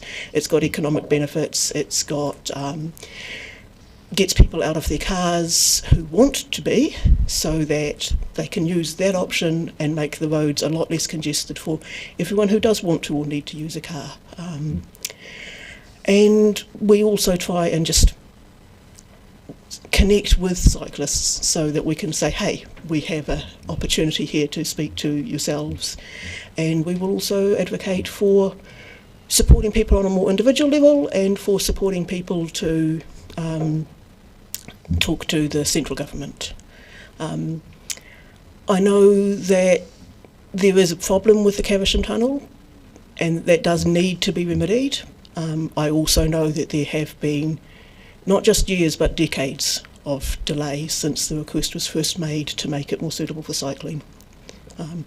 And we would really, really like that link to be there both for recreational and travelling purposes. There is a whole bunch of city residents in Mosgiel. A few of them are brave enough to cycle. I've cycled some of the routes they use. They are not good. Yeah, so just keep, please, that sort of personal as well as the functional for the city in mind as you deal with any potential further delays to this project. Thank you, and we've just heard from the Tunnels Trail advocating to get that finished as well. Councillors, do we have any questions? Councillor Treadwell. Tēnā koe, Madam Chair, and thank you, Ms West, for coming in. Could you expand on, you said you knew there was a trouble with the Caversham Tunnel. Could you expand on that? I'm aware that there are utilities pipes, particularly wastewater, and it is not safe to have people travelling through an area where any sewer gases could accidentally be discharged from that pipe. It does need to be made safe. I understand that we need to be patient, but I do want it to be dealt with, and I know that the organisation I'm here to support with wants it to be progressed as quickly as possible. Councillor Walker. Yeah, thank you. And thanks, Robin, for coming in and standing in for Nathan, who's let you down. We can only ask questions, so I'll ask you 2 questions. I'll put a question mark on the end of this. Are you aware of the fact that myself and Mickey oversee the environment portfolio and we regularly meet with Spokes just for regular catch-ups? Yep, you do. And are you aware of the fact that as an organisation, we're highly cognizant of the water part of the Caversham Tunnel, and there's money set aside in the 9-year plan to rectify that. A little bit more issue with Genesis and Aurora related to the gas and electricity, but at an organisational level there are conversations to address this, and of course we're I think collectively keen to see that done with haste, although the word haste won't be tomorrow. Yes, I am aware that other members of my organisation do meet with both councillors and especially in the Road Network Council staff. I do accept that there are a bunch of organisations you've had to work with, but I do want you to be aware that even though it may seem that we are part of a...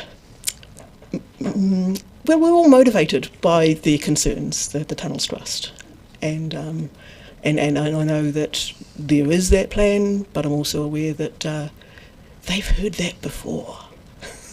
You're probably also aware that I've been working with Gerard for 21 years of his and mine misery over this. So. And I do thank everyone who has been supporting them, and I did forget to say that the tunnel that's already been opened, it's amazing. Yeah. It's just a shame that many people have to drive their car to it. So having options to explore inland, and thank you for your work to make that happen. Yeah, and everyone who has. Are there any more questions, councillors? Ms West, I know that you are scheduled to speak next on your own personal behalf. Is there anything extra that you would like to add on your own personal behalf to your submission, your own submission? There would have been a lot of overlap. The more personal level is things like my dog's vet is in Green Island. I'm over the hill. That hill's terrifying. You know, you put him in the trailer and you go, well, I'm just going for a checkup, but I hope that's all I have to see the vet for by the time I get there. Yeah.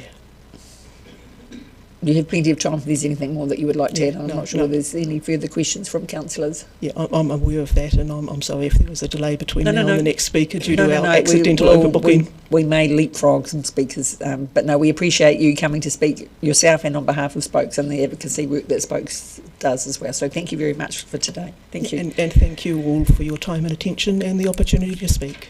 Thank you.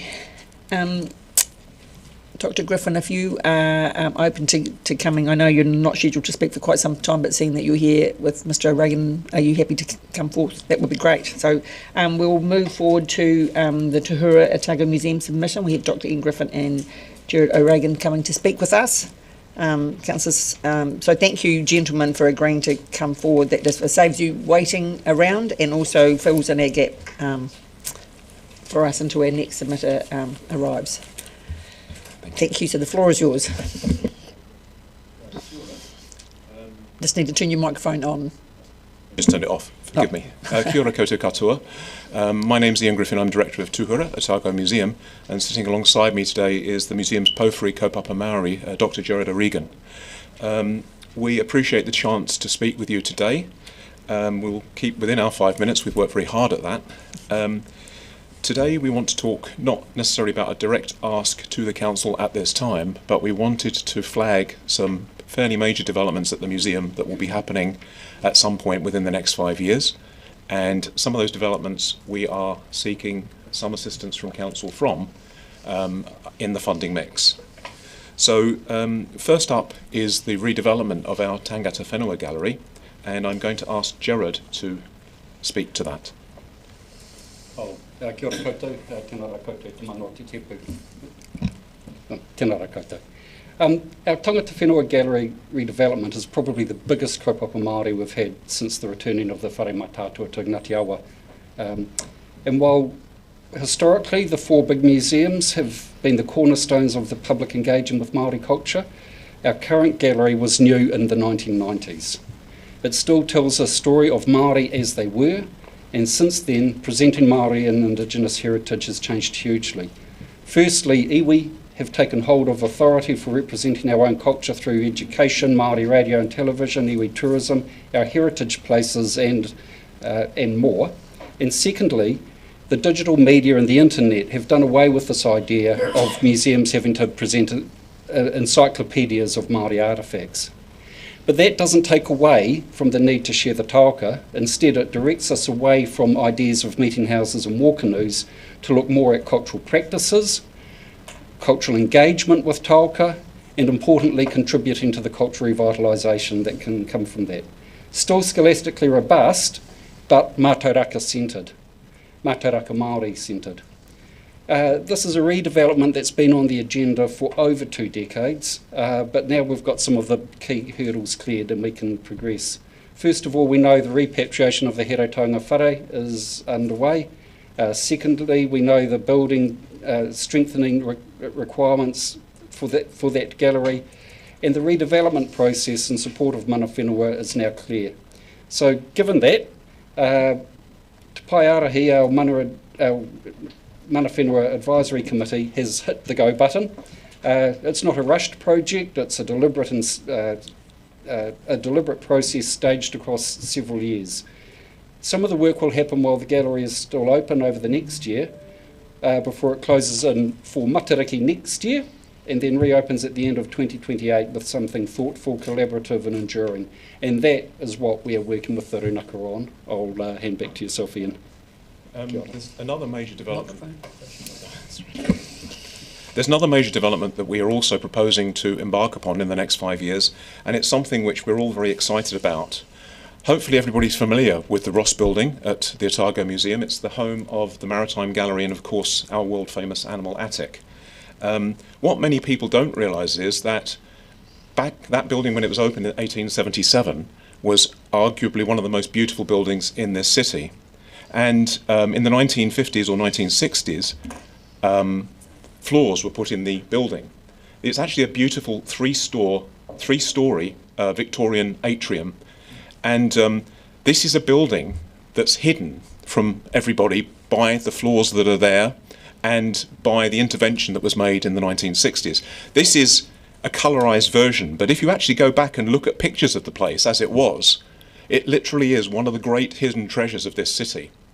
And we would really like to turn it back to its original form as part of the work that we're going to do. It's alongside the Tangata Whenua building, and one of the ideas is that perhaps this beautiful Victorian building could be decolonised alongside the redevelopment of Tangata Whenua, the Maori building. So, in summary, we're not looking to the council to fund all of this. We recognise we're working through really hard times. The museum is working in partnership with Mana Whenua. We've hired a head of philanthropy at the museum to try and go out there and seek other funding. We're actively seeking grants and sponsorship, and we've taken care to plan a staged development of this.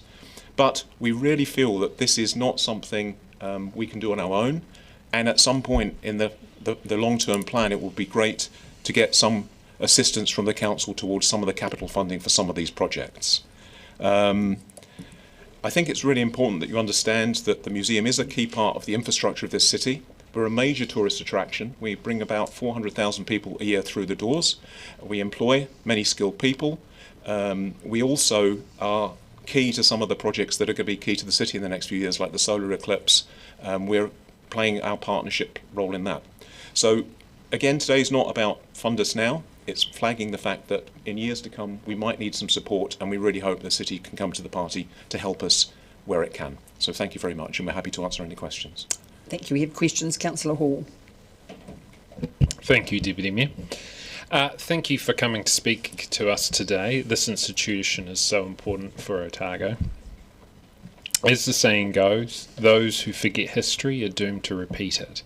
You describe the museum as quiet infrastructure, which I really think is an interesting way of framing it. Could you expand on what risks emerge for a city when its institutes like Tahura are not continuously renewed or maintained? Sorry, one day I'll learn, sorry. From a simple competitor analysis, and I know one shouldn't talk about competitiveness in the civic field, I note that Invercargill's museum, the Southland Museum, is going through a major regeneration at the moment. Our friends up in Christchurch are undergoing a $200 million redevelopment. And as Gerard said, the Tangata Whenua gallery that we have at the museum hasn't really changed much since the 1990s. Museums are moving on, and people's expectations are moving on. And I feel that it's really important that where we can, our city can't afford $200 million to spend on our museum, so we've got to do it in a phased, careful way, appropriate to the galleries that we have. So I do believe it's quite infrastructure. People don't think of museums as being critical. I would argue that they are. And to answer your main question, if we don't do anything now, the infrastructure will get worse, it will start to crumble, and it's going to get more and more expensive. A bit like we talk about the water infrastructure. Museums aren't necessarily thought of as important as that, but if you don't invest in them, they will fade away, and sprinkler systems will fail, and all sorts of things will go away. And we're looking after the talc of the heritage of this part of the world, and it's important that that's preserved. Councillor Lund.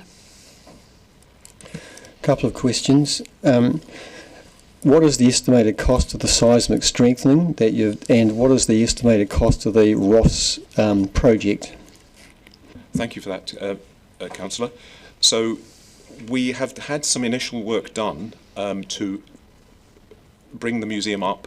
There are parts of the museum that we think are earthquake prone, and this is not something that I can speak to in a short time, but it's quite a complicated situation the museum has. But to bring the museum up to beyond earthquake prone status for a couple of buildings, we have estimates of between $2 and $4 million. So it's not a huge amount of money, but it's certainly significant in our terms. Councillor Gehring. Tēnā kōrua. Yeah, I know. We're just getting councillors to ask one question because I've got just about every councillor around the table. We've only got 5 minutes. Tēnā kōrua, gentlemen. Thank you for your work and thank you for the presentation, and congratulations on the philanthropic efforts I know you're doing.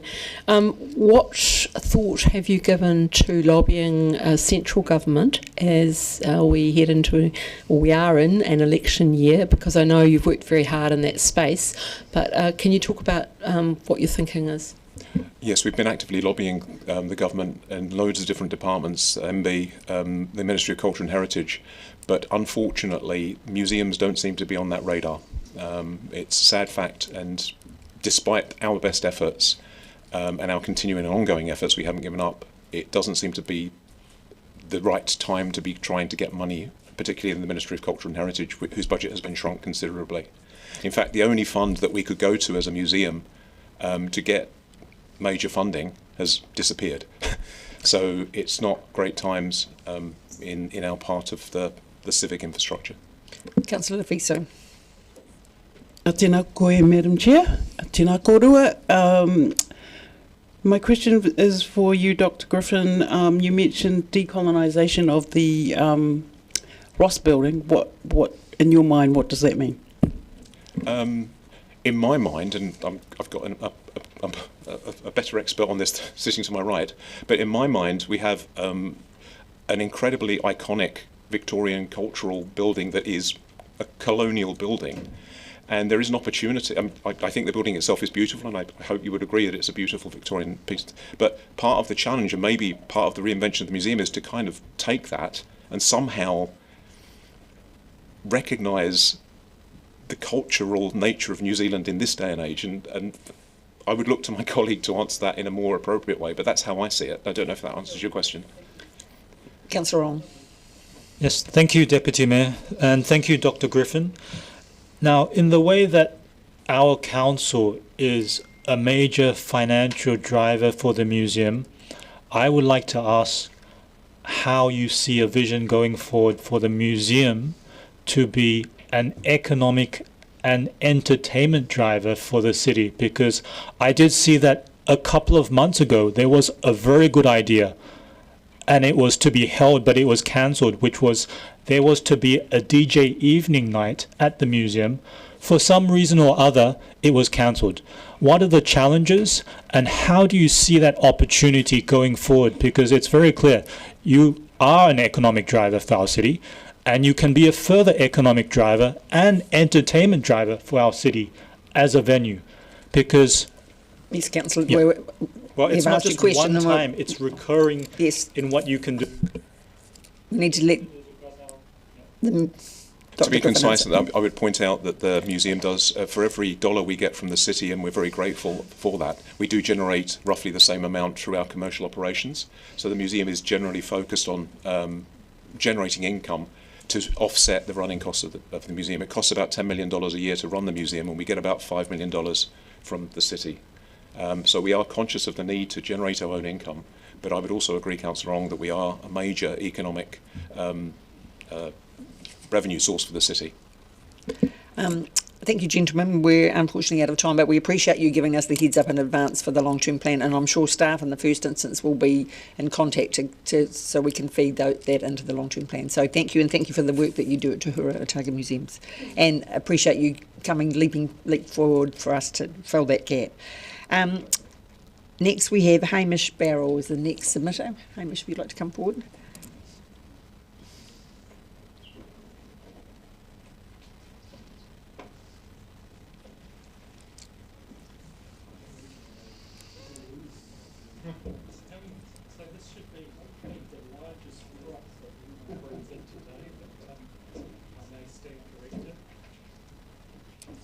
Thank you. Just press the button in the middle of the microphone and then 5 minutes is yours. Thank you very much. Thank you very much. Thank you very much, councillors, for taking time for this presentation. I'm not sure whether you have been supplied with a couple of attachments that yes, great. Yes, we have. Yes, we have. Fantastic. So just to clarify for the record, I don't work for the company that's on the label. I'm entirely independent, and my role really is just to explain a little bit about rainwater tanks and the potential solutions that they may provide for Dunedin and the Dunedin context. I guess we are in a bit of a state of infrastructure problems all around, and one of the solutions offered in the National Infrastructure Plan is the on-site sort of solutions.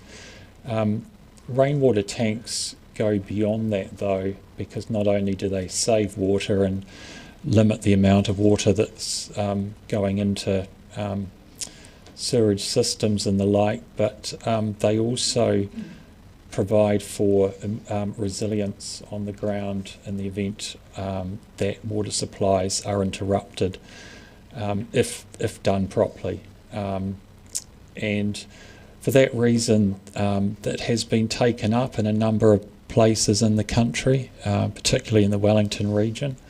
This particular tank there, the reason I bring it is, one, to illustrate the size of the tank that we're talking about, so they're not huge, and people often get confused and think you need a massive sized tank.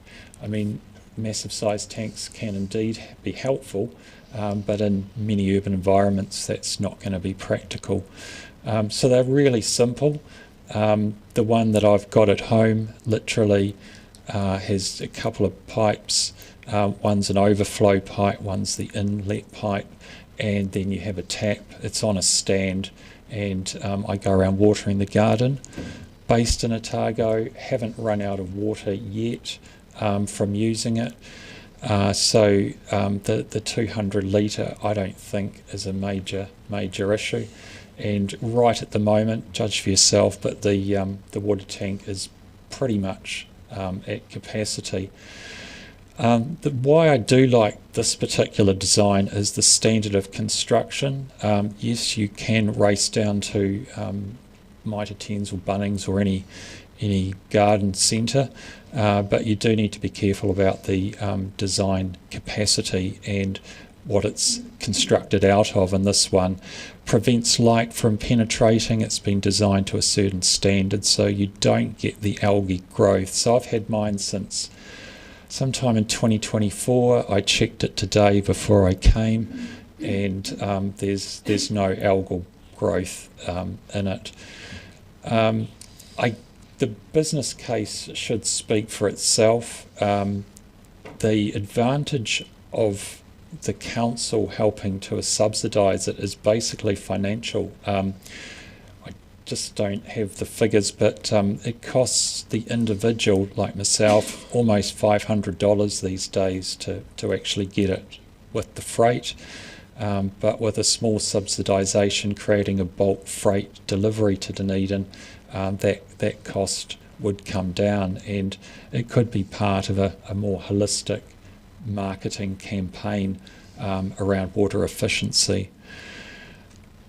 I think I'll leave it there and just pause and hand it back to the chair. Be happy to take questions. Thank you.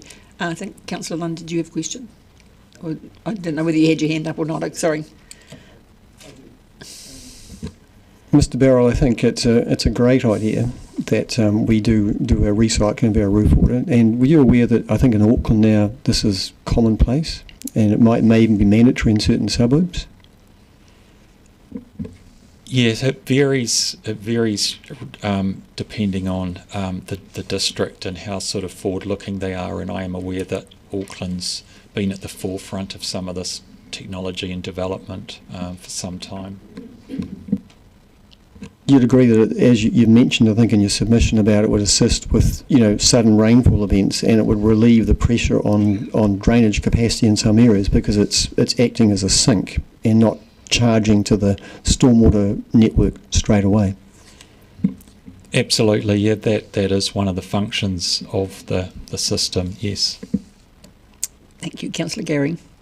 Tēnā koe, Mr. Barrell. Interested to know what you have to say about the fact that you can't go straight from this to drinking water.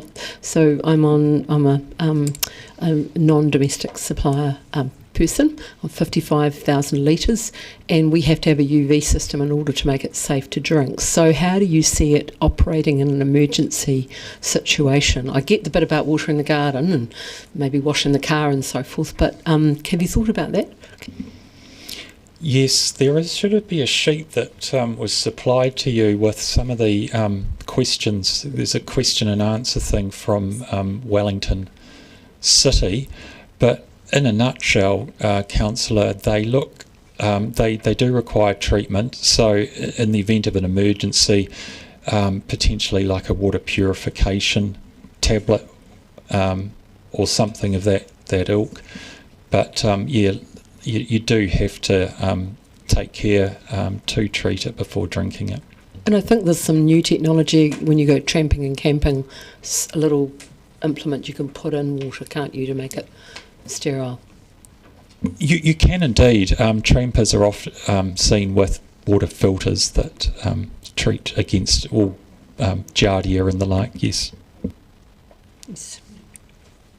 Are there any further questions? Councillor Laviso. Tēnā koe, Madam Chair. I think this is a question for Mr McLean. If the council were of a mind to pursue this thing, it would go through a procurement or what process would it go through in terms of getting into our system? Thanks, Councillor. Yeah, it would likely, if even if it was a subsidised situation, if it was coming from a single supplier, we'd typically go out for expressions of interest to the open market. Thank you. I don't think there are any more questions, but I appreciate you coming through and especially bringing the water tank. I think having the visual aid has been very helpful, so I appreciate your submission and coming along today, so thank you. Thank you, Madam Chair. Next we have Tom Riley from the Archives and Records Association of New Zealand.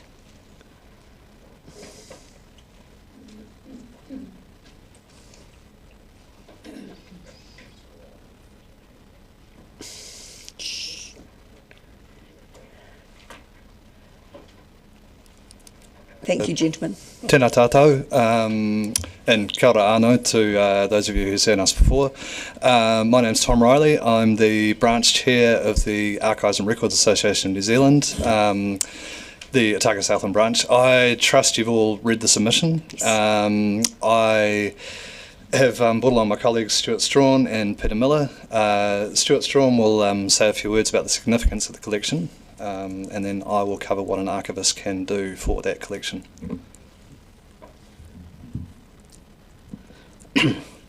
Thank you. I'm Stuart Strawn, a former Hocken librarian who's been around archives in Dunedin, I think, since about 1968 when I first started. Dunedin is an extraordinarily rich place for documentary heritage collections. You can think of the Hocken, the Presbyterian Church Archives, the Public Library, National Archives, the City Council and so forth. And amongst them is Toitu. It's one of the oldest collections. Its origins go back to 1895 and then got a big significant boost in the 1920s. It's not the biggest collection in Dunedin. It has about 170 linear metres, but there are also quite large collections of plans and photographs and posters and things as well. So it's a immensely rich collection. In fact, smallness does not mean less richness or less complexity, and it's very notable. One of the most notable features is the collection of immigrants' diaries. I think it's by far the best representation of the process of immigration to New Zealand from lowland Scotland in particular. There are about 130 of these, and their quality is such that they would be well worthy of inscription on the New Zealand Register of the UNESCO Memory of Nations. And if ever there was a move to put them forward for that, I would certainly support it.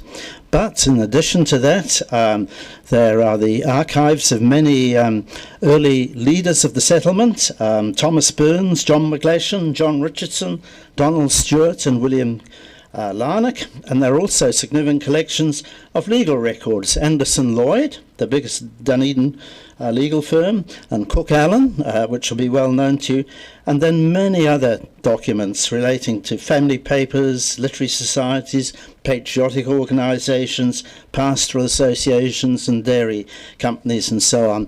And their significance is that these were very often the very first items, dating from the late 19th or mid-late 19th century through to the early 20th century, and but I think it's fair to say we had an archivist there once, but there's no longer one in position, and it has made access to the collections very difficult.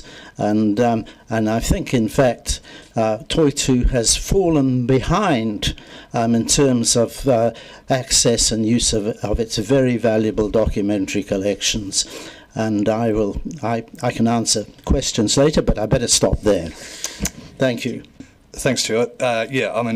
Stuart sort of made my main point already, in that the collections held at Toitu are very significant both for the lives of people who live in Dunedin and to New Zealanders generally speaking. An archivist would be able to provide better access and exposure to those collections for everybody. Stuart, I would like to mention the rather significant collection of oral history which Toitu holds. There was a large project completed in the 1990s which was very extensive and is currently almost completely unknown. That's one of the major motivations for our submission today. So thank you. And you're happy for questions? Yes. Yes. Okay, we've got questions from Councillor Lund. Lovely to see you, Stuart. Lovely to see you, and Mr. Riley. So this missing archivist, is it simply because the position hasn't been advertised? Can we assume that if this was advertised next week, we would have there's plenty of archivists available, or some archivists? Is that the issue that simply the council has not advertised this position? Microphone. I really don't know about. I imagine if it were advertised, there would certainly be applicants. Yes. Councillor Walker. Yeah, thank you, Deputy Mayor, and thanks guys for coming back yet again. You don't have to sell us on the significance, but I am sort of disappointed to see you here again, because my understanding was that after the 9-year plan this was to be sorted. So can I just ask a straightforward, I don't need the exact number, but roughly circa what is the annual pay of one archivist, roughly? In the region of $60,000 to $80,000. You might pay more like 80 for an archivist with some experience, but yeah. Councillor Hall. Thank you. You've outlined how nationally significant these collections are, but also how difficult they are currently to access without professional archives. Could you expand on the opportunities that are being lost for researchers, education, and the wider community? I can provide part of the answer. I have tried to use them myself. The only access to them is by appointment. You know, you go in and you and they say, well, we'll have to consult and find out when somebody is available. And it depends on the level of use you're looking for. There are genealogical resources there which are quite useful and freely available.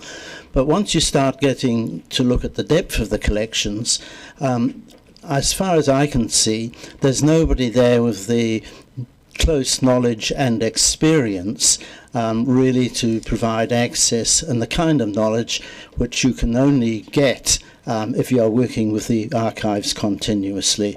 Rostered on staff, I mean, it's something, but once you get into more complex territory, it falls down. And I know of one researcher who said, a professional researcher, he says, I've given up trying to use Toitu archives. They're just too difficult to get through to. Councillor Treadwell. Tēnā koe, Madam Chair, and tēnā koutou. You speak in your submission about public and online access to parts of the archive. Now, that strikes me as not a trivial piece of digital infrastructure, accessing archives digitally, especially if we're talking about audio recordings. Is that something which Toitu has partly in place at this point, or would it be new?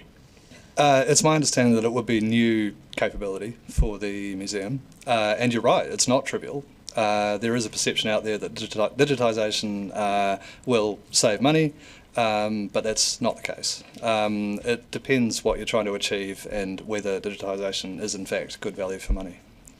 Councillor Ong. Thank you, Deputy Mayor, and thank you for the presentation. For the archive staff, now, when you say that they may not need experience, does that mean that we could engage, say, students on a part-time basis and provide employment for perhaps more than one student who is in a postgraduate role? No. Councillor Lund. We can come back to you, Councillor Ong. Are you aware of the museum in Hobart that is the #1 rated tourist attraction in Australia, and it is about the immigrant stories? And do you not see that we've got immense potential to open our own immigrant stories up and create some real economic benefit by doing this? Yes, I assume you're referring to the Museum of Old and New Art in Hobart. And I agree completely. Yes, that represents a real opportunity for Dunedin. It's actually the old prison, and they have had archivists researching the immigrant stories that arrived in Hobart, the convicts, and it is the #1 rated tourist attraction in Australia. And those people who did it are internationally in demand to do the same thing. I have a connection. Thank you, Jen. Oh, did you? No, please answer the. I did want to just take this opportunity to commend the work that Toitu has done already. I mean, its extensive renovation a number of years ago now was celebrated, and we certainly don't wish to take away from that work. I thought you were going to commend us on the work that we've done on the DCC archives, but that's okay, because that's where we're used to hearing you come from. You did. Thank you, gentlemen. Unfortunately, we're out of time, but we appreciate you coming along today and your submission and your continuing advocacy that you do for archives in our city. So thank you very much. And finally today, councillors, we have Samantha Leahy online from the Property Council New Zealand, and we have in the room Bruce Goodger. So, Mr. Goodger, you're welcome to come here. I'm not sure how you're going to work this with your colleague, but I'm sure we can work that out. So you have 5 minutes to present and then 5 minutes from questions from councillors. Thank you. Kia ora koutou and good afternoon, councillors. Thank you very much for having us today. My name is Bruce Goodger. I'm a member of the Property Council South Island Committee. I'm also chair of the Otago Subcommittee. On behalf of Property Council, we do appreciate this chance to speak to our submission And yes, I'd like to just also introduce Samantha, who is online from our Property Council advocacy team. So Property Council represents the interests of property professionals across New Zealand, and 85 of our members are based in Otago. We wish to thank Dunedin City Council for the opportunity to submit on your draft annual plan. This gives our members a chance to have their say in the future of our district. We have four main concerns to raise about the draft plan today. These relate to rate increases, business differentials, consenting fees, and stadium funding. It is good to see that the proposed average rate increase is consistent with the 9-year plan. Accurate forecasting enables businesses to plan with confidence. However, 10.5% is a lot. It is much higher than inflation, and for our members, rates can be a large proportion of operating expenses, so we are concerned about the impact of the year-on-year rate increases of this magnitude. Instead of relying so heavily on rates, we'd like to see Dunedin City Council explore alternative funding models and methods such as targeted rates or special purpose vehicles. As a principle, the Property Council opposes business differentials. There are equity issues around different rates for businesses since they are collected within the pool of general rates, and there is no way to pinpoint where funds are spent. Next year's long-term plan needs to include a phased plan for the removal of differential rates for businesses. In line with this, we recommend removing differential rates for the 3 water utilities. The proposal to reduce the differential from a factor of 2.5 to 1.34 would ease the cost to water users, but removing the differential is an even more effective way to achieve this goal. Our next concern is about fees for resource consents and building consents.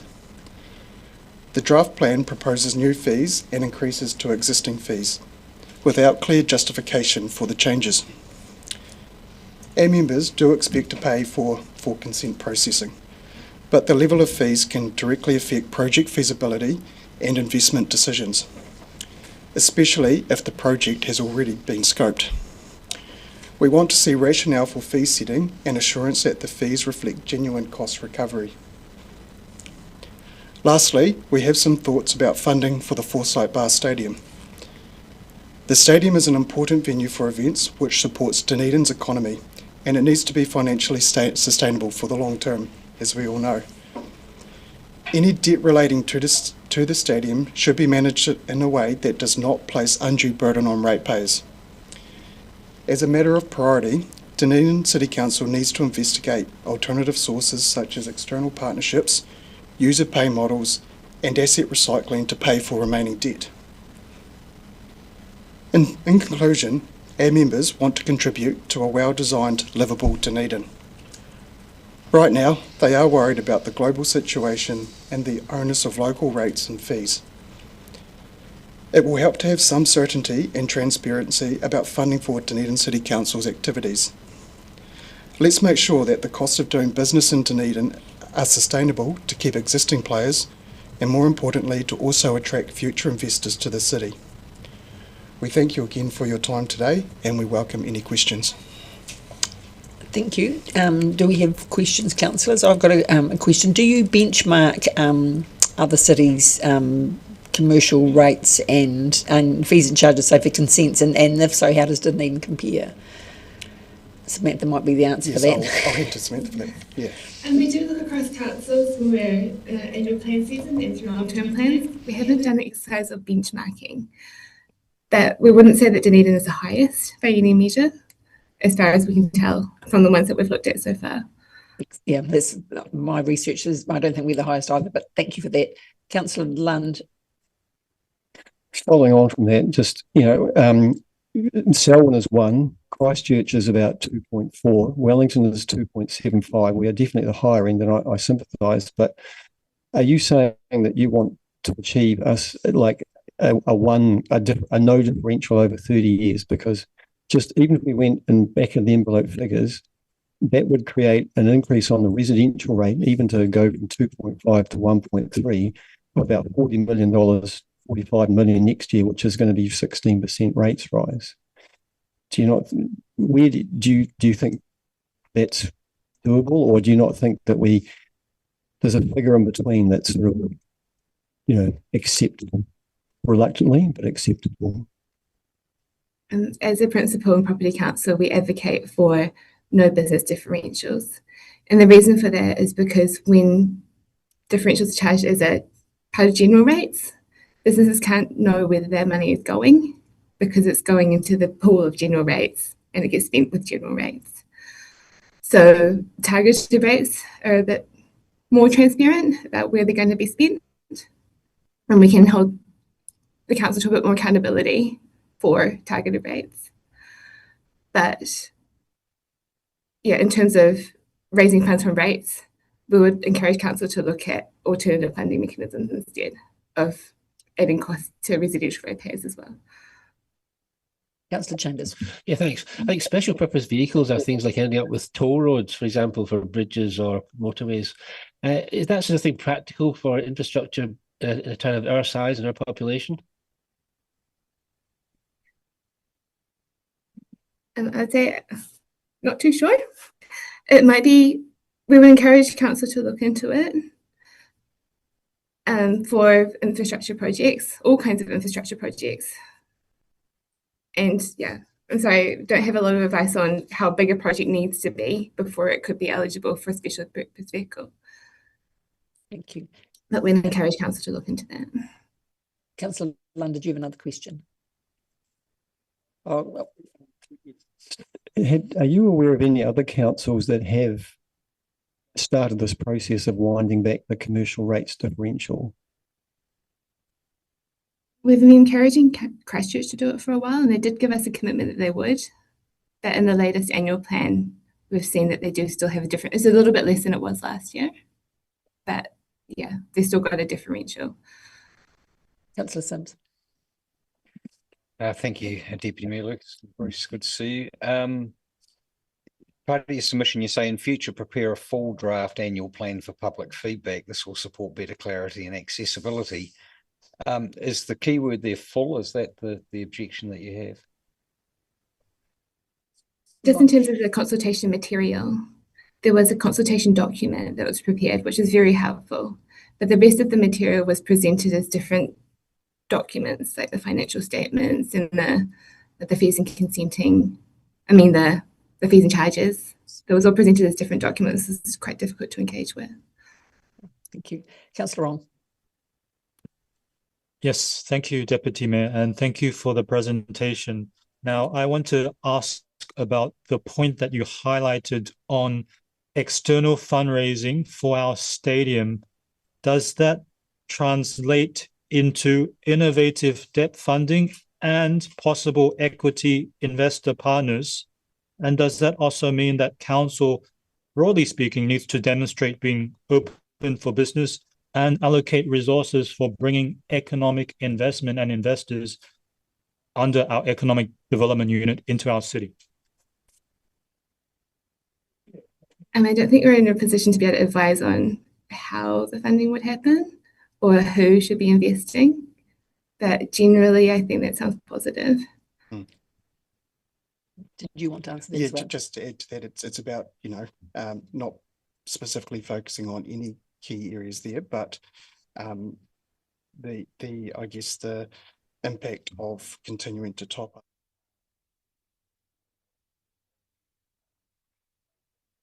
management side to it. We need to look at other means to enable that as well, to help pay its way. So I guess, while that's not rocket science, it's about actually, are we considering all options to be able to do that, so it maintains the critical asset that it is to the city, but also well maintained also as the asset life cycle as well, so it continues to pay its way and doesn't become more of a financial burden if we've got asset issues with the ongoing life of it over the next 20, 30 years. Yep. Thank you very much, and I'm aware that we're out of time, but thank you both for attending today and your submission and the work that the Property Council does. We appreciate that, so thank you very much. Great. Thank you. Thank you very much. Thank you. Councillors, that's the end of our submitters for today. So the next step is that we meet on the 27th of May for deliberations. There will be a staff report. If you haven't read all the submissions by then, you've got time to make sure that you read all the submissions from them, especially from those who didn't appear before you today. And so at that meeting of the 27th, and then we'll have the opportunity to actually discuss and make decisions about the submissions that we've heard. And I think I declare the meeting closed at 4:20, I think. So thank you.